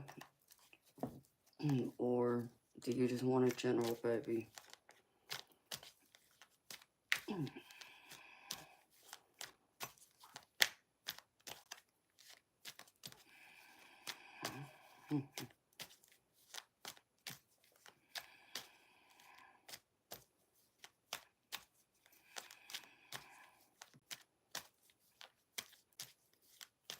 Yes, Lynn.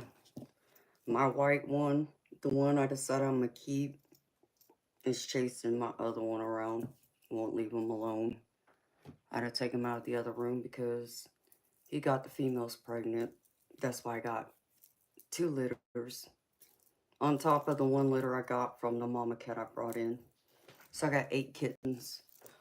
Plus the mama cat, her 4 babies, and Toby.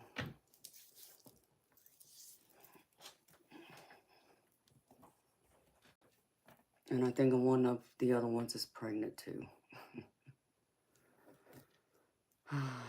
So, unfortunately, I'm going to have to give them up to the Humane Society or something. Because I can't keep them. As much as I wish I could. I just can't. Oh, yes, honey.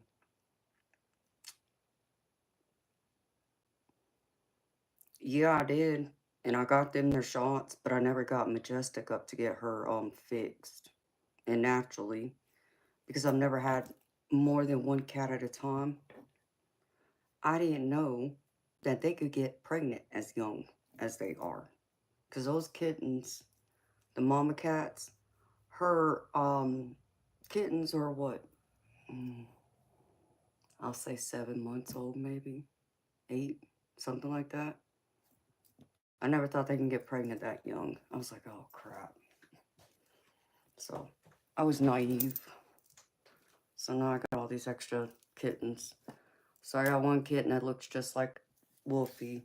It's all white. But he has like or blackish gray on his ears, on his nose, on his paws, and on his tail like his daddy. But his daddy's more like a brownish, tannish gold color. So I'm gonna have to give those kittens to the Humane Society or something. I'm gonna hate it if I can't find them homes.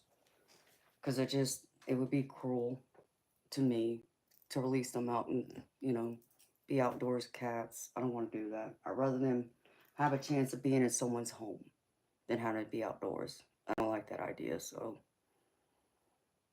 no. I know you would, honey.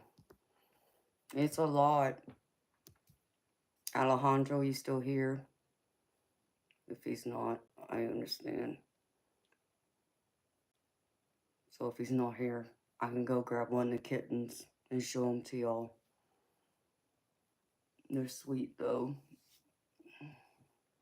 Tiny. Reminds me of when Majestic had her babies. They're that small. And they're sweet. And Wolfie, the white one, all white, like I said, except for his ears and the rings around his tail. And he has the blue eyes, like I thought he would.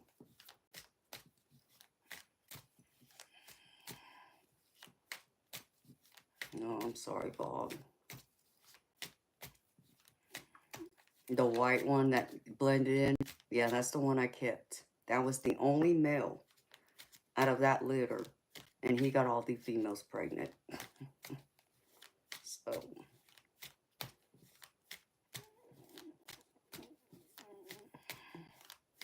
Hi, Debs. No, sorry, honey. Just a general advice messages. Okay, Alejandro. Let's see.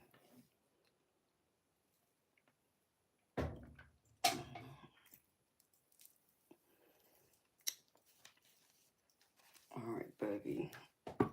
I'll grab one of the kittens after I do Alejandro's reading.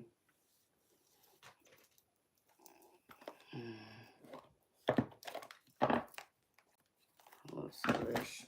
How you doing? Actually, I don't like that one. There's a different one I want.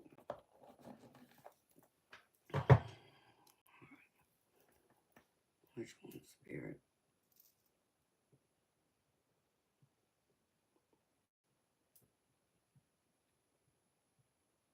The deck's not big enough. Let me see. Well,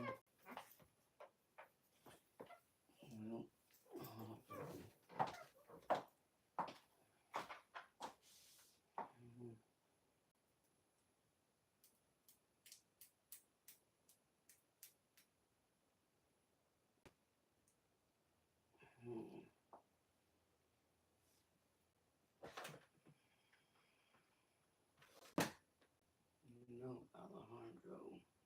Where'd that other one go?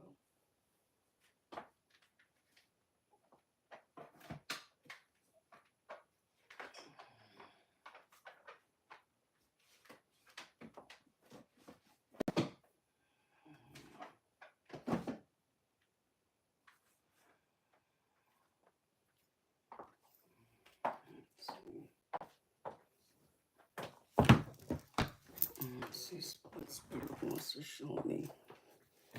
Something's going to use this one.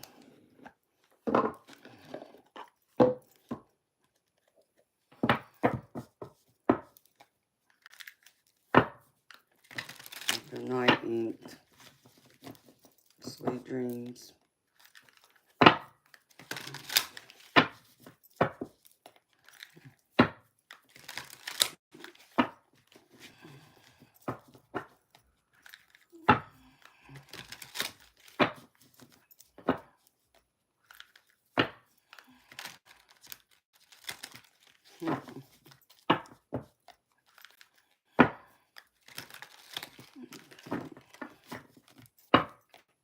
Spirit. Show me.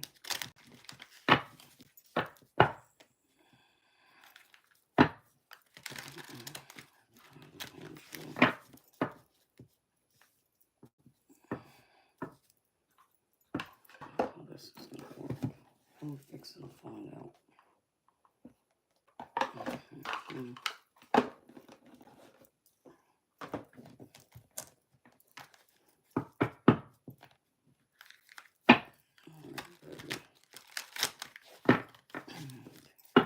Shiny Spirit. What is Alejandro need to know right now?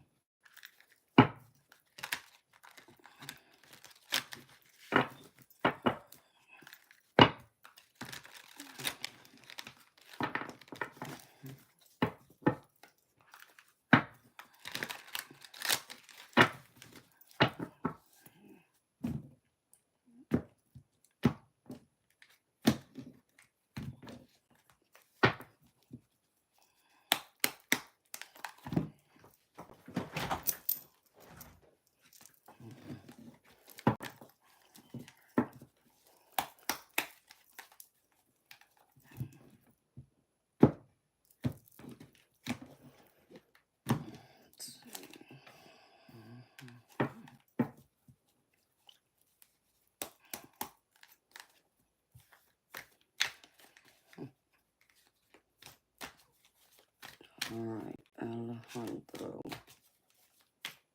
Thank you again for the donation, Alejandro.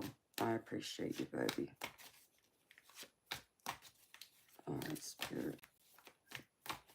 Show me recent past. Actually, you know what? Yeah, show me recent past. Spirit, recent past.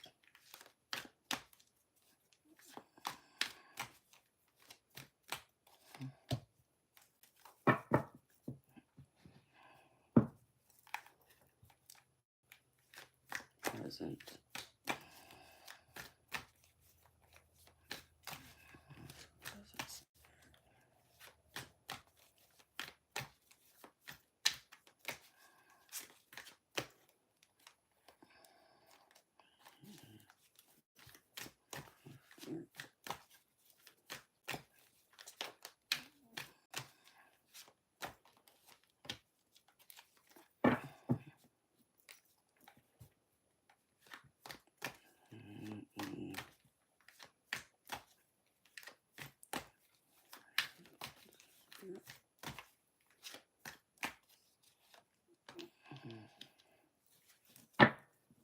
Oh no.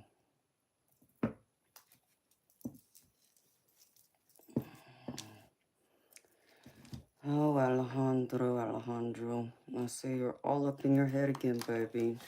Overthinking things.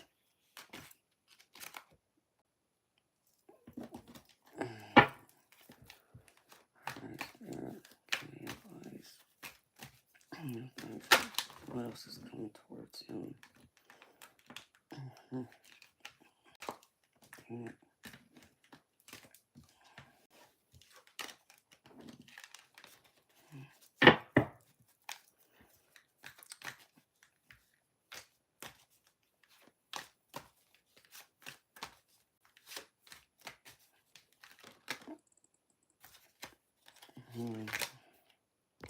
Well, Rookie TL, it's fine, baby. You don't get a rating. And that's just the way it works. This is my business. This is how I pay my bills, so.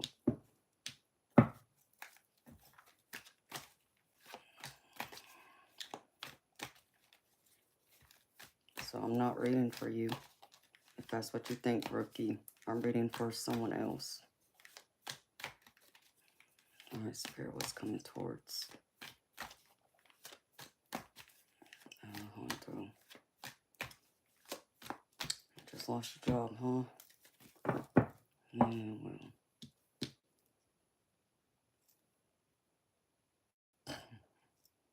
Okay. Thank you. You too. Alright, Spirit, what else? Give me. What is this? Why? Please, by Spirit.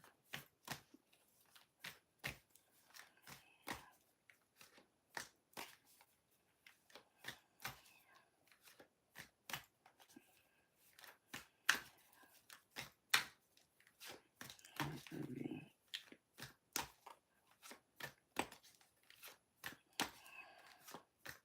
Spirit, show me what else. Any advice?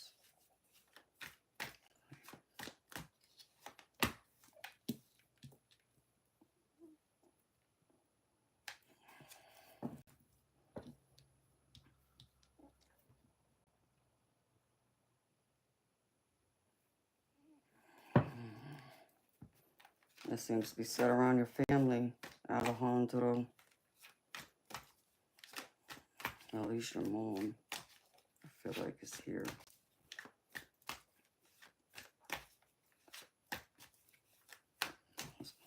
Spirit.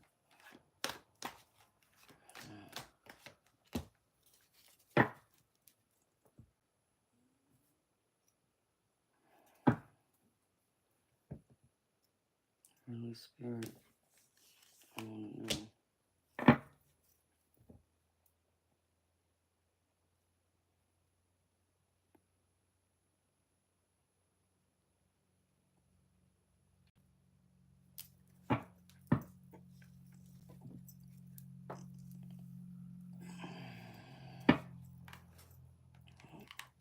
I know some kind of ending had to take place, Alejandro, recently. But why do I get like your mom's all in your energy now? That's what this Queen of Swords is telling me.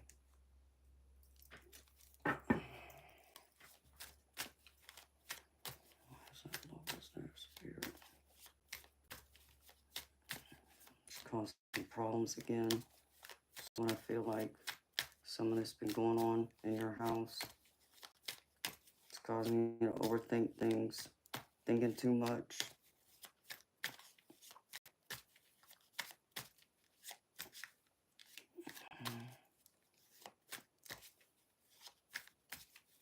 I don't know, Luke. Did I freeze on y'all? Alright, Spirit. Clarify this for me, please. Actually, no, I don't want that deck. Where's the other one? Please. Oh, it's right there, Amanda. Hello.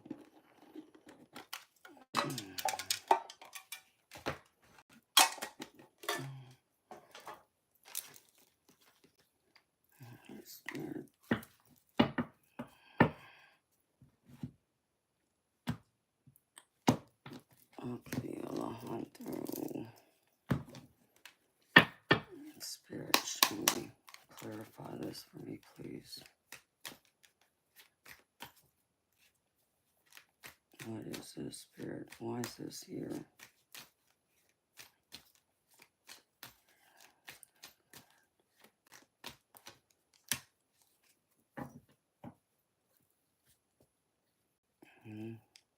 Ace of Cups, huh?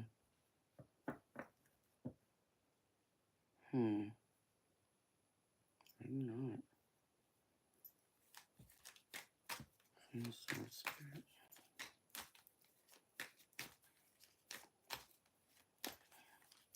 King of Swords.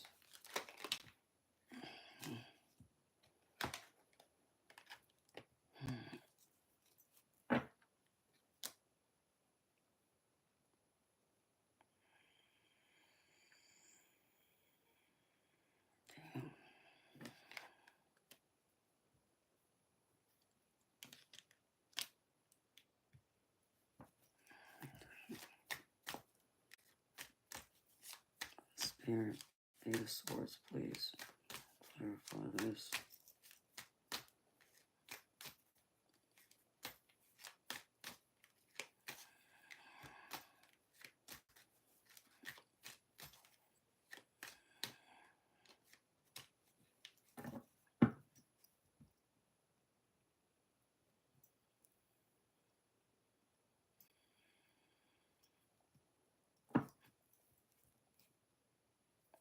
Maybe you're second guessing your next moves.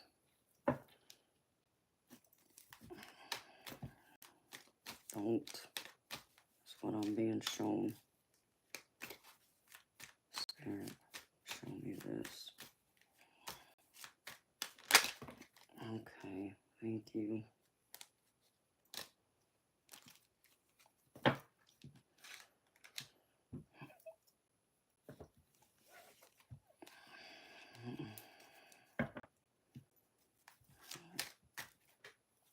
Queen of Cups, Spirit. What's Queen of Cups here?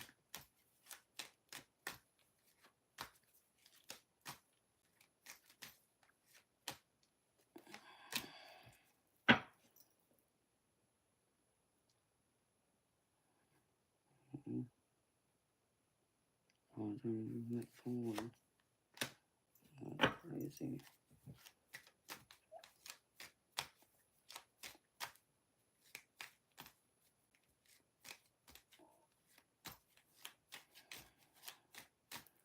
Two of Pentacles, Spirit.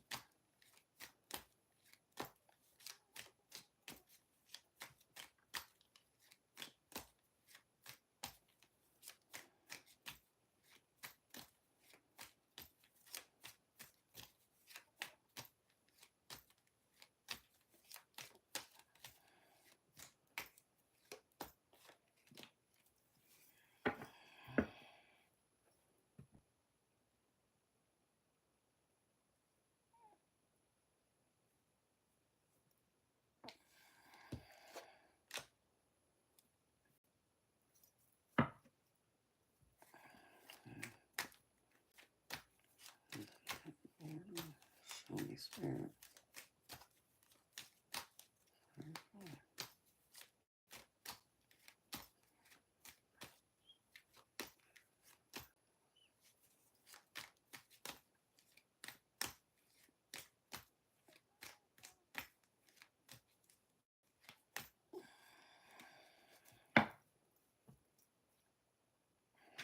Oh, wow.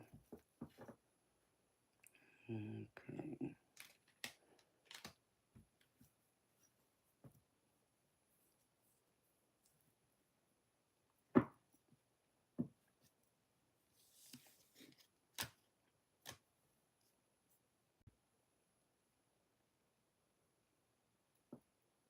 Baby, you're gonna change your outlook.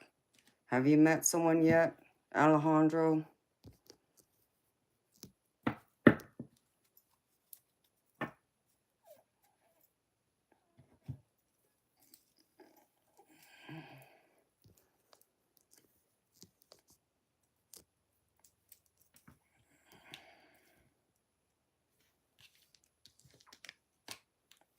What I do feel like, baby, is if you haven't, I still feel like she's coming around the corner.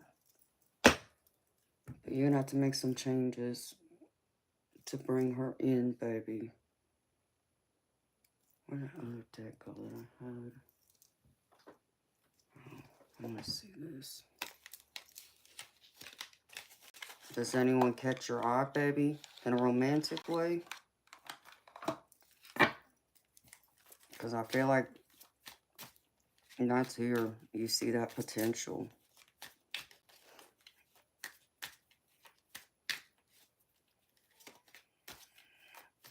But you don't see it that way in them. Well, baby, maybe it's something that takes time. Because I feel like possibly that's what it could be. I feel like if you keep going out with your friends, though, if you don't get any pull from them, I feel like there's going to be someone else that you're going to meet while you're out with them.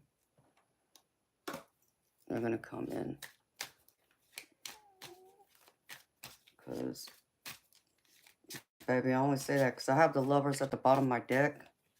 And I got the Two of Cups on the bottom of my other deck. And before I say anything else, I need Spirit to clarify this. Spirit.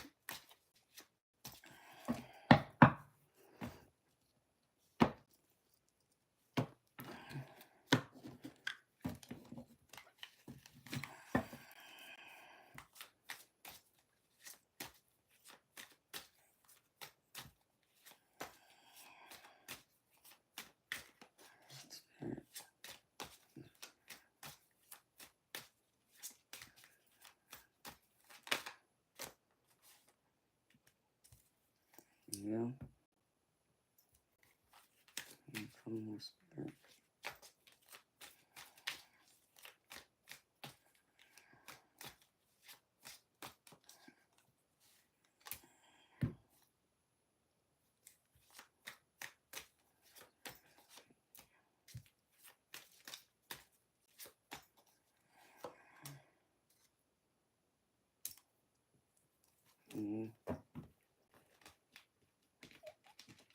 There's a romantic connection somewhere here for you, Alejandro. Whether it's one of the people you just met up with, or it's going to be like you're going to be out with them, or another group of friends. And that's how this connection's going to come in for you. I see it coming in. And I also see where you keep overthinking things. Not, you can't force this, baby. You just got to be positive and believe it's going to happen.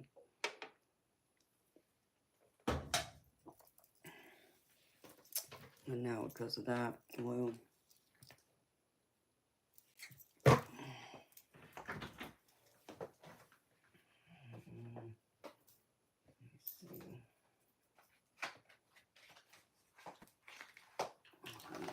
baby, it's you.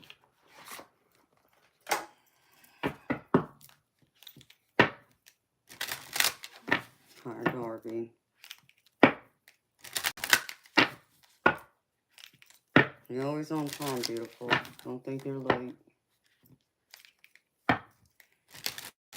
Alright, Spirit. Show me for Alejandro.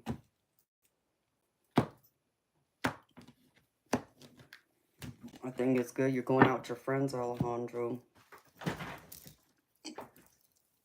But I do see it's like something's still not to your liking.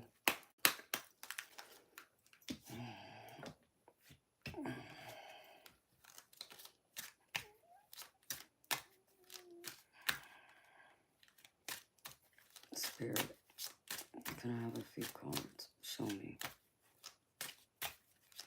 Present future for Alejandro. Surround this Lovers.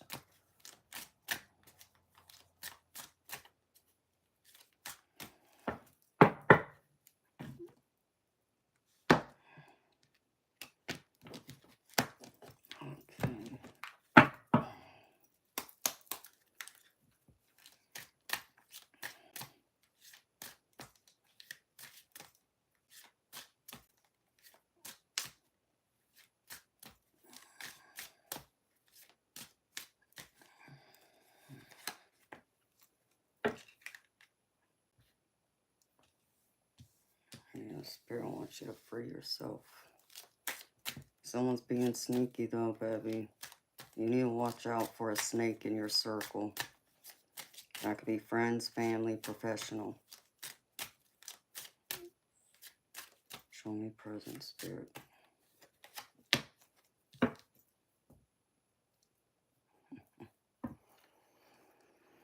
Yeah, wickedness on me part. Alright, show me future, Spirit.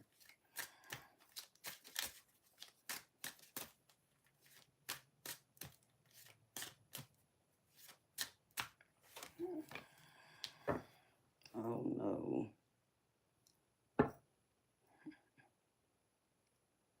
Oh dear.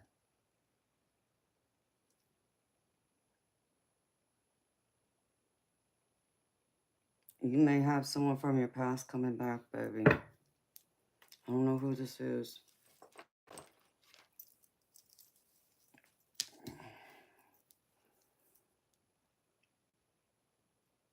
But I need to know if you have an interest in whoever this is. That's Spirit showing me. So where's my other deck?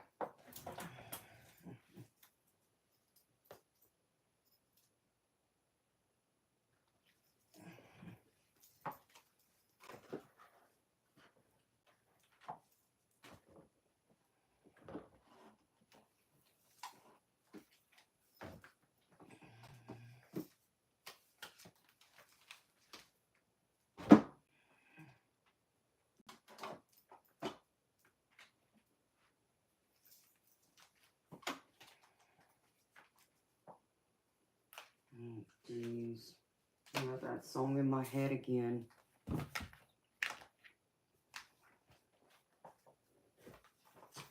Alejandro.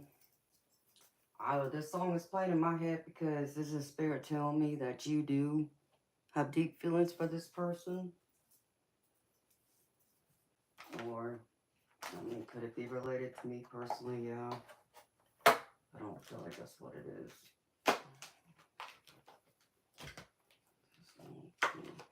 This. Spirit.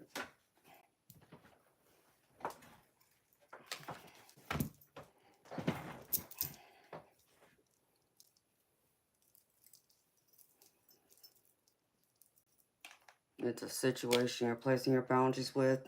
What, rejecting everyone from your past?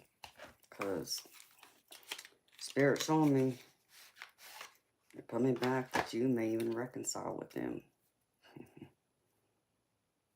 I mean, there you go. Apology. Let's see. Spirit, I want you to clarify this for me.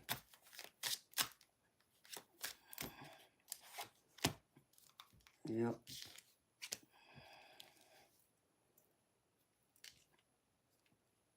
Time apart. Mm-hmm.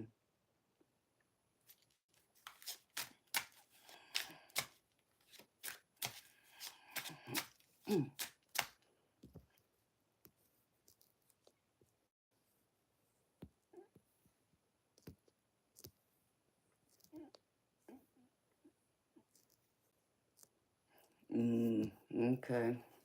Hey, Finn. How you doing, baby? That could be her, baby, because, baby, I'm only saying this because this is on the bottom of my deck. And I asked Spirit, like, is this romantic? Because lovers don't have to be romantic. It could be friends and family. Spirit confirmed romantic. And then I got the Two of Cups on the bottom of my other deck that I used. My other tarot. Two of Cups. Spiritual union, twin flame, soulmate.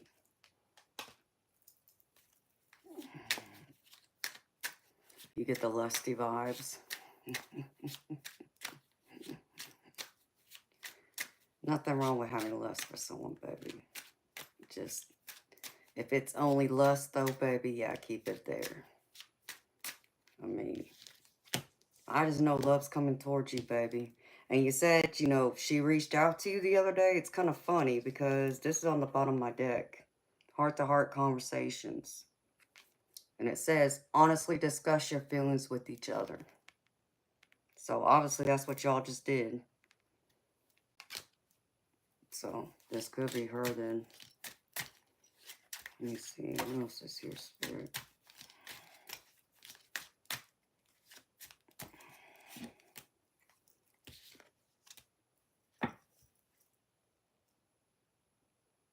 Oh dear. This is messed up, Spirit. Like, come on. Reconciliation. What is this, Spirit?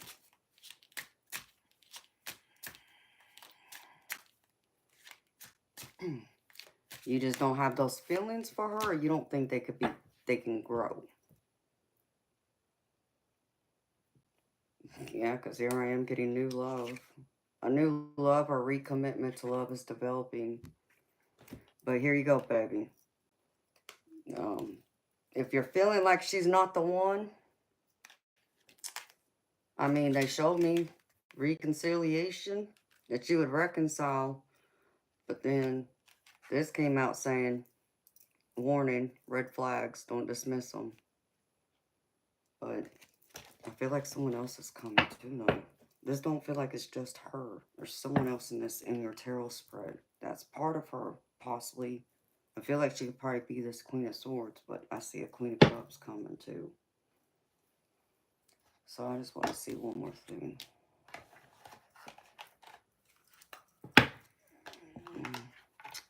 And it's nice to reminisce. It's always nice to do that with people. No matter where you stand with that person. I get that.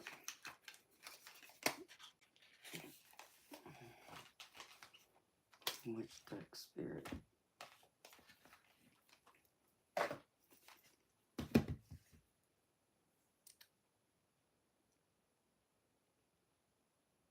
Okay. Let's see.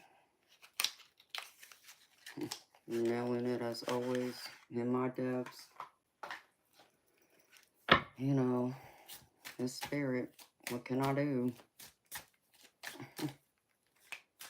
Show me, Spirit. I just want to see the emotions around this.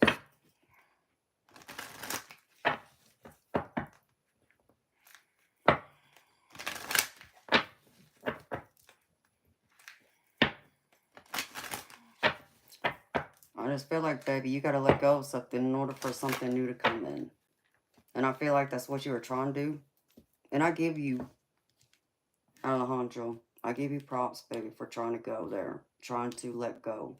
Because in order for something new to come in, you got to release the past. And that's going to bring you opportunity for new love.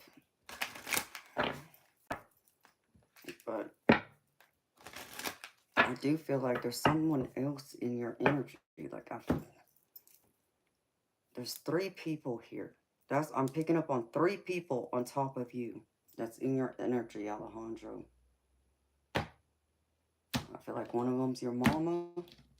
Yeah, the one could be the one you just spoke to. There's someone else here too.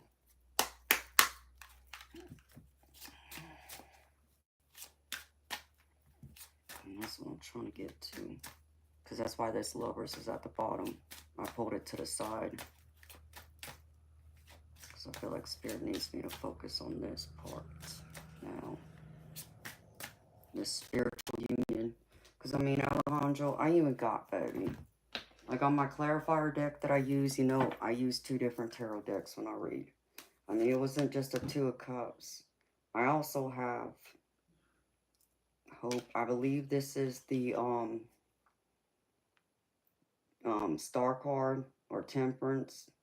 And it's saying Hope. And it's even showing me this is going to be, you're going to be victorious in this. 6 of Swords. This is celebration. Know that you will be, or not 6 of Swords, 6 of Wands, excuse me. So, something's trying to come in.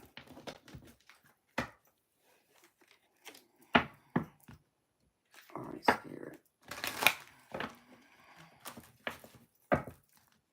Kind of few messages here around this other person. There's a Queen of Cups here.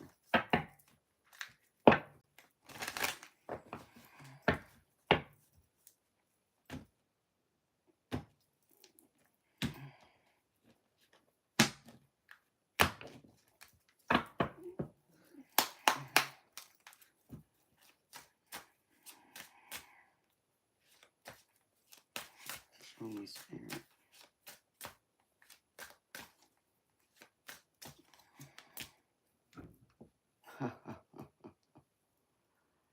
Well, I can't make this up either. Alejandro, you said it. Spirit confirmed it. This is only a sexual relationship. This will not go anywhere deeper because they are emotionally unavailable. I'm feeling like this is you saying you're not available. But then there's something else here. Like in your friend group, someone, you got a crush on someone. Because it says, I want to be more than friends, but I've been unsure how to take it to the next level with you.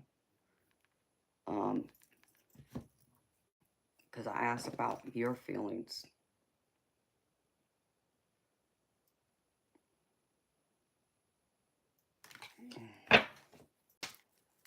So,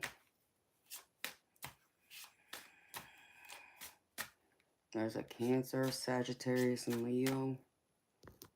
Huh. Well,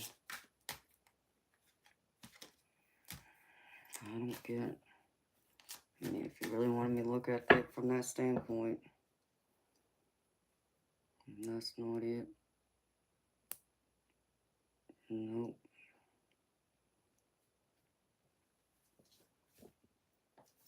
I get water energy, fire. You got water and fire there. That's all wands. And the only wands that's out here. No, because that's not wands. Those are swords. I don't have any wands out here, baby. And I don't have a major arcana that gives me those. It's water. It's water, and even though, you know, I don't read on that, but here's the other one in the world. Yeah, I'm not getting that, baby.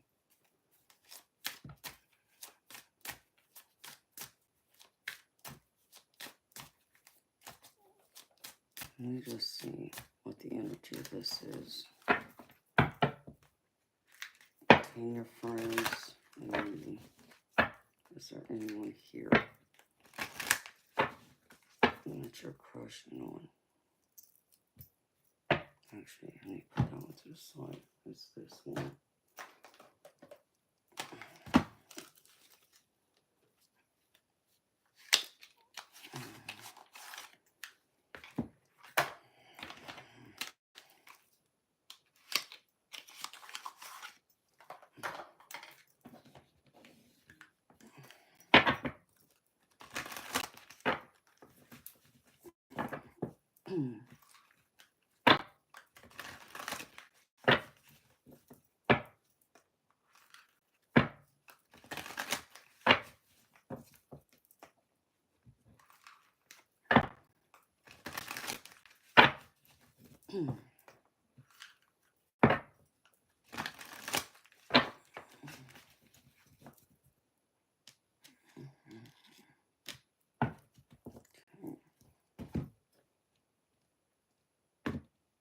Like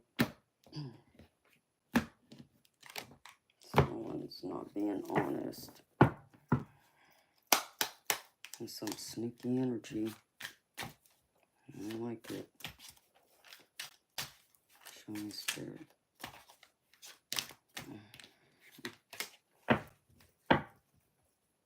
Show me, Spirit.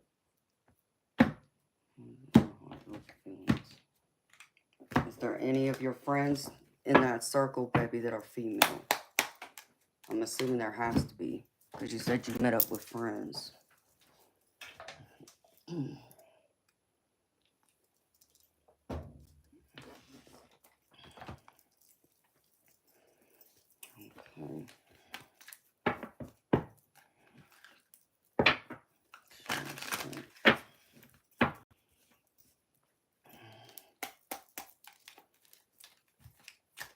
For Alejandro, Spirit, what is his feelings on this friend group? What's the feelings on this friend group?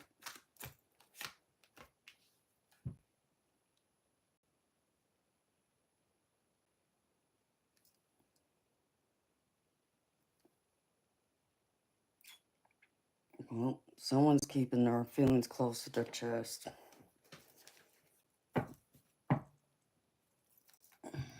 What else, Spirit?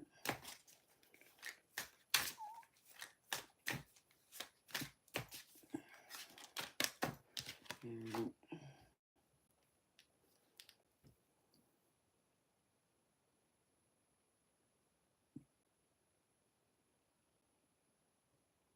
well,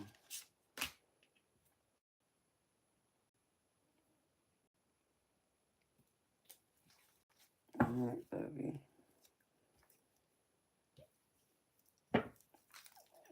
Well, some of this Alejandro feels like, you know, they're keeping their feelings to their chest. Maybe even you.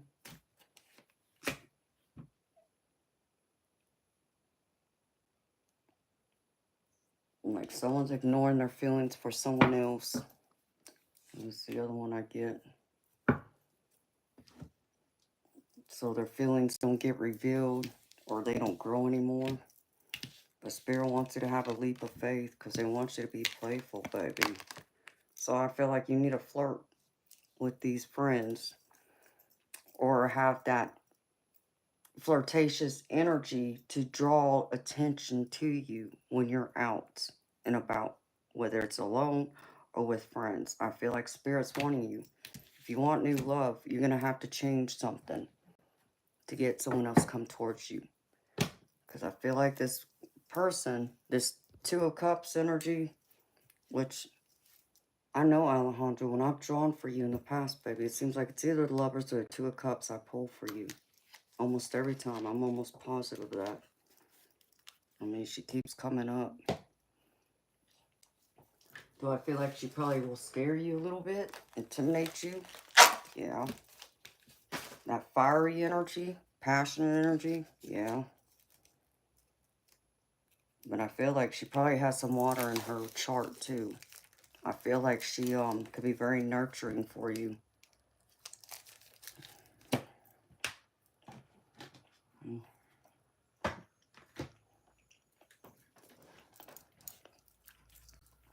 Because I'll go over the tarot, baby, and then I'll pull your oracle cards.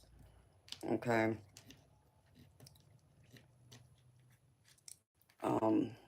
Where'd it go? I wanted to see what's coming towards you. So I pulled an extra card for you, baby.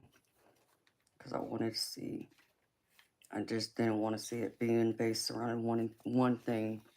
I want to see if there was something else that would come up. Because for whatever reason, I keep being drawn to someone coming towards you in the near future.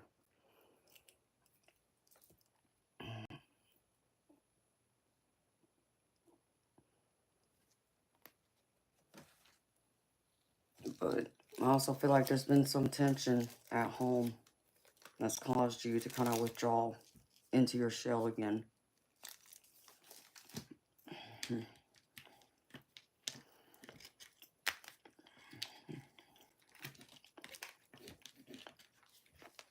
Here's your recent past, Alejandro. Death card. Like I was saying earlier, the death card is the card of like transition, change. You know, getting rid of the old to make room for the new to grow, for new things to come in. And sometimes that requires we have to change ourselves too, shedding the old skin. Because when you do that, as I feel like you've been working very hard on that, and you've been doing a great job, you get the Ace of Pentacles or Ace of Cups. And this is like a new beginning for love, a new opportunity. So I feel like someone's offered you that cup of love. Now, does this necessarily have to be romantic? No. But I feel like it is because I feel like it's this girl that reached out to you the other day. But in your present energy, here's Queen of Swords. This is someone who, which I feel like this is your mom. I don't know why, but she's in your energy. I feel like this is, you know, her, you know, using her logic, not so much tied to her emotions. She's more, uses her head. She's logical. I even get position. She's precise with her um, thoughts, her words, her emotions, strategic, over analyzes everything, um, but causes a disruption in your life too. Because I get the five of um,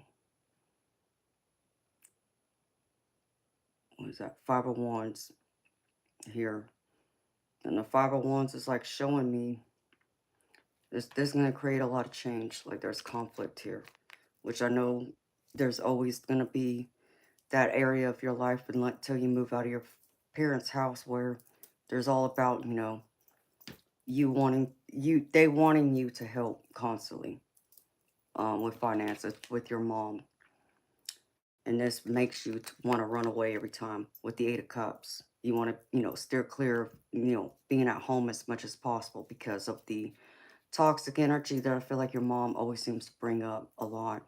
It seems to be surrounded about this constantly, which makes you overthink things, as I feel like you've been doing again. Because at the center, here's the Eight of Swords. Here's you constantly thinking, overthinking, getting lost in your thoughts. Whether this is, having to do with home, or even, this new love coming in, you wanting to travel abroad, which I feel like that's coming in here too, baby. But Spirit wants you to be firm about your thoughts and your wants and your desires, because they're showing me the seven um things, Seven of Wands. They're showing me here, this is you having to stand your ground, stand up for yourself, be firm. Don't back down. Don't allow anyone to challenge you, challenge your thoughts, challenge your desires. Do what's best for you. And if you can do that, baby, you can be in this Three of Cups with, friends, family, be able to celebrate with the ones who want nothing but the best for you. Like, your brother, your dad, I feel, and friends that you can lean on and trust. So this is what's influencing everything else right here, is your own thoughts and how you go forward with staying strong in it, and being able to see the good that may come from this, that might challenge you in a way that maybe you haven't been challenged before, but it's to help you evolve, to prepare you for the next step. But what I do feel is coming in, I see that here, baby. Be careful though. There's a snake somewhere in your circle. Someone's trying to keep something from you, hide something from you. Even someone could be even trying to, take something from you that doesn't belong to them. That can be, something material, but it doesn't have to. Even think of someone taking your ideas and then using them as taking credit for it. And the reason why I say that is because here's Seven of Swords. Seven of Swords is all about that. Someone who's not honest, who's trying to be sneaky, trying to get away with something. So this can be someone trying to, take your material possessions, your money, or your ideas and trying to take recognition or do something with it, where they leave you high and dry. And I get the feeling this might be someone you truly do trust. And I know, I feel like you are one who's more connected to your emotions though too, baby. I feel like no matter how close you are to this person, this is gonna really leave you hurt. Because I have here the Three of Swords, heartache and loss. And I know this is going to be a great deal of pain to have to deal with, baby. You might have to lose something. You might have to cut away some friends or people that you thought you could trust and lean on, but Spirit showing me, no. I feel like it's only one person, baby. I don't feel like it's multiple. I only feel like it's one. But they're showing me, baby, how you want to go to Jamaica. I see that. It's kind of funny. Well, it's not funny, but here you are, Queen of Cups. And this is the advice, baby. I feel like this is where you're supposed to go. You know, this is kind of like you, but I feel another energy in this. And this might even be where you meet that person. This Queen of Cups, and I'm getting like this person, you know, in you is going to be that solid team. And you're going to be able to do a lot of great things over there, because I see all this positive movement with this. This is eight of swords, I think. No, I think this is eight of swords. No, that's not eight of swords. What is that?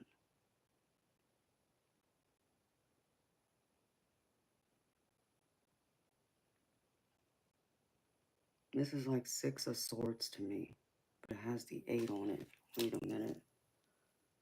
What did I do? Mismark this? Let me see something real quick. Alejandro, before I tell you wrong, baby, as I'm still learning this new deck, this feels like you going into the positive. Oh, it's eight of wands. That's what that is. Eight of wands. Here's your positive movement, baby, with the eight of wands right here. And this tells me that everything's going to start flowing in a positive direction. So, like, you know, you see, you know, like a mermaid being on the beach, think of Jamaica, but even think of you traveling. So I feel like Spirit's telling you, go ahead. Go ahead and travel. Go ahead with your plans to Jamaica. There's going to be a lot of good that will come from this. I think the only thing that's going to be challenging is trying to prioritize and balance everything out. Because here's the Two of Pentacles, which is all about balance and prioritizing. Prioritize what's more important.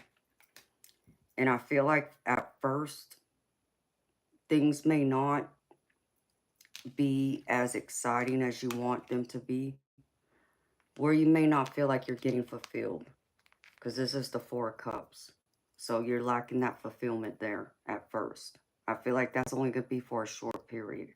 But I feel like as time goes forward, you're going to have everything you've been wanting. As, you know, you see these columns right here where you're going to be able to build on this. And I feel like I'm going to be victorious in this. And it's going to take patience, like building blocks. When you think of like the Seven of Pentacles, it's, you know, building, having to put, you know, seeds in the ground. But it's going to be a firm foundation that I feel like you're going to be able to grow and create what you want and have the world the way you want it. Because here's the World card. You're going to complete this circle. You're going to be accomplished. You're going to be successful over there. New things will come to you too. I feel like, you know, a mix of new people, even new love. Like, I feel like someone's coming into you soon. I don't know when you're leaving for Jamaica, baby. When are you leaving to go to Jamaica? Are you leaving within the next month? Because if you are, I kind of want to see if that's where this love's coming in.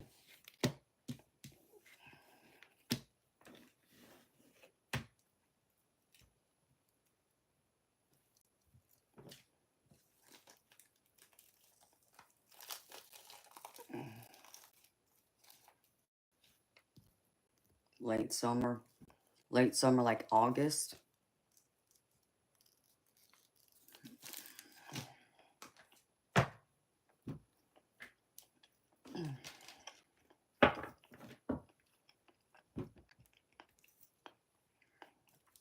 Hi, Peter. You're saying like August, September, Alejandro? Let's see, when June.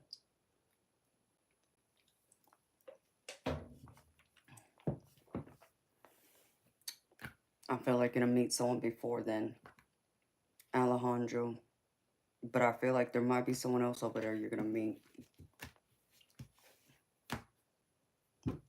I think you might even meet more than one person.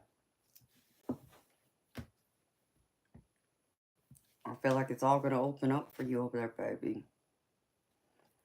But what I'm also getting, like I said, okay, this person that you just talked to, okay, Spirit clarified that. But I also see someone else here that I feel like it's part of your friend group. Someone in your friend group you either got a crush on or they got a crush on you. Okay? Because here's all the messages tied to that, baby. It says, I've been ignoring my feelings for you. Next one, I'm scared to get close to you.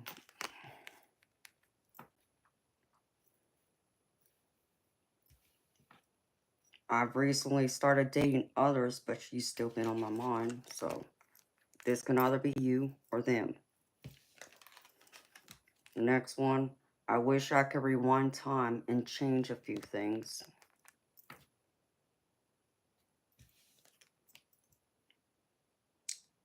I keep my feelings to myself because it helps me feel in control. So someone's still afraid to share their feelings. And the last one here, I've been feeling the urge to share my feelings with you before it's too late. So I feel like this person wants to express how they feel before you go to Jamaica, because they feel like that's when it's going to be too late. So this is someone that's here. Not someone over there, someone here. Where you're at, baby. I feel like you already know. They may not have made their feelings known yet. You know, you're saying it's not you feeling this way. Well, it's someone in your group who feels this way. And they feel like the too late's going to be when you go to Jamaica. They feel like they're going to lose out on that chance. So, you know what, Alejandro, if I was you, baby, you know, don't get lost in your ego. Just, you know how I'd play that off? And it's not a matter of mind games, because God knows if it was me, but I'm me. And I understand most people aren't me. If it was me, I would just flat out say to one of my friends, and it may sound arrogant, but I would just sit there and say, listen, I know one of y'all, is crushing on me, and you're afraid to tell me. Understand me, I already know that you have some feelings for me. Go ahead and tell me now. Now, before I get on the boat to go to Jamaica or get on the plane. That's me, but I'm forward that way. To where I understand most people can't be that way. So, like, I feel like with you, you can approach it in the context of, baby, I would do it in a sense of, like, just wondering if there's, anyone here that would have wanted to date me and give it a chance. Like, I feel like I'm, if someone, had interest in me, would I have dated them?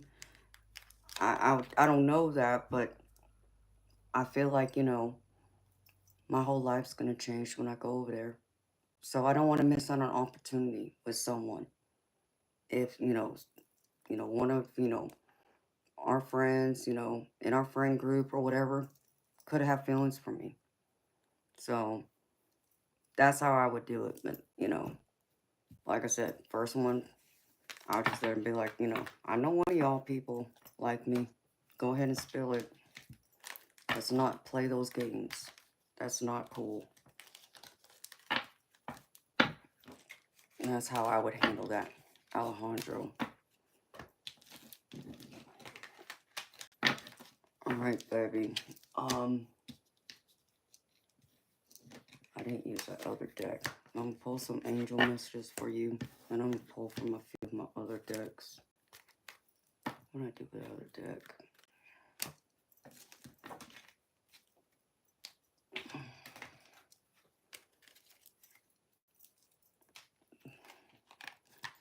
Some people can't handle that straightforward. Straightforward as I am or tend to be. But that's okay.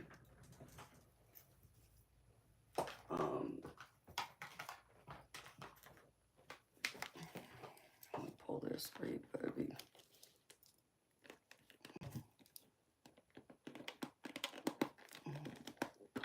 I'm supposed to pull from another deck for you.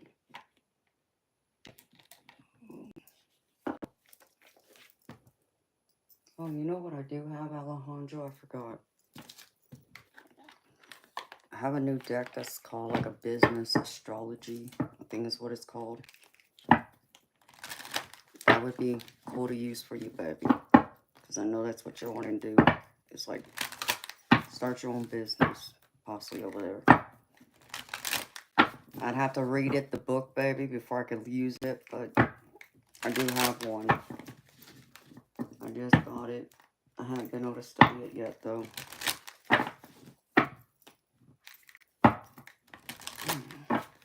And then I want to grab from one of my other decks. There's actually two on my shelf I need to grab.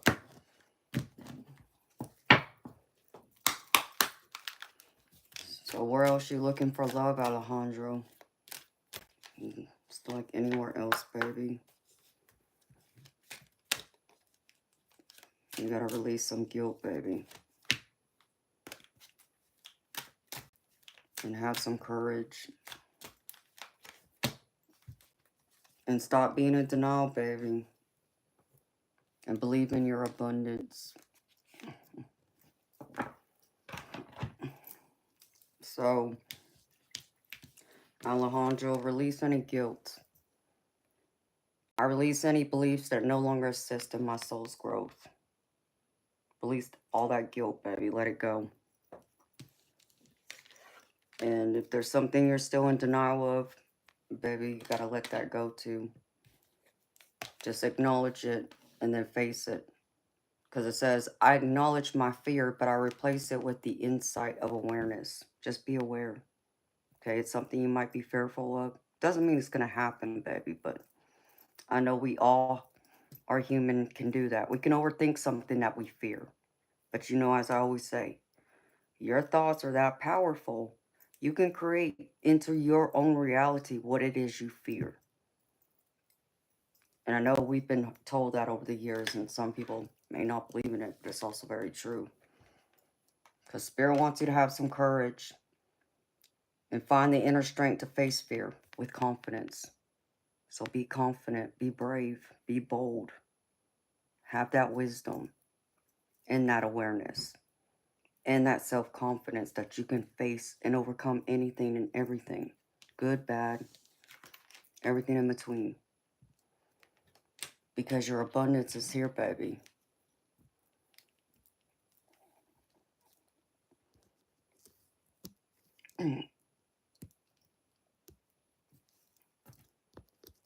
And that's good you focus there, baby.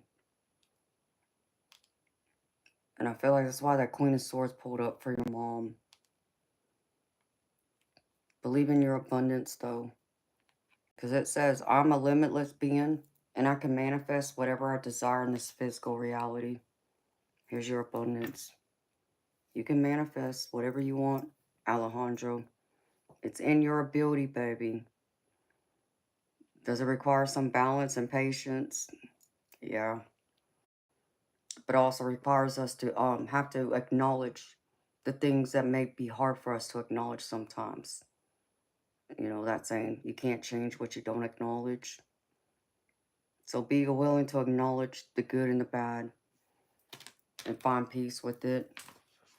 Let me pull out this other deck. You know me, baby. I cannot change what Spirit wants to talk about. These were the things they pulled out.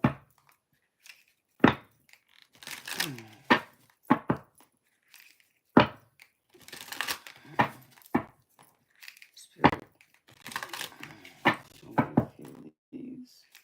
I wish I had one that was more around family. Not.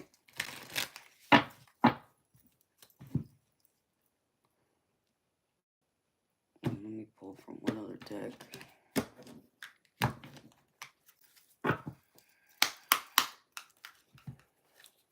Alright, Spirit, can I get a few messages for Alejandro here?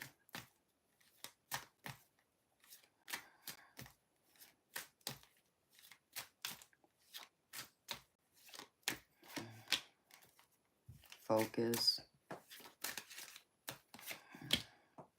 patience,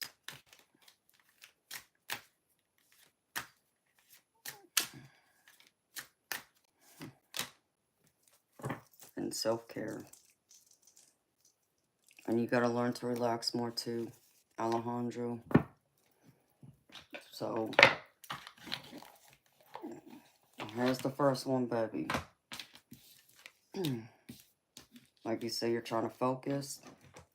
Yeah, Spirit's with you there. As you work on your goals, recognize you need to take a step back and really focus on what you are trying to accomplish.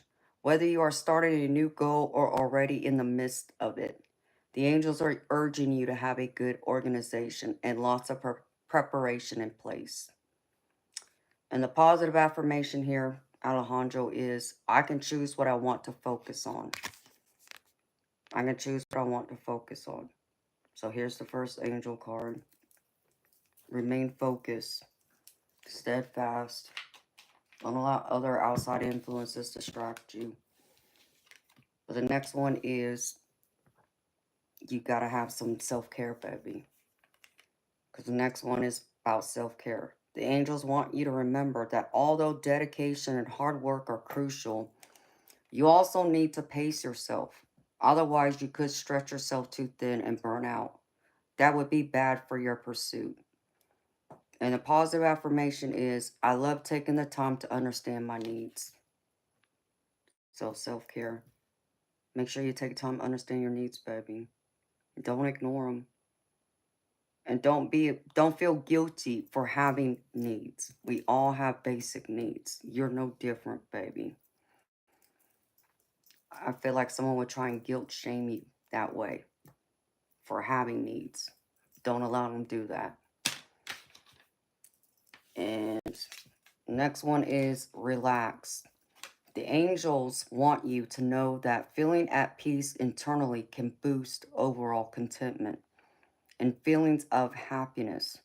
Regardless of the challenges you face, a relaxed and calm outlook can help you navigate life's often turbulent waters more smoothly. So be at peace eternally, baby, because it will bring you more happiness and more confidence and more calm within. And the positive affirmation here is, all worries and anxieties are leaving my mind, making my space for calmness and peace. All my anxieties are leaving my mind, making space for all my calmness and peace. Be able to relax. That includes your mind. Relax your mind, heart, spirit, and soul, body. Let it all align together.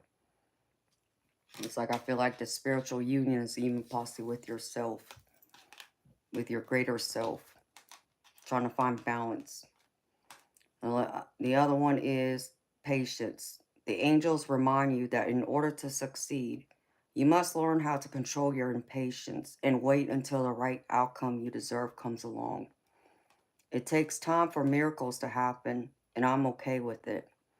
It takes time for miracles to happen, and I'm okay with it. So be okay with having patience, that things take time. And they will come when it's meant to in divine timing. As long as you keep working on it and working towards it. You know, little by little. It doesn't matter if it's an inch a day.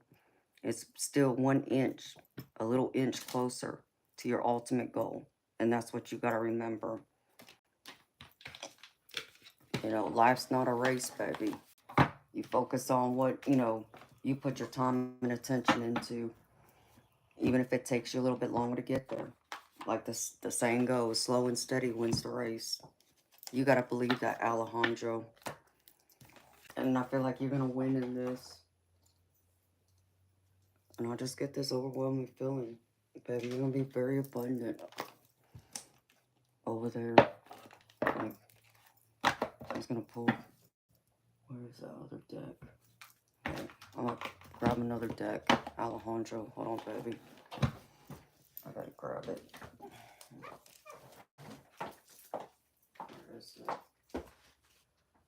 I just put a bunch of freaking decks up here that I had all crowded. crowded up in this corner.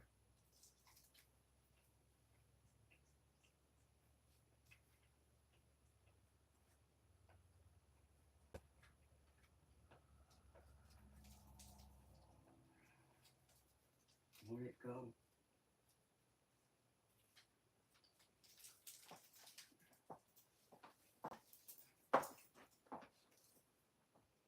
Where's that deck?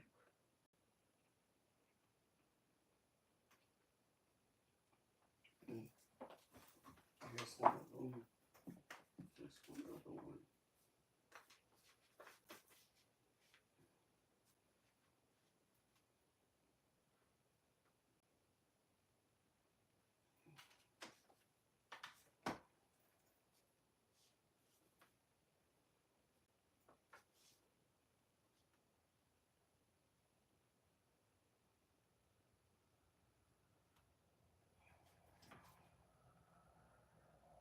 Mm-hmm.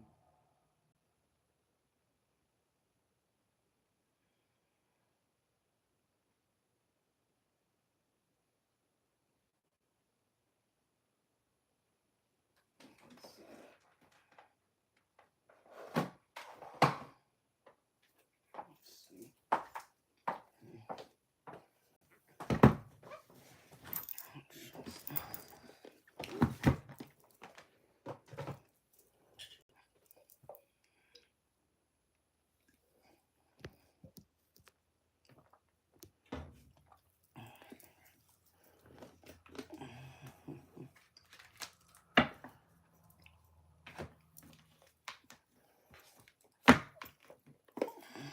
Okay.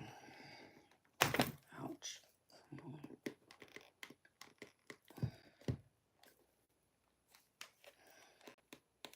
Of course, I can't get it open. That would be my luck.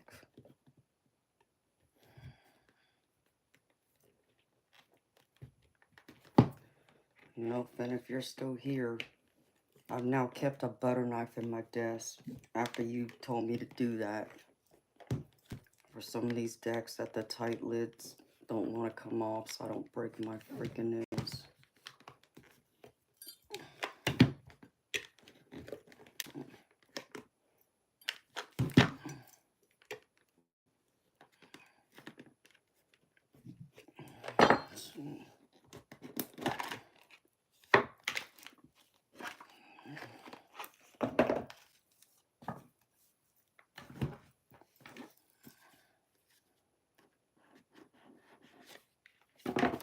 Alejandro, baby, do you want some other advice about how to handle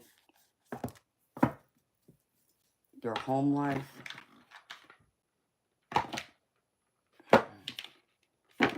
Since Spirit wanted to focus some on your love life still for whatever reason. I don't know why.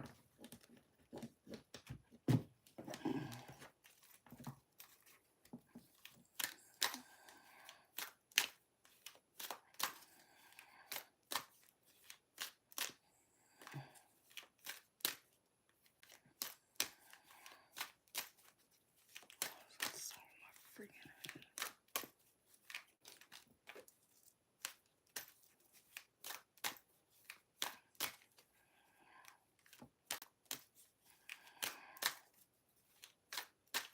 Okay. Let me see what Spirit wants to focus on with this. Because I did pull from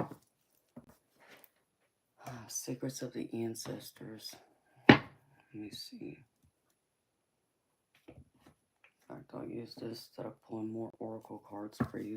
But I feel like I need to pull from this one. I'll just put this aside.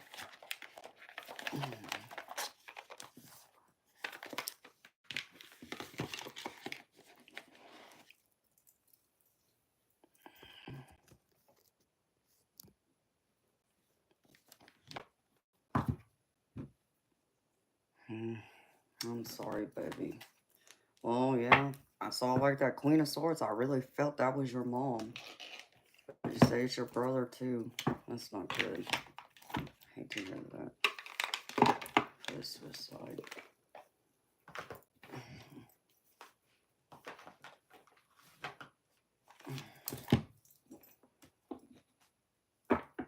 this other deck might speak to you then. Let me pull a few cards from...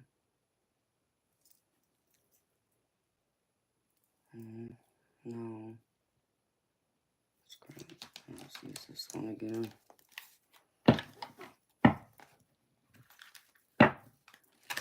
And I understand being guarded. I would always keep my guard up, baby. I wouldn't allow them come in there and disrupt my life and my mood. I know that's easier said than done, but I feel like that's another reason why you want to go to Jamaica, because you want to get out of that house and away from them and all that toxic energy. I feel like your mom's more the problem than your brother. I almost get the feeling like your mama eggs your brother on. Kind of be that way with you too. But you see, Spirit, can I get some like advice for Alejandro to deal with his family, his mama, and his eldest brother? I think he said. Yeah. All right.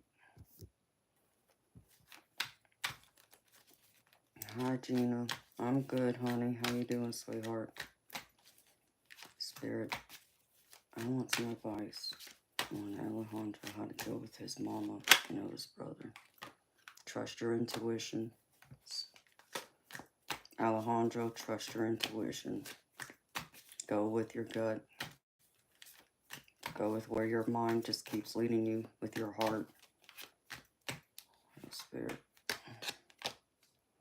And walk away, baby. You need a new start. And I know that doesn't make this... I know this doesn't make the next few months easy for you. I feel like they will be turbulent. But Spirit's showing me, High Priestess,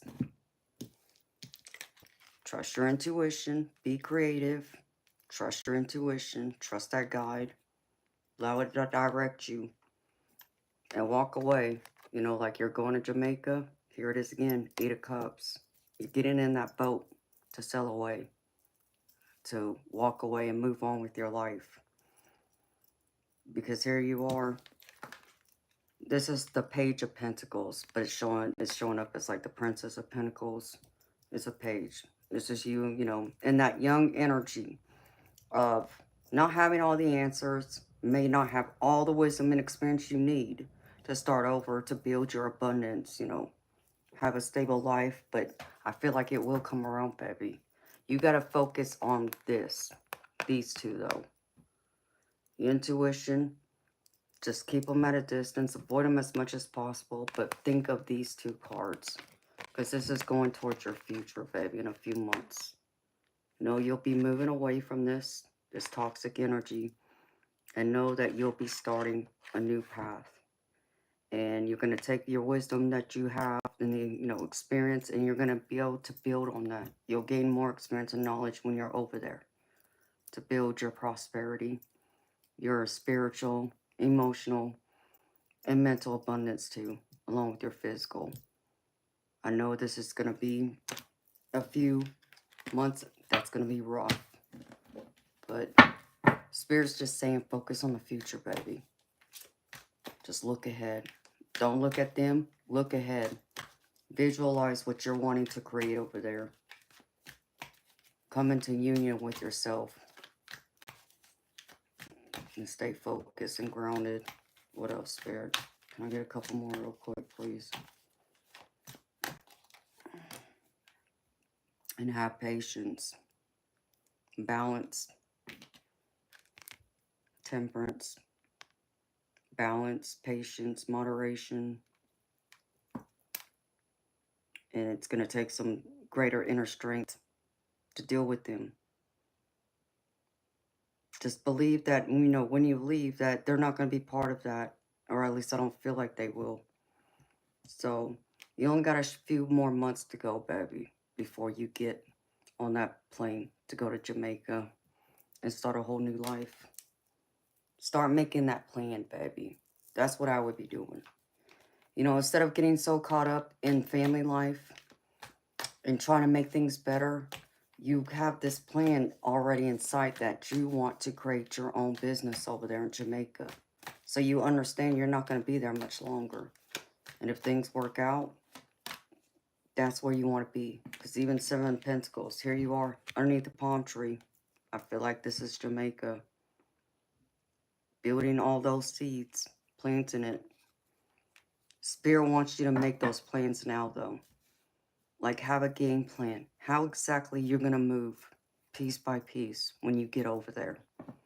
Right now, it's a matter of, you know, just counting down the days and just kind of getting through these next few months until the day comes when you get on the plane and you get to go over there. But once you're there, what's next? That's what Spirit wants you to focus on. Try and, you know, leave them to their, you know, own vices. They want to be in all that toxic energy. Just don't allow it to affect you. Because I feel like they will want to argue. And they're still going to want to cause conflict, baby. Here's Five of Wands. This is almost like jealousy and conflict. People not getting along. I don't feel like it's going to stop, truthfully. I feel like they're going to still keep irritating you. It's got to come down to you having the inner strength, wisdom, and experience to not allow them to get to you and stay focused. What you plan on doing when you get to Jamaica. You know, what's your, you know, your 3-month plan, your 6-month plan, 1 year. Because you know, unless things have changed, you said you plan on going over there to like build a business and not come back. That's where you want to be. Here it is. Start here before you leave. Start now. They can't, you know, if they don't want to be positive and cheer you on and wish you well, you know, they don't have to be part of your abundance, baby. They don't have to be part of that future over there. You know, keep them at a distance. You'll just keep them at a long distance. But Spirit wants you to focus on work. Focus on what you're wanting to build. And so you can try and work it out with your brother and try and make things as peaceful and as calm as you can. But I just feel like it's going to be a constant battle. That it's like they don't want to get along. You know, I feel like they're not very happy with themselves or with life. And that's not on you to make it better. Do you want your own living situation to be more peaceful and balanced? Yeah, I get that.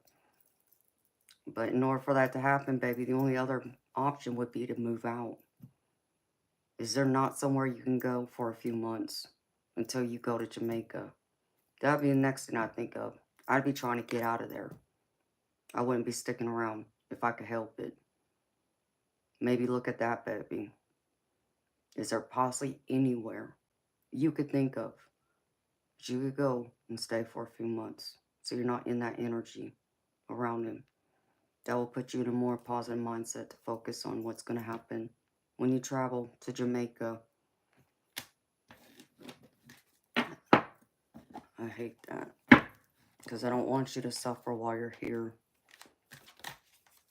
What else, Spirit? Do you have anything else, Spirit? Make this more clear. And, well, let me get this last one. Yeah.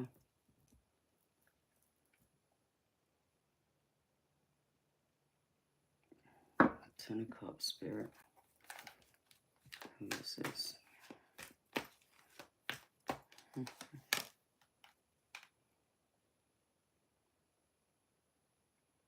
This is you.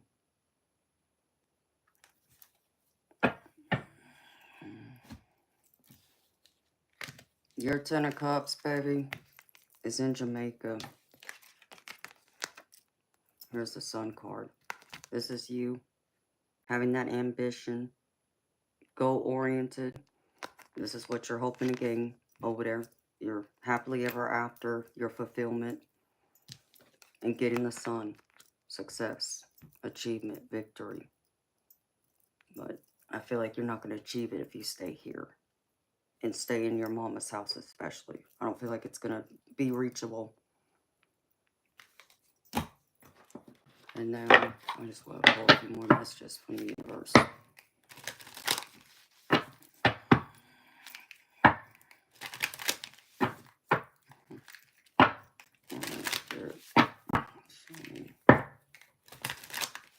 You're welcome, baby. Let me get you a couple more messages from the universe to close out your reading, baby.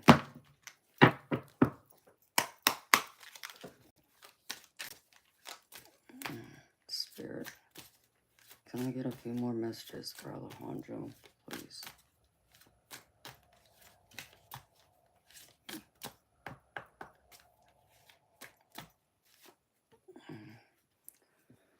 Okay, first one. Choice is the most powerful tool you have.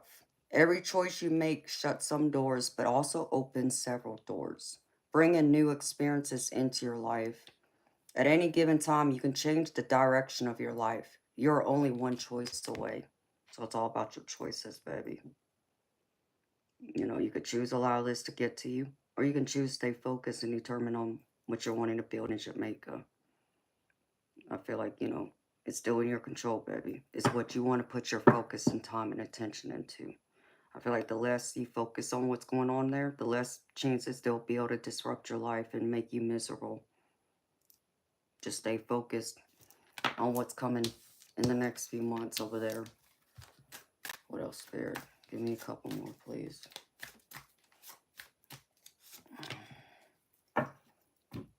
Spirit wants you to know no act of kindness is ever wasted. Some of the kindest people you will ever meet have been through hell and back themselves. That strengthens their compassion and empathy. If this is describing you, keep being the beautiful soul that you are. Keep being you, baby. I feel like this is describing you. You don't need to change you. It's not say you're perfect, baby. We all make mistakes. None of us perfect, but I feel like you have more empathy and you're being more patient than probably many of us would be able to be, given, you know, the energy I'm picking up around you in your circumstances. So know that you will be rewarded for your kindness and for trying to still make everything work where you're at. And the last message, the final message, Alejandro. We are always speaking to you and sending you messages. When you feel like you are alone in a situation, just know that you never truly are. We are reminding you to stop, look around, and believe in something else, something more. We've got your back. They've got your back, Alejandro. They will always be there, your spirit team. Don't forget that, baby. Talk to them. They're always listening. Believe in that, baby. And that's what I got for you, Alejandro.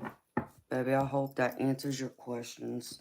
I hope it brings some insight into where to go from here to help you on your path. I hope it resonates with your energy, baby. And, baby, just stay positive.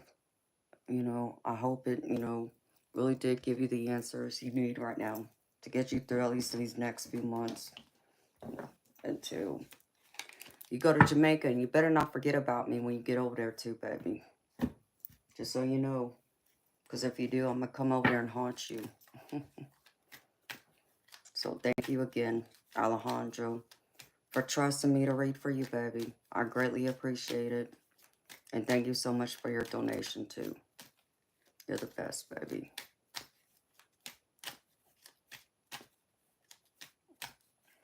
You will forget it all. No, you can't forget about us, baby. I know you won't forget about me. Figure out a way to keep in contact with me. I know you'll have to change your number when you go over there. But, you know, there's still WhatsApp, which is free.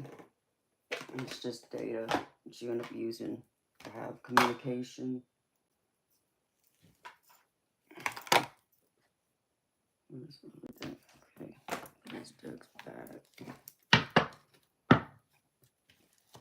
And it's almost 5 in the morning.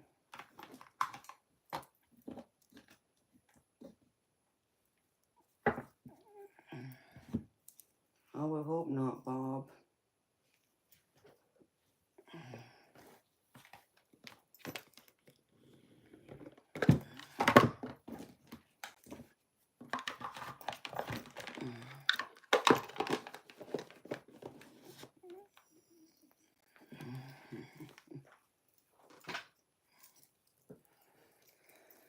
Oh, oh yeah, I know, Darby. You know they never go away, sweetheart. You know, any of y'all rude people that want to come here and act a fool, you know, there's a place for y'all. Just so y'all know that.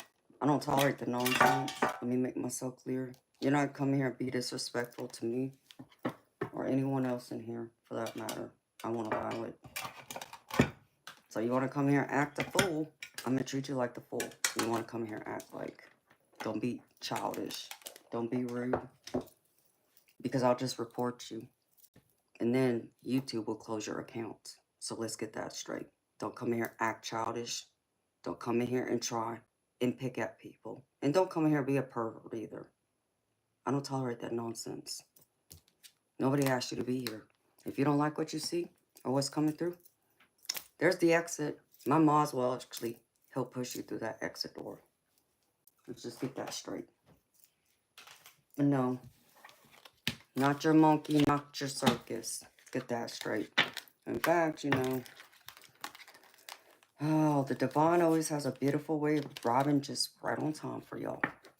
So for you trolls, you rude people, entitled people, oh, and perverts too, let's see.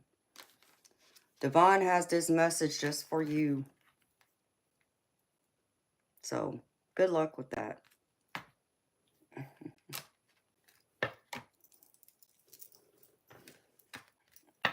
People want to act crazy.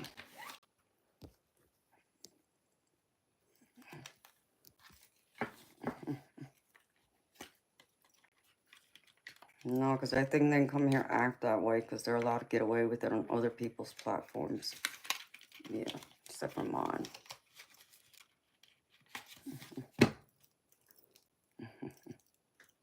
Yeah, I know, Darby.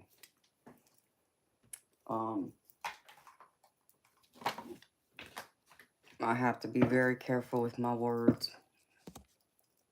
So I just tell them, like, I've been trying to, like, the F word. I've been saying French toast instead to try and get around that. But everybody knows what I mean. Come here acting childish. It's like, what's wrong with you? Can't come here and have your way with me. Nice try, though. Especially the ones that want to look at, let's see, my toes. What else was it? Oh, they wanted me to show them my back. Oh, and flash them. And, yeah. And, of course, there's always the haters out there. The haters that want to go through and take a stab at my appearance, my voice. And what they don't realize is that I understand I must be doing something right for them come here act a fool that way and think they can get away with it. Because otherwise, why would they do it? They wouldn't. They're the ones that love, you know, love to hate me, but hate the fact they love me too at the same time.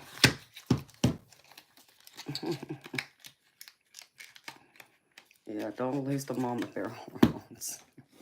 We might have a problem. I appreciate it, Darby. I appreciate all my mods. You're the best.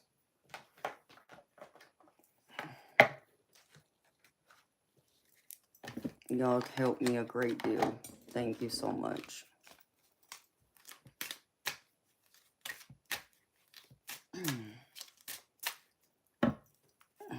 It's cold outside. Dang, I just got cold out of the sun.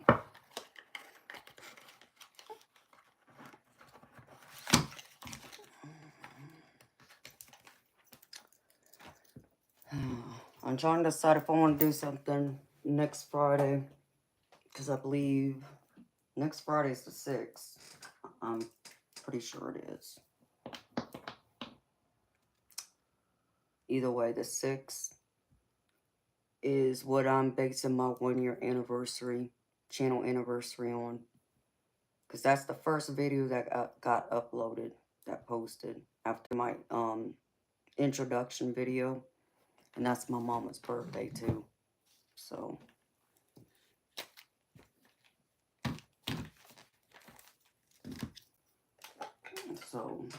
depending on what day of the week it is, I think if it's next Friday, I don't know. I'm thinking of doing something special, but I haven't decided yet. I gotta wait on something to see if something else works out first. Depending on if that works out or not, too.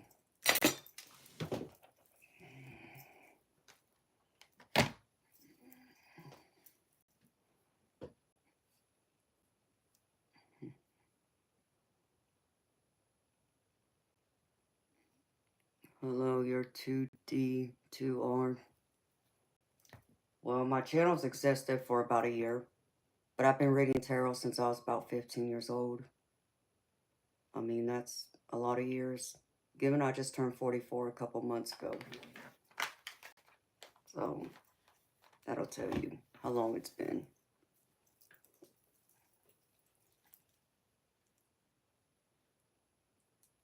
And hi to all my beautiful lurkers in the background.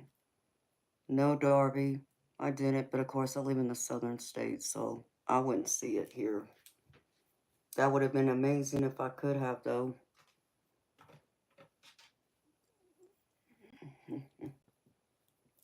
Did you get to see it, Darby? Because I didn't.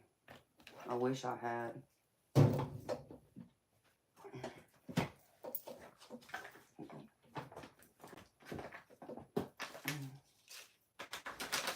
I'll munch really quick, and then I'll go grab one of the other kittens, so y'all can see one of the new kittens.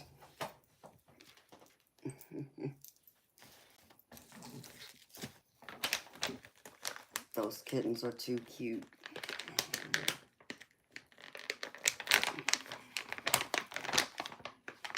Exactly, Bob. That's exactly what they are.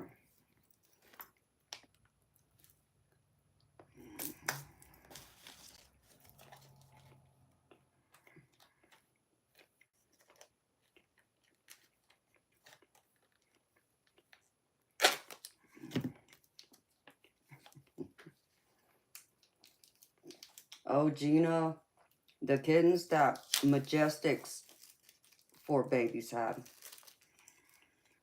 2 of them had kittens.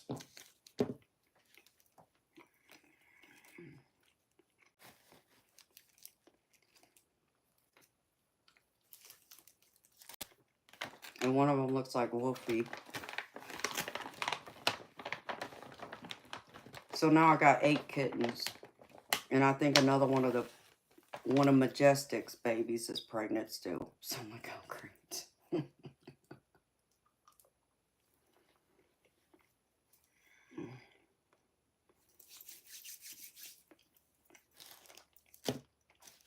I took a video of them earlier. I didn't get a chance to post it yet though, because I also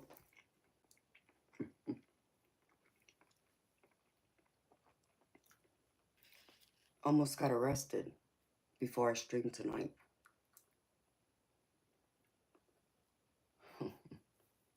People are sleeping crazy.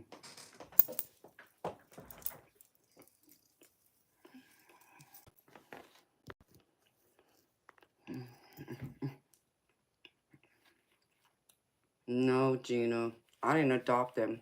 I kept Majestic, but she had 4 kittens. And I couldn't find homes for them. So I kept the kittens, and one of them was male, which was Wolfie, impregnated the other 3.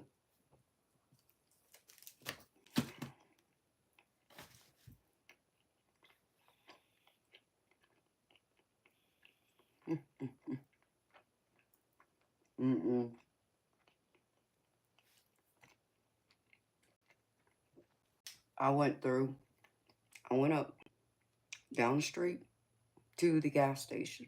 That's down the street from my house. I stop there all the time because that's where I get gas.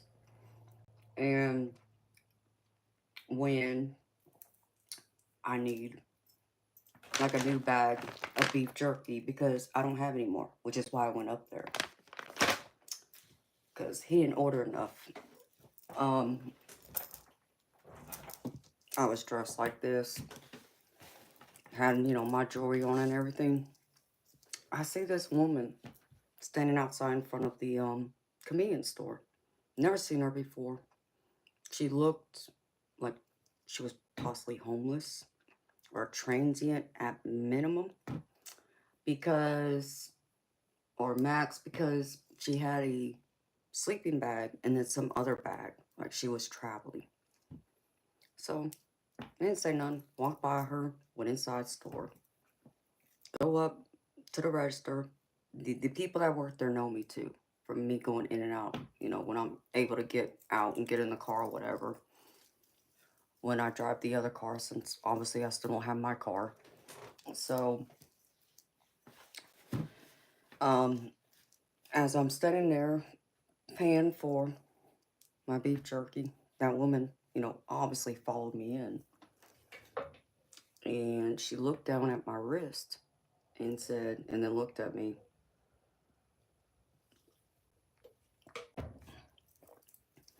That's my bracelet. You stole my bracelet. What? The hell you think you're talking to? What bracelet? You know? And she pointed to this, my diamond bracelet. I looked at her and said, yeah, you effing crazy.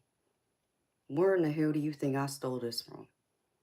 I said, oh, do you even know, how much this bracelet costs, this and that.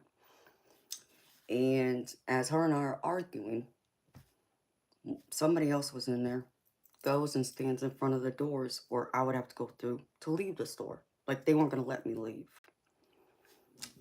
And so she's making a big scene, claiming, accusing me I stole her bracelet. I said, well, we'll settle this. Go ahead, call the cops. I don't care. Because I know I didn't do anything, because I really like to know when I stole this bracelet. I know I didn't, but playing this woman's game, right?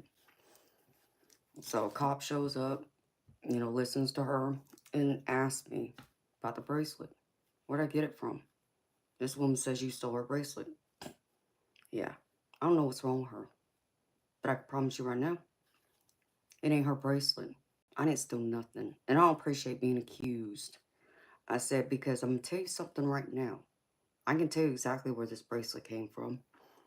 I can tell you exactly what it cost. I can tell you what it's worth. Oh, and I can give you all the specifications to it, like carat weight, the weight of gold, the clarity, and the quality. In fact, I have the receipt at home. Oh, and I do also have an appraisal, because I had to get my bracelet appraised.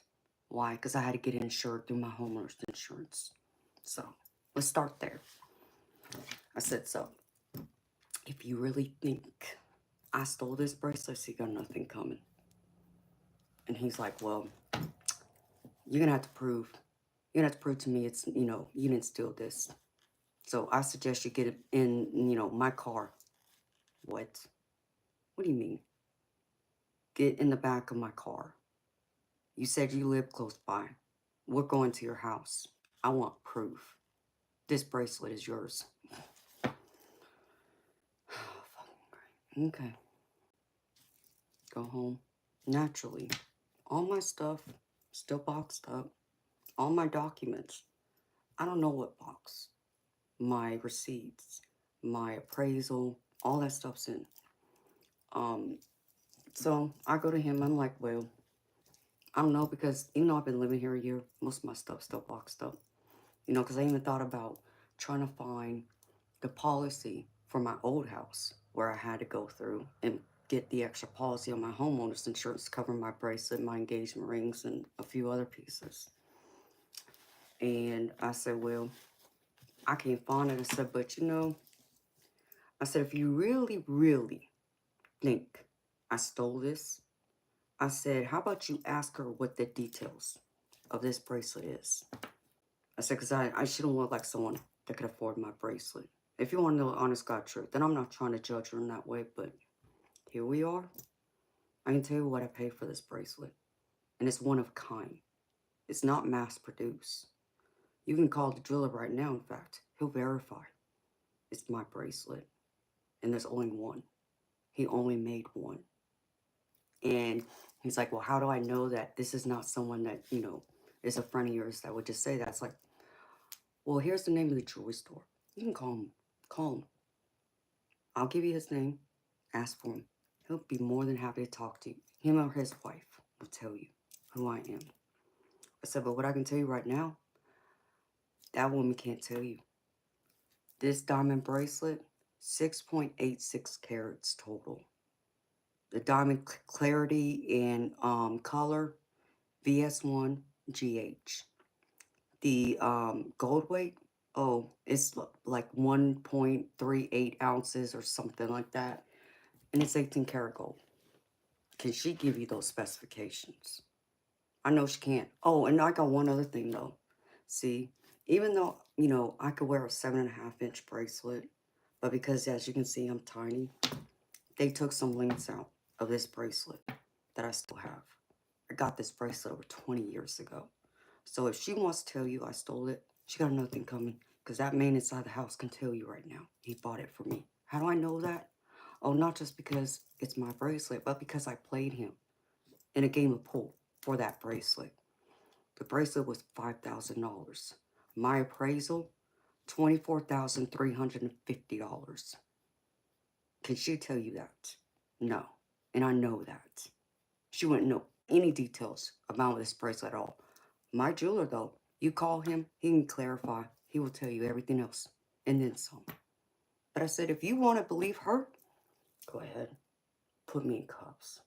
I said, I promise you, I'll get out. Oh, and I'll have my day in court, too. Oh, and by then, that's when I'll find all the documents to prove to the judge it's my bracelet. So he picked up the phone, called a jeweler, and my jeweler told him, that's her bracelet. Yes, it was $5,000. Yeah, there's only one. I don't know whoever told you that she could have stole that bracelet. No, I sold it to her and her husband. And over 20 years ago is when I sold it to him. Thank you. Are you happy? After that, he's like, oh, well. Well, since you want to accuse me, oh, you want to take me to jail still? Go right ahead. Because I guarantee you, there ain't nothing that's going to happen to me once I have my day in court. I said, but you know, you can always go take her to jail. Of course, he had to take me back to the station to get my effing car because he wouldn't let me leave in my car because I had to go and get in the back seat of his car. I thought he was going to put cuffs on me then. He didn't. I think he knew deep inside she was full of it, but you know.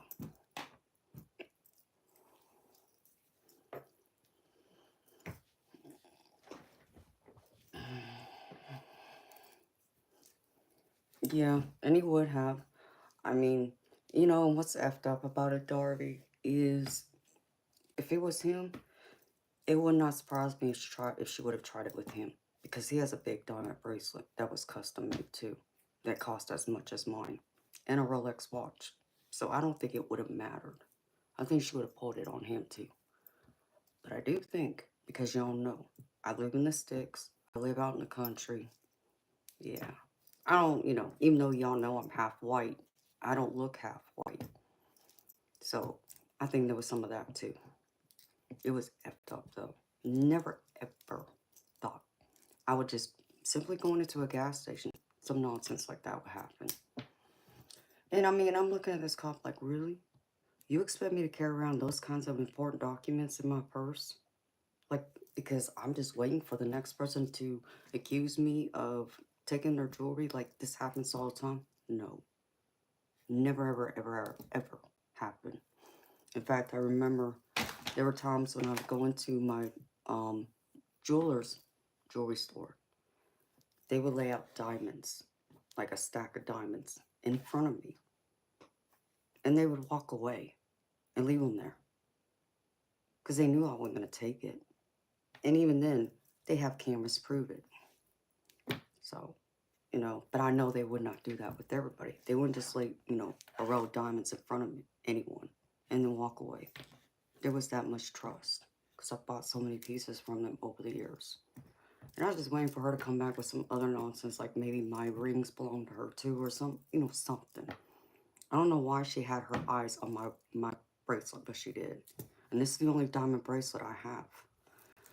I think it's called like a soft bangle or flexible bangle. It's something like that. So, and it doesn't have diamonds that go all the way around. It's only one-sided. So,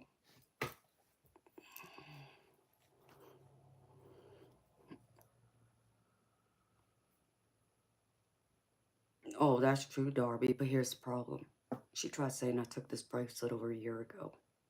Well, my channel, remember, just came into existence in under a year. So she said over a year ago. That doesn't really prove it, does it? If you believe her nonsense story about over a year ago, I stole this supposedly. Yeah. I don't know what he did. I got in my car and came back, you know, because I said, you're going to release me now? I'm free to go, right? Yes, you're free to go with an attitude. But I did get his name, his badge number. Oh, I'll be filing a report with his supervisor, whoever it is, that I need to reach out to tomorrow.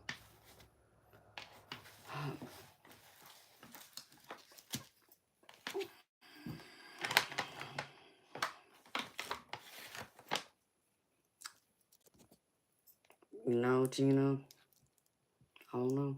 I live in the sticks, though, honey.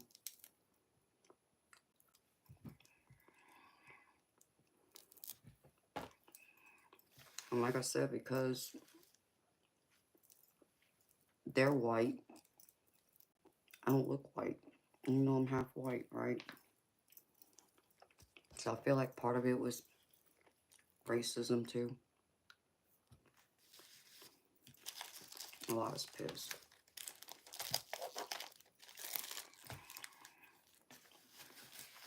I don't think he was expecting me to stand up to him either. Like, yeah, try again. And I do wonder, Darby, someone else said that if she's tried to pull that stunt before in the past. I'm like a fool. Crazy fool.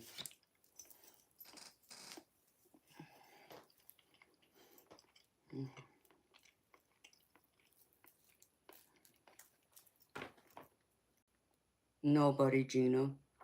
I'm singing because I'm not white.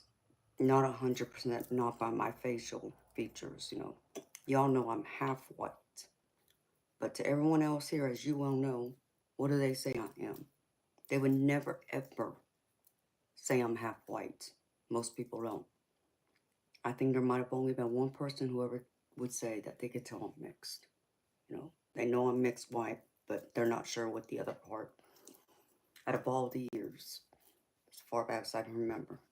So what I'm saying is, the cop was also white.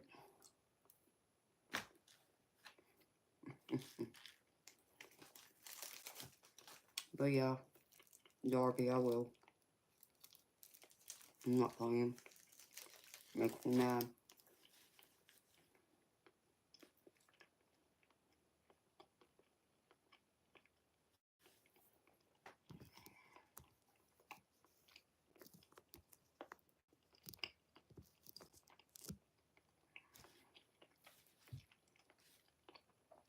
See, Lynn, you understand that. And I feel like that's what it was.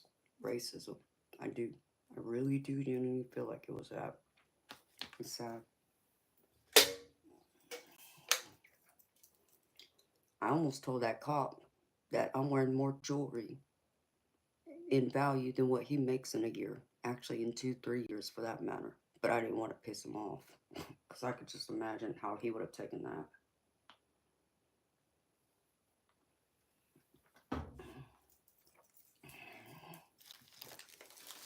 Can't stand people. So I'm thinking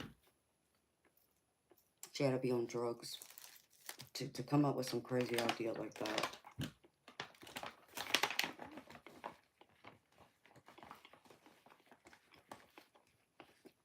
Oh, well, hell no. Oh, I don't blame you, Darby.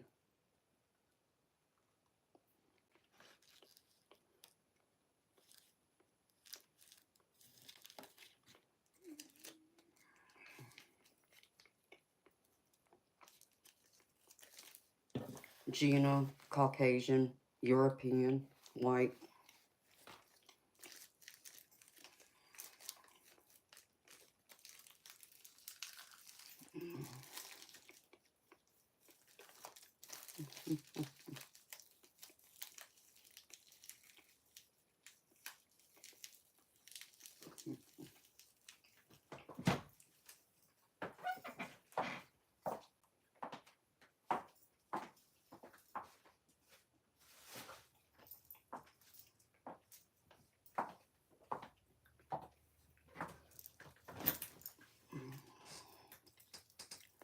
Isn't that true, Bob?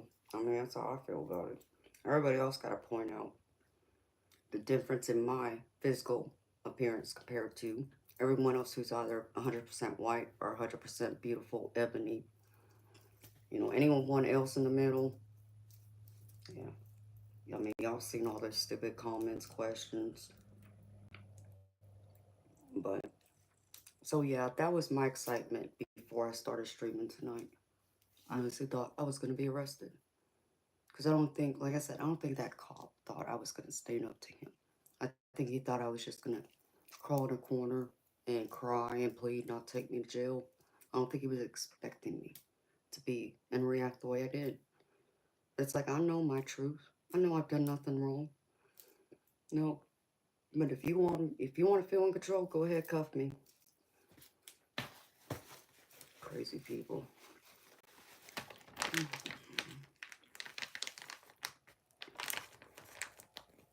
Unfortunately, there's a lot of it. It's just crappy how people act that way.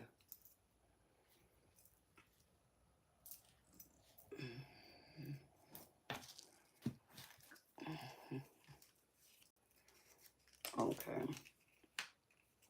Y'all want to see one of the kittens? I can go brush my teeth real quick, and I'll grab one of the kittens and bring one of the kittens in here so y'all can see the kitties until I get that video posted of them, because I got all 8 of them in the video.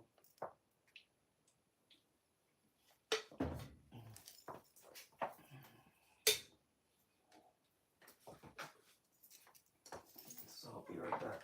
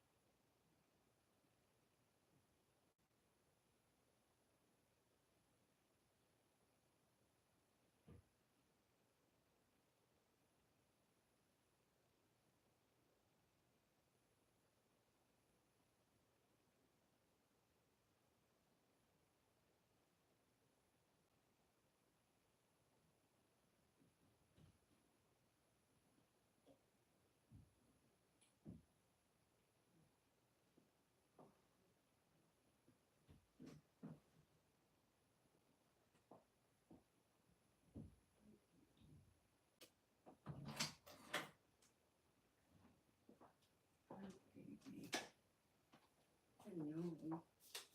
Little furball. Yeah, you little furball. Yeah.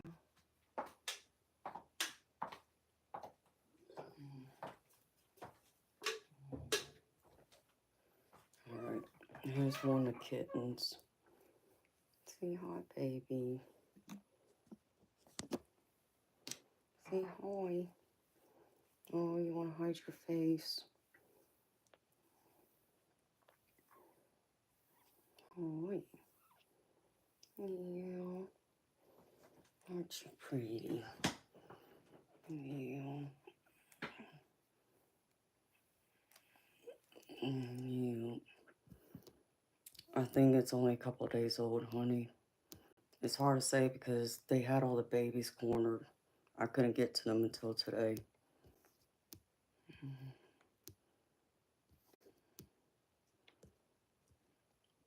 Mm.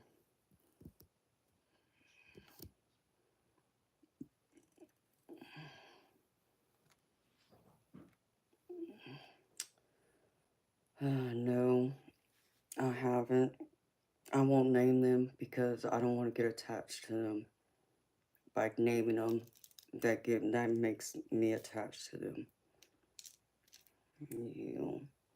This is the only orange one out of all of them, and there's one white one, and the rest of them kind of look like they're dark gray, grayish black, and they got dark spots.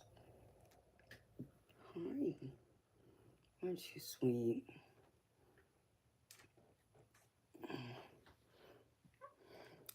Yeah, I am, but I can separate from them without naming them. I think the only one I will keep, if I can, is the other white one, because it's a male. Hi. Say hi. Say hi there. Hi. I can't keep all these kittens. There's 8 of them, and another one's pregnant still. Hi, baby. Yeah. Hi. Aren't you precious? Hi. Yeah, I see your little paws. Yeah. Oh, I know, Darby. Hi. I'm trying to get warm. Yeah, that's the other reason why I put this on. Because it's all cozy and warm. Isn't it?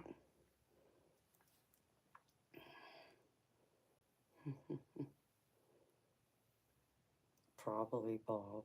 Hi. Hi, baby. Mm.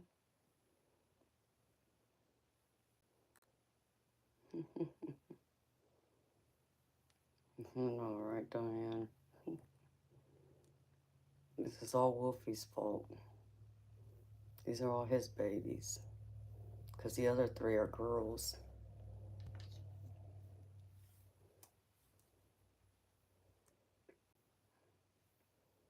All right. Mm. Mm.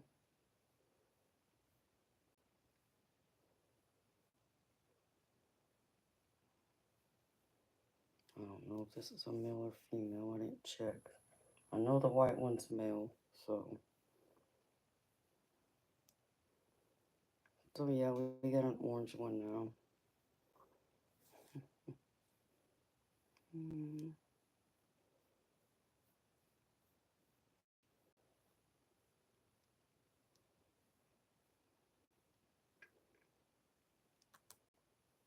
Yeah, most time that's right, Gina.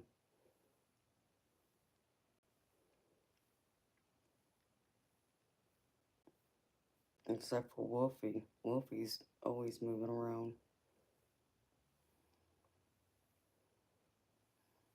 Oh, is it, Lynn?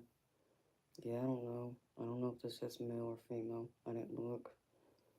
The other white one is male, though. Mm.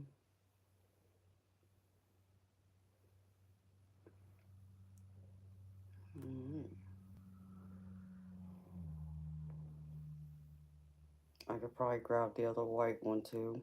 I showed him earlier, but he was opening up his eyes already.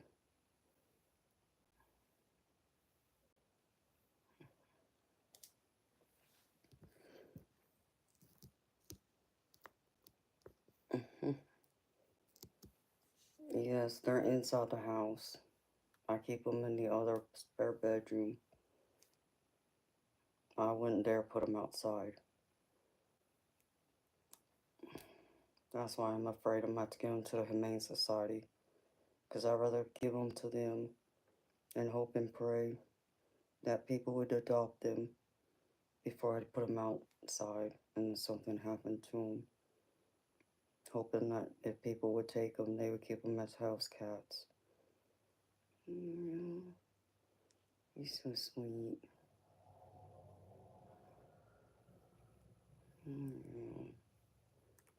But I can't keep them. That's a lot of money.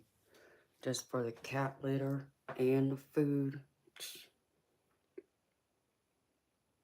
I know.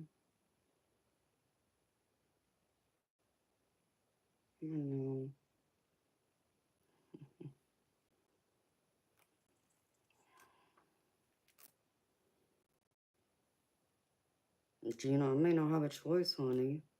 I don't have the money, honey. Do y'all know how expensive cat litter and cat food is? You take, I got 6 cats. If you take the litter, that between Toby and Majestic, which Majestic's the mama cat, she had 4. 2 of her kittens, 2 of her babies had a litter. 4 each. That's 8 kittens. There's another one in there that's pregnant. I can't keep all these cats.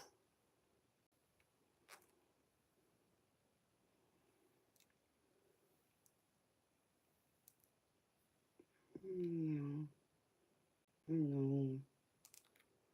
You're so precious.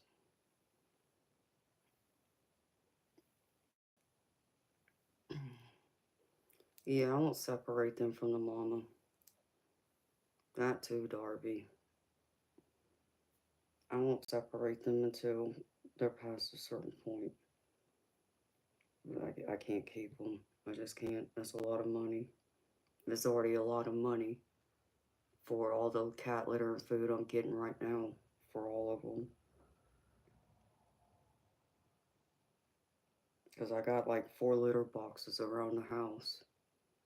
One for Toby, one for Wolfie, and the other 2 are in there for them. So.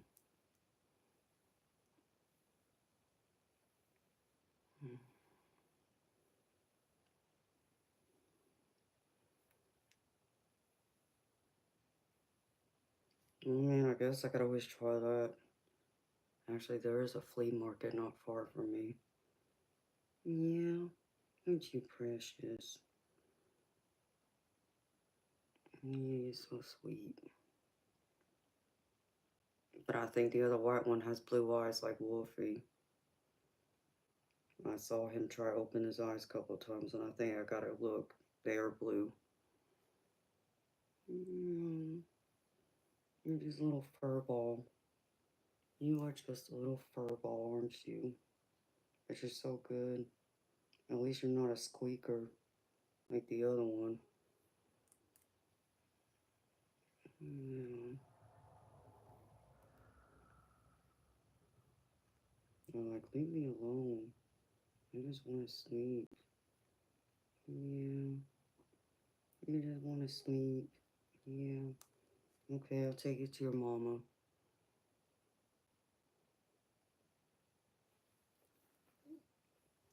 Yeah, Lynn, I know you said that before. Well, Wolfie's not deaf.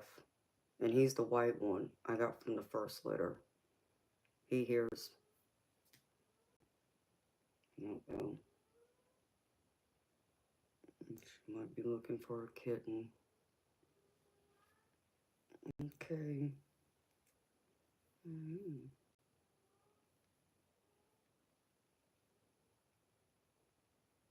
That can't be Wolfie. I don't think it is. Do you want to see the other white one, or do you want to see one of the dark ones?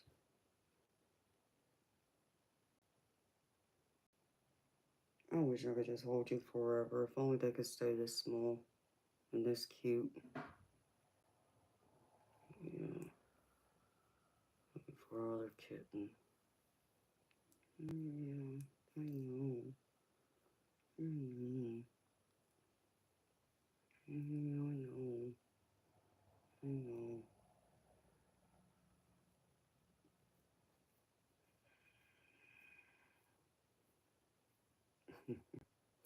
Oh, no, Darby. I ain't turning into no crazy cat lady. I wasn't planning on this happening. Yeah, right, Lynn. I couldn't carry all 8 babies. Are you crazy? Okay, I'll grab another one. Okay, you have to get back to your mama. You're so good, though. I don't want to let you go. Yeah. Walking. What are you doing? Come here. Come here. Go on.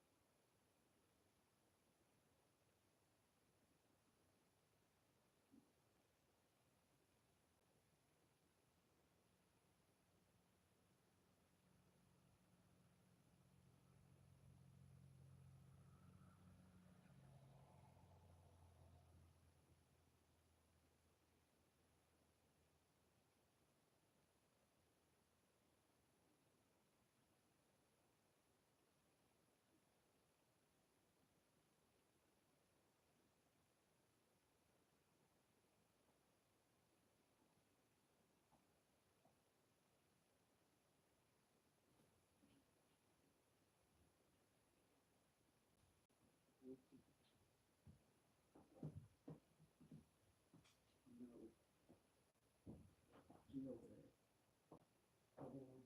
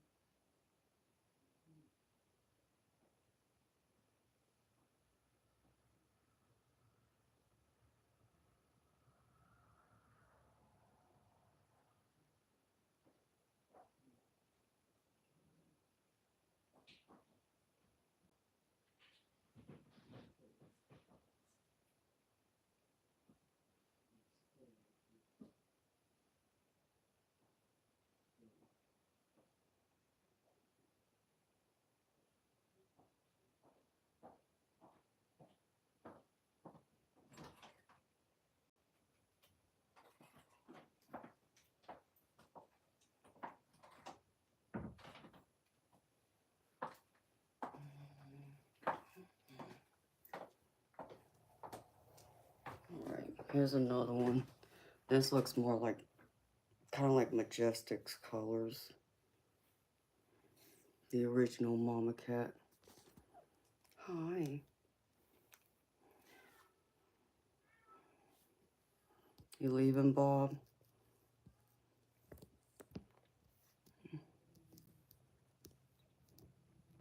Oh, okay, Lynn.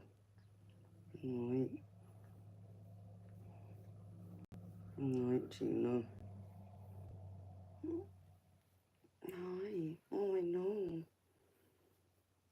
So, I don't know if y'all can see this one. I know. I know you just want to bury your head. Yeah. You just want to bury your head.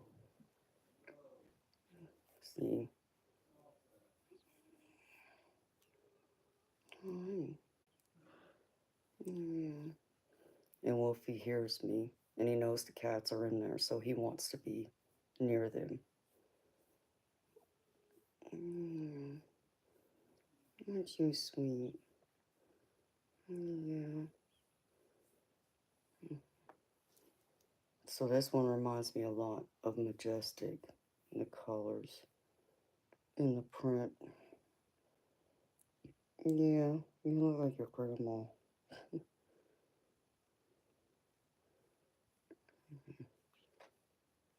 Oh, hi, Fatima. Yeah, I got more kittens. What are you doing? Yeah. I got 8 kittens now. And another one's in there that's still pregnant.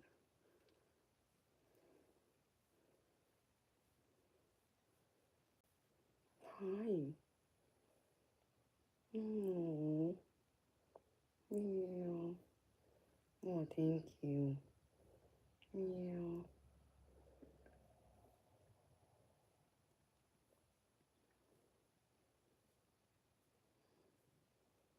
You little furball.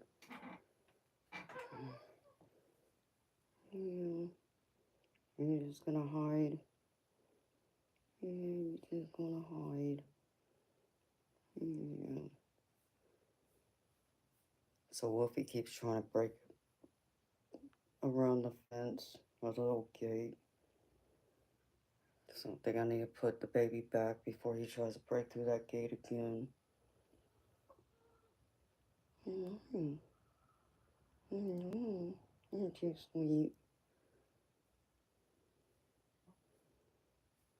Mm-hmm. You are pretty, aren't you? Yeah, you are. Yeah, I do too, Darby. Majestic's a beautiful cat. Yeah, your grandma's a beautiful cat.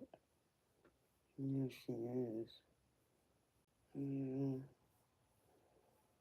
Mm.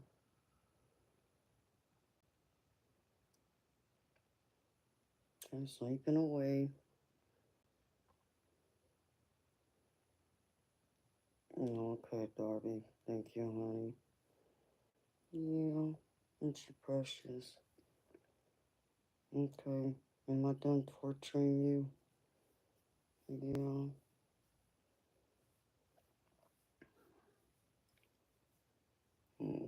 I think I hear the mama. Yeah. Mm. You just don't know what to do, do you? Yeah. You're pretty. Okay, let me take them back. Because I think I hear one of the mamas. Alright, let me take it back to your mama.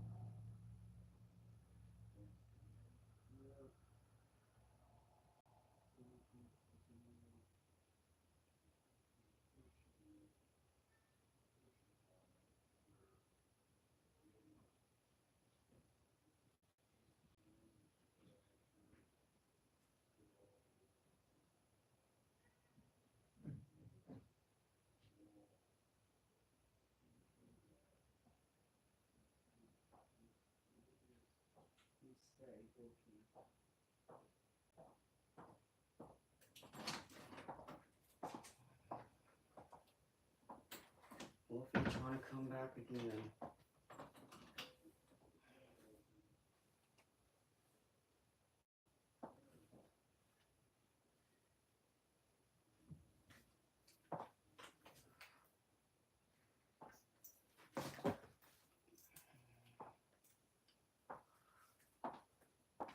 You can't have all those cats. That's a lot of cats.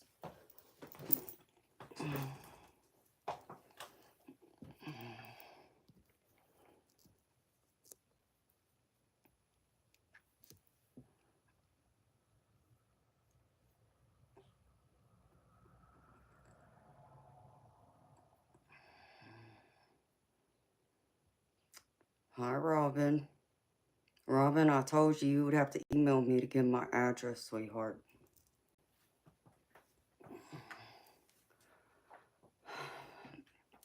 And I know it's not going to be easy for me to let them babies go, but again, at the same time, I know I can't keep them. I just don't have the means to keep them. I don't have the means to feed them, nor do I have the means for all the litter. When you take into account, there's 8 kittens in there. And then you got Majestic, Toby, and Wolfie. And Majestic's other 3 babies. That's 6 plus 8. That's 14 cats I have right now. If you count all 8 kittens. And the other female is pregnant too. So there's going to be more.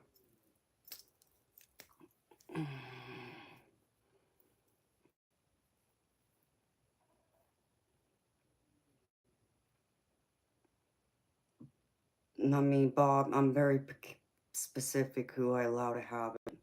No, I haven't set up a P.O. box, honey. And I still have to, and I know. I checked into it once, and I hadn't been able to follow up with it. So, but yeah, I do. I have 14 cats now. That's a lot of cats. Count all them kittens and the baby, the mama that's still pregnant. Wolfie was busy. He was the only male out of Majestic's litter. Crazy.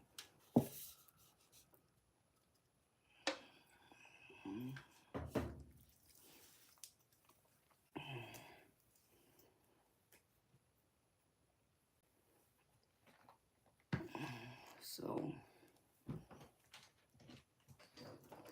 dang, it's 5:45.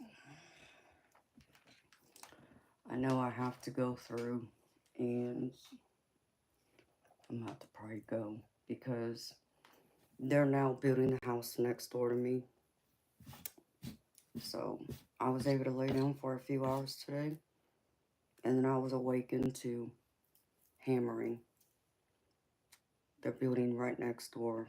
The property, they haven't put a house on yet. It's only had a concrete slab on there since, I don't know, maybe the end of last year. But they've never put a house on it yet. Now they're framing it out. So,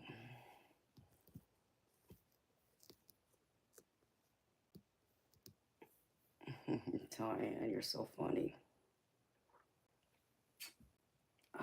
So, I'm gonna look at. I don't know where it went. Okay.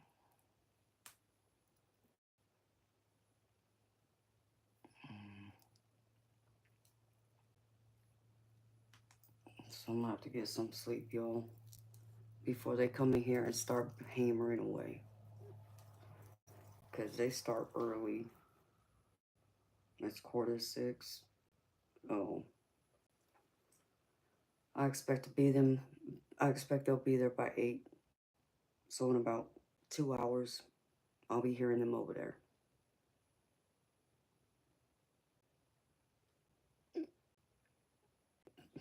Oh, Darby, you can come stay in my house. I'm probably going to be hearing this for like the next month. Next month at least. You only got the outside frame up. They still got a lot more to do.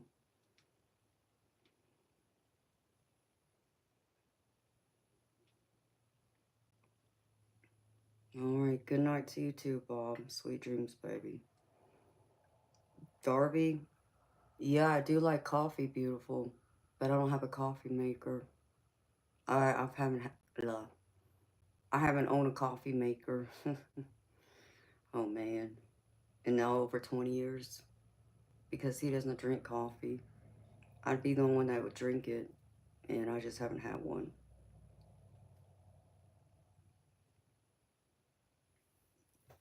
So,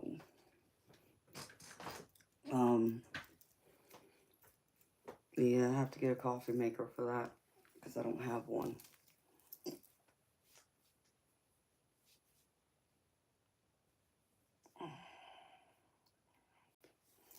So,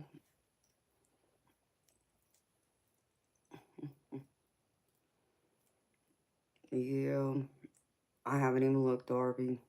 I couldn't even tell you what they cost. It hasn't been something that's, been top of mind. Because, I mean, y'all know me, I drink Red Bull. And that's probably part of the reason because I don't have a coffee maker. But a lot of it would go to waste. Because he doesn't drink it, it would have just been me.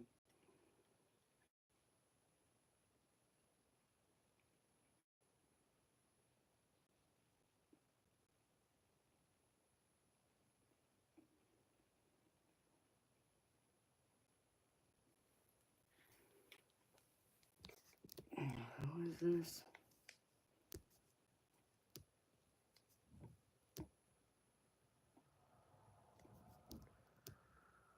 Sherry Lewis, excuse you.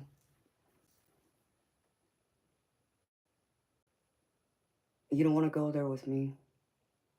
If you think I don't help people, then why are you here?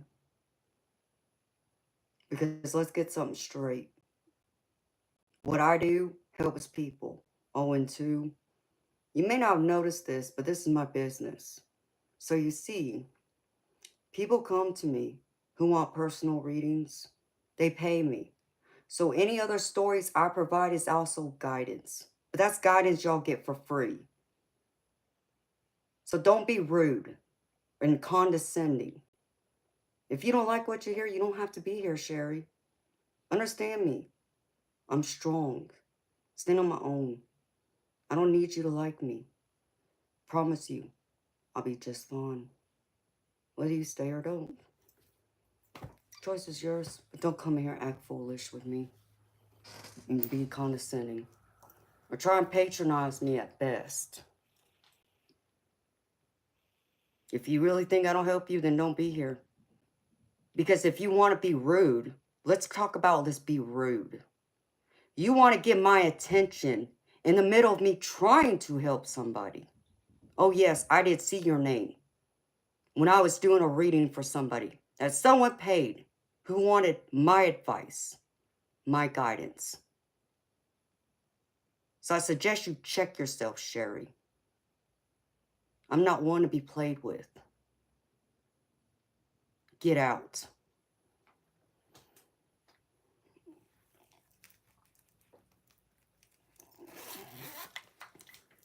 People like you feel so entitled to people like me.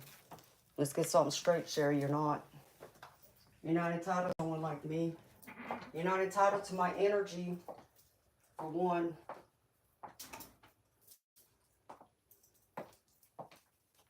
And two, Sherry, if you wanted my help, well, you would have had to done what everyone else does.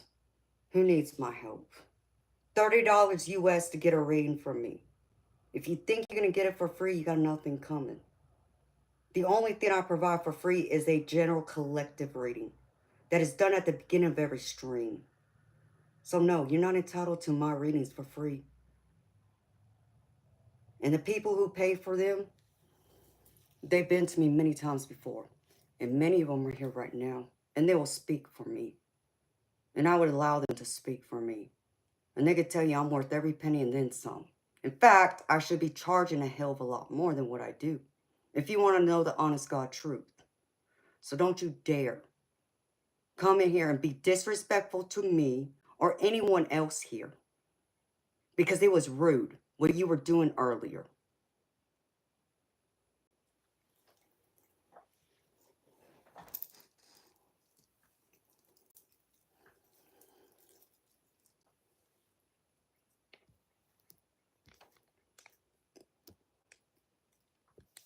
Don't play with me, Sherry.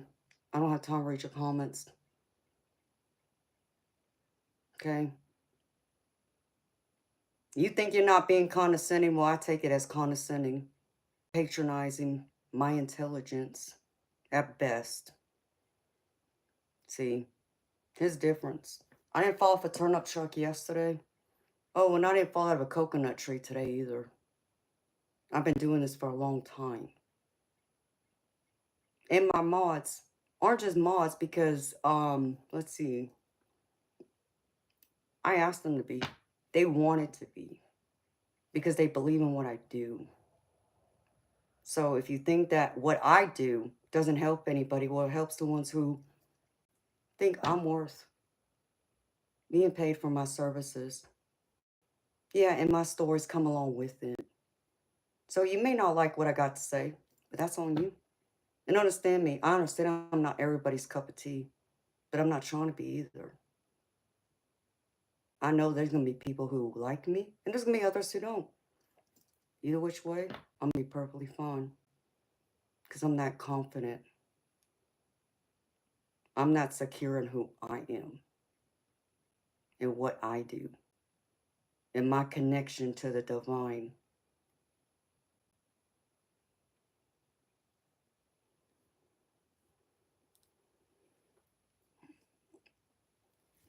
People crazy. Thank you, Darby, Robin.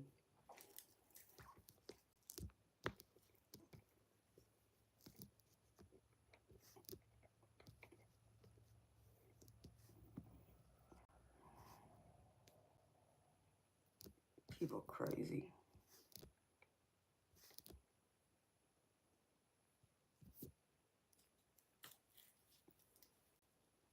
Good morning, Diane. How you doing, honey?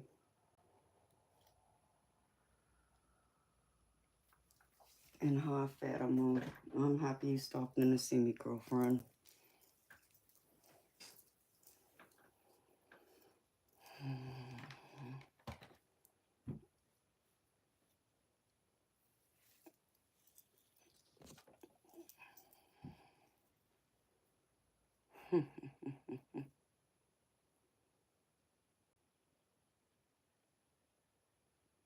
I hear the birds chirping already.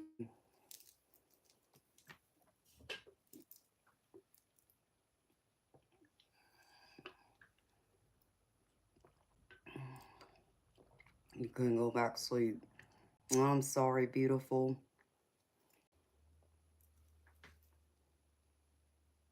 Hey, it is already turning light out.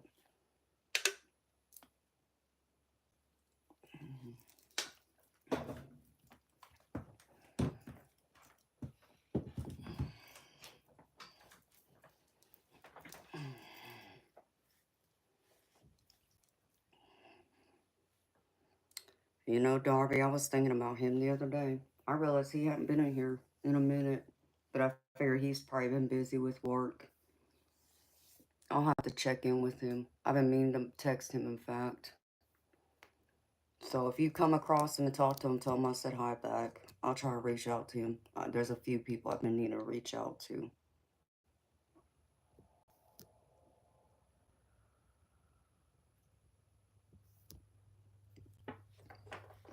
Snapchat.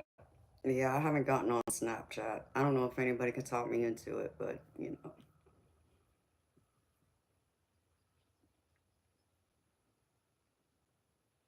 That's true too, Bob.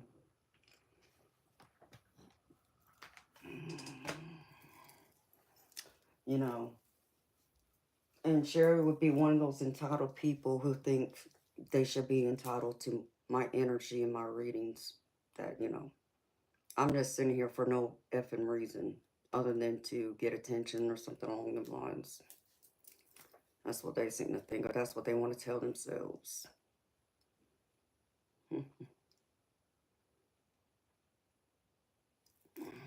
But I'll let it be.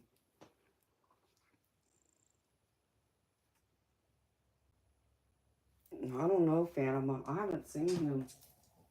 I need to call him, though, or message him. There's a few people I need a message. I just get busy.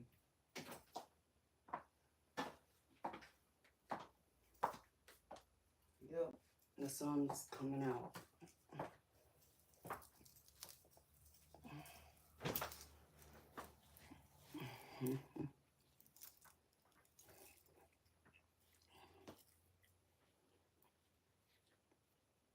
Oh, he has a new boyfriend, is that right?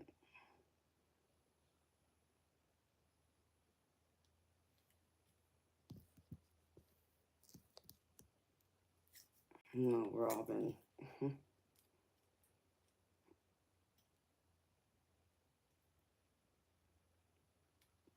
I know, Fatima. I only had a few hours this morning, honey. Because like I said, they're over there hammering away. And they'll be here at least by 8 o'clock. I think that's the earliest they can start working. So in 2 hours, I'll hear them.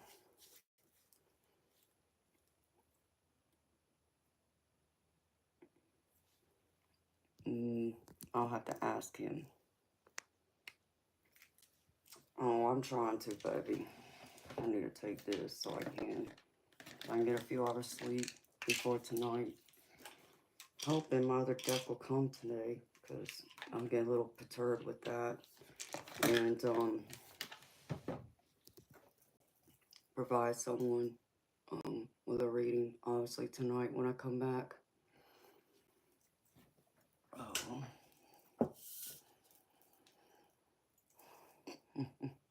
I know, Diane, I'm going to start burning, sweetheart. And y'all going to save me. It looks like it's cloudy out there, though. So it's probably going to rain again. Which surprised me because yesterday it was raining. It wasn't raining hard, but it was cloudy throughout the day. And there was sprinkles here and there. So I was really surprised they were out there putting up wood, knowing it was raining. I guess it didn't bother them too much.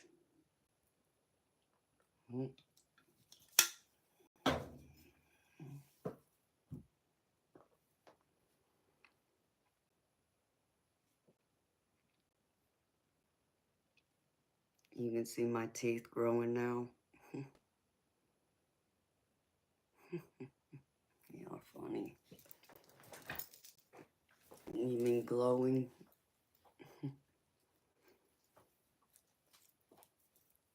Do I blend in now, Bob?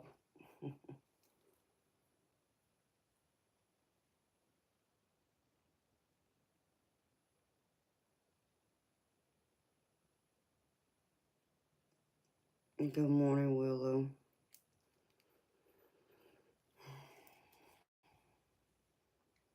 Well, you know, baby, at least I can say the past 2 nights I've been on here at least 7, 8 hours.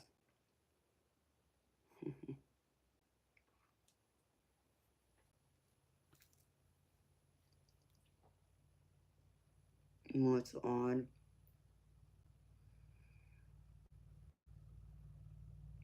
Oh, thank you, Robin. You're a sweetheart.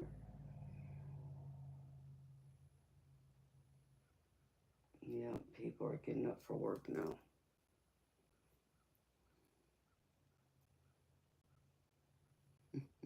Thank you, Darby.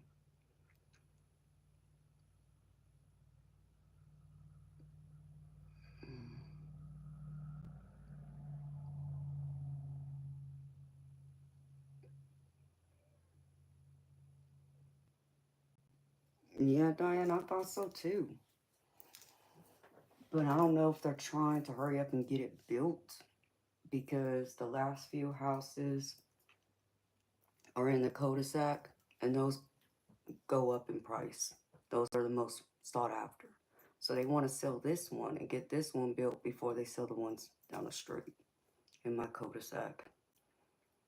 But yeah, I didn't understand it. And I didn't understand why they waited all this time to build it, knowing my house has been here a year. And they're now just building next door. And they could be rushing it. Like I said, I hadn't checked the weather. I don't keep up with the weather here, but I can tell you it seems to rain here a lot this time of year. It seems to rain here more than it does over where I used to live, which is an hour and a half, 2 hours away, roughly. It's crazy that, that distance only allow, the weather can be so different in that way.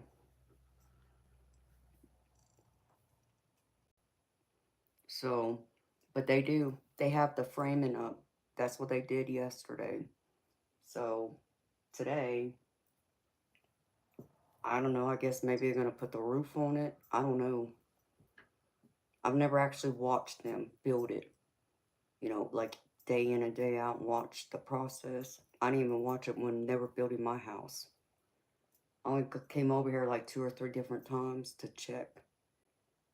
And I think I only caught them in the middle of building it once. And by the time I came back, they were already pretty much done with it. It was just the inside, what they were working on. The outside was done. It's like, how do y'all do that? Like, that's just crazy. How quickly they build. How quickly they can put up a house like that overnight.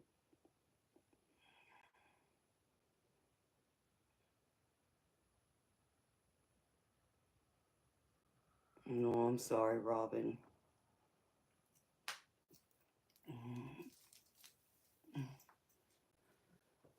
Oh, I like the rain every now and then, but I don't like it here as much.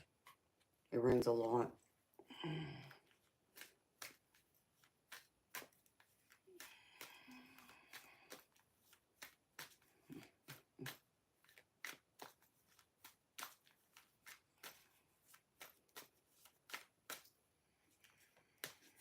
But it's all cloudy. So Diane, I don't know. Maybe they'll have like the roof on there. I mean, today's Friday. Yeah, I would assume.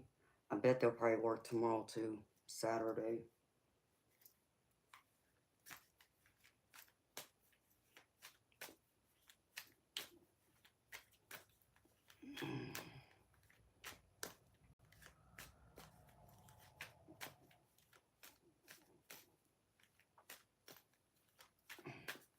Anisha, get lost. You have no manners, lack of respect, and you're not entitled to my energy. You want a reading from me? It's $30 US.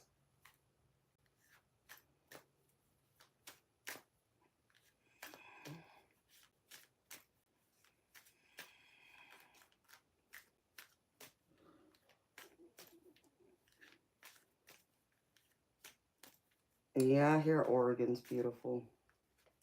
Never been there. Only been to Vegas and California where I was born. That's it. And I haven't been home in years. Darby. I haven't been in touch with my family there, but I believe they're near you. They're near Oregon. I mean, they're in Oregon, but I don't remember the name of the city now. I want to say Eugene. It's probably the suburb of Eugene.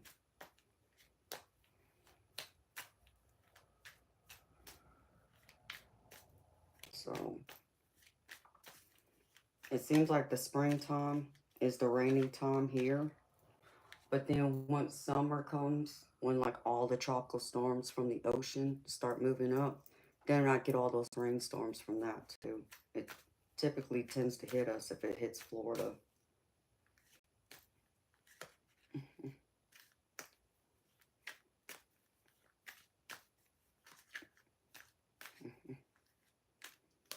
I know, Darby.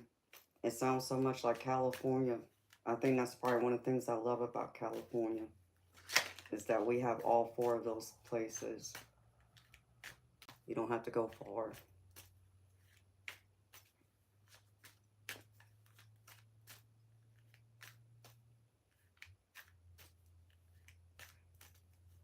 Well, that's cool, Robin. I haven't been to Vegas, man. It's been many years. I've been to Vegas, and then I've also been to Laughlin.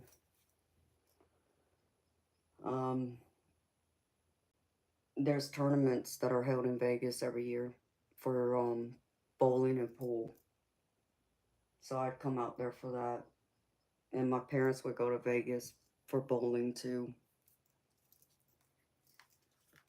Or Reno. And then there was tournaments in Laughlin too. Yes, I'm in Georgia.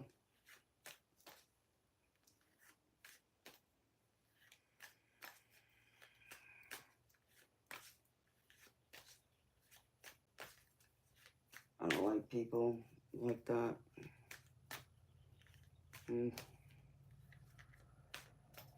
Yeah, it does, Robin. You're right. I know it does. I know it's ungodly expensive. My family has that house up there. They bought it, though, over 30 years ago. Out there near Disneyland. Built brand new. And I think it sits on about an acre of land. But they paid $250,000 for it back then. Over 30 years ago. That house is worth well over $1 million now. And it's a 5-bedroom house.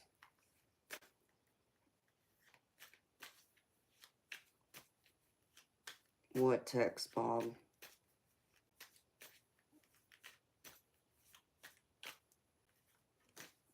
Would you text my phone, baby? If you did, and it's a Android, I won't get it until I get off the streaming. The only other way I'll get it is if it's on my iPad, but it would have had to been an Apple device in order for me to get it. So I don't know, baby.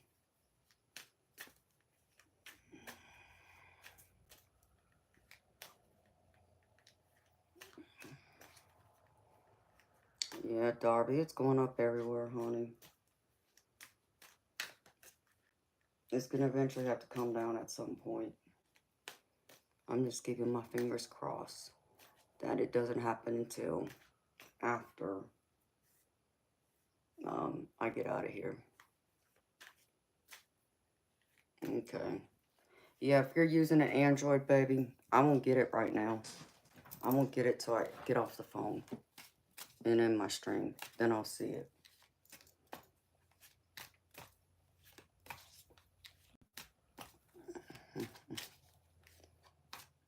Good morning, Umaru.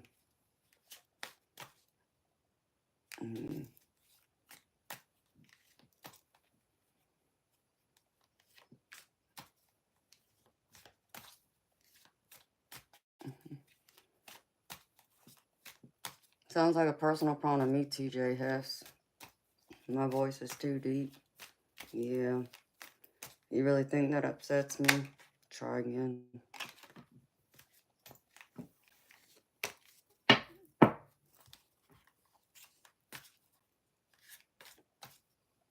If you're trying to say I'm a man, good luck with that. I'm more woman than you'll ever be able to handle.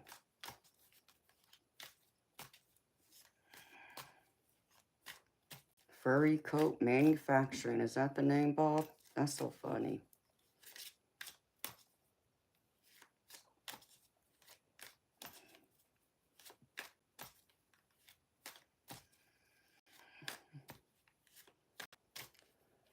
Oh my goodness. Well, my beautiful people. I know, Darby. I was thinking the same thing. All these perverts with their foot fetishes and everything else.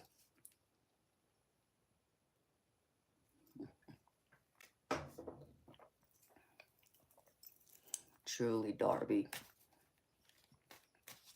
That's right, Bob. And that's a discount.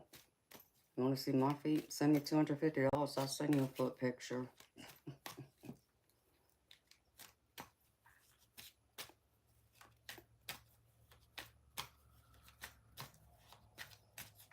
Yep, payable via PayPal, Zelle, Venmo. Am I okay, Robin? Oh my goodness, Darby, that's crazy. Honey, I mean, I'm okay. I could be better.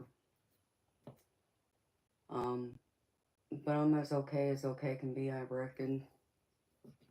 I hope you are too. Thank you for asking. And I'm fixing to go to bed. Because like I said, they're going to be over here in less than 2 hours. Banging around right next door. Outside this window, in fact, is where they'll be. So...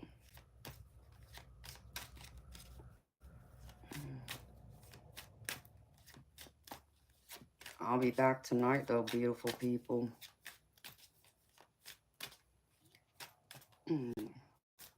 Same time, 10 p.m. Eastern.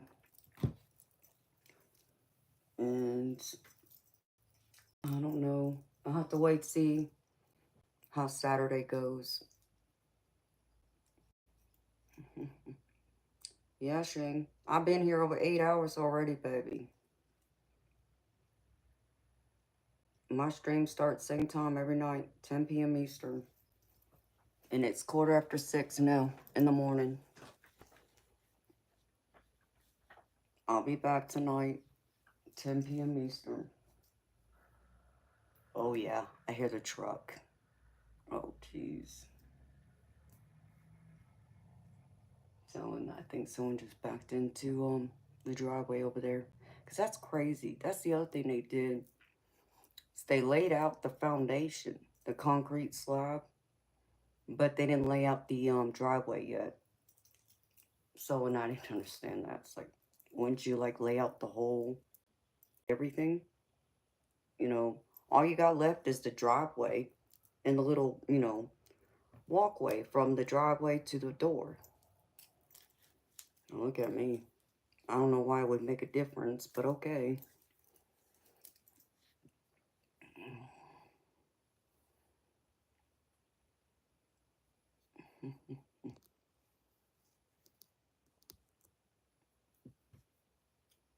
Yep. Yep, if y'all want a paid reading from me, I'll be back tonight, 10 p.m. Eastern, to do it. But, so, my beautiful people, I'm going to say goodnight. Or good day, good morning. Or as my beautiful mod likes to say, good morning. So, I hope y'all have a wonderful day, evening, wherever y'all are at in the world. And I will be back here tonight, 10 p.m. Eastern time. Hope to see y'all then. Good night, beautiful people.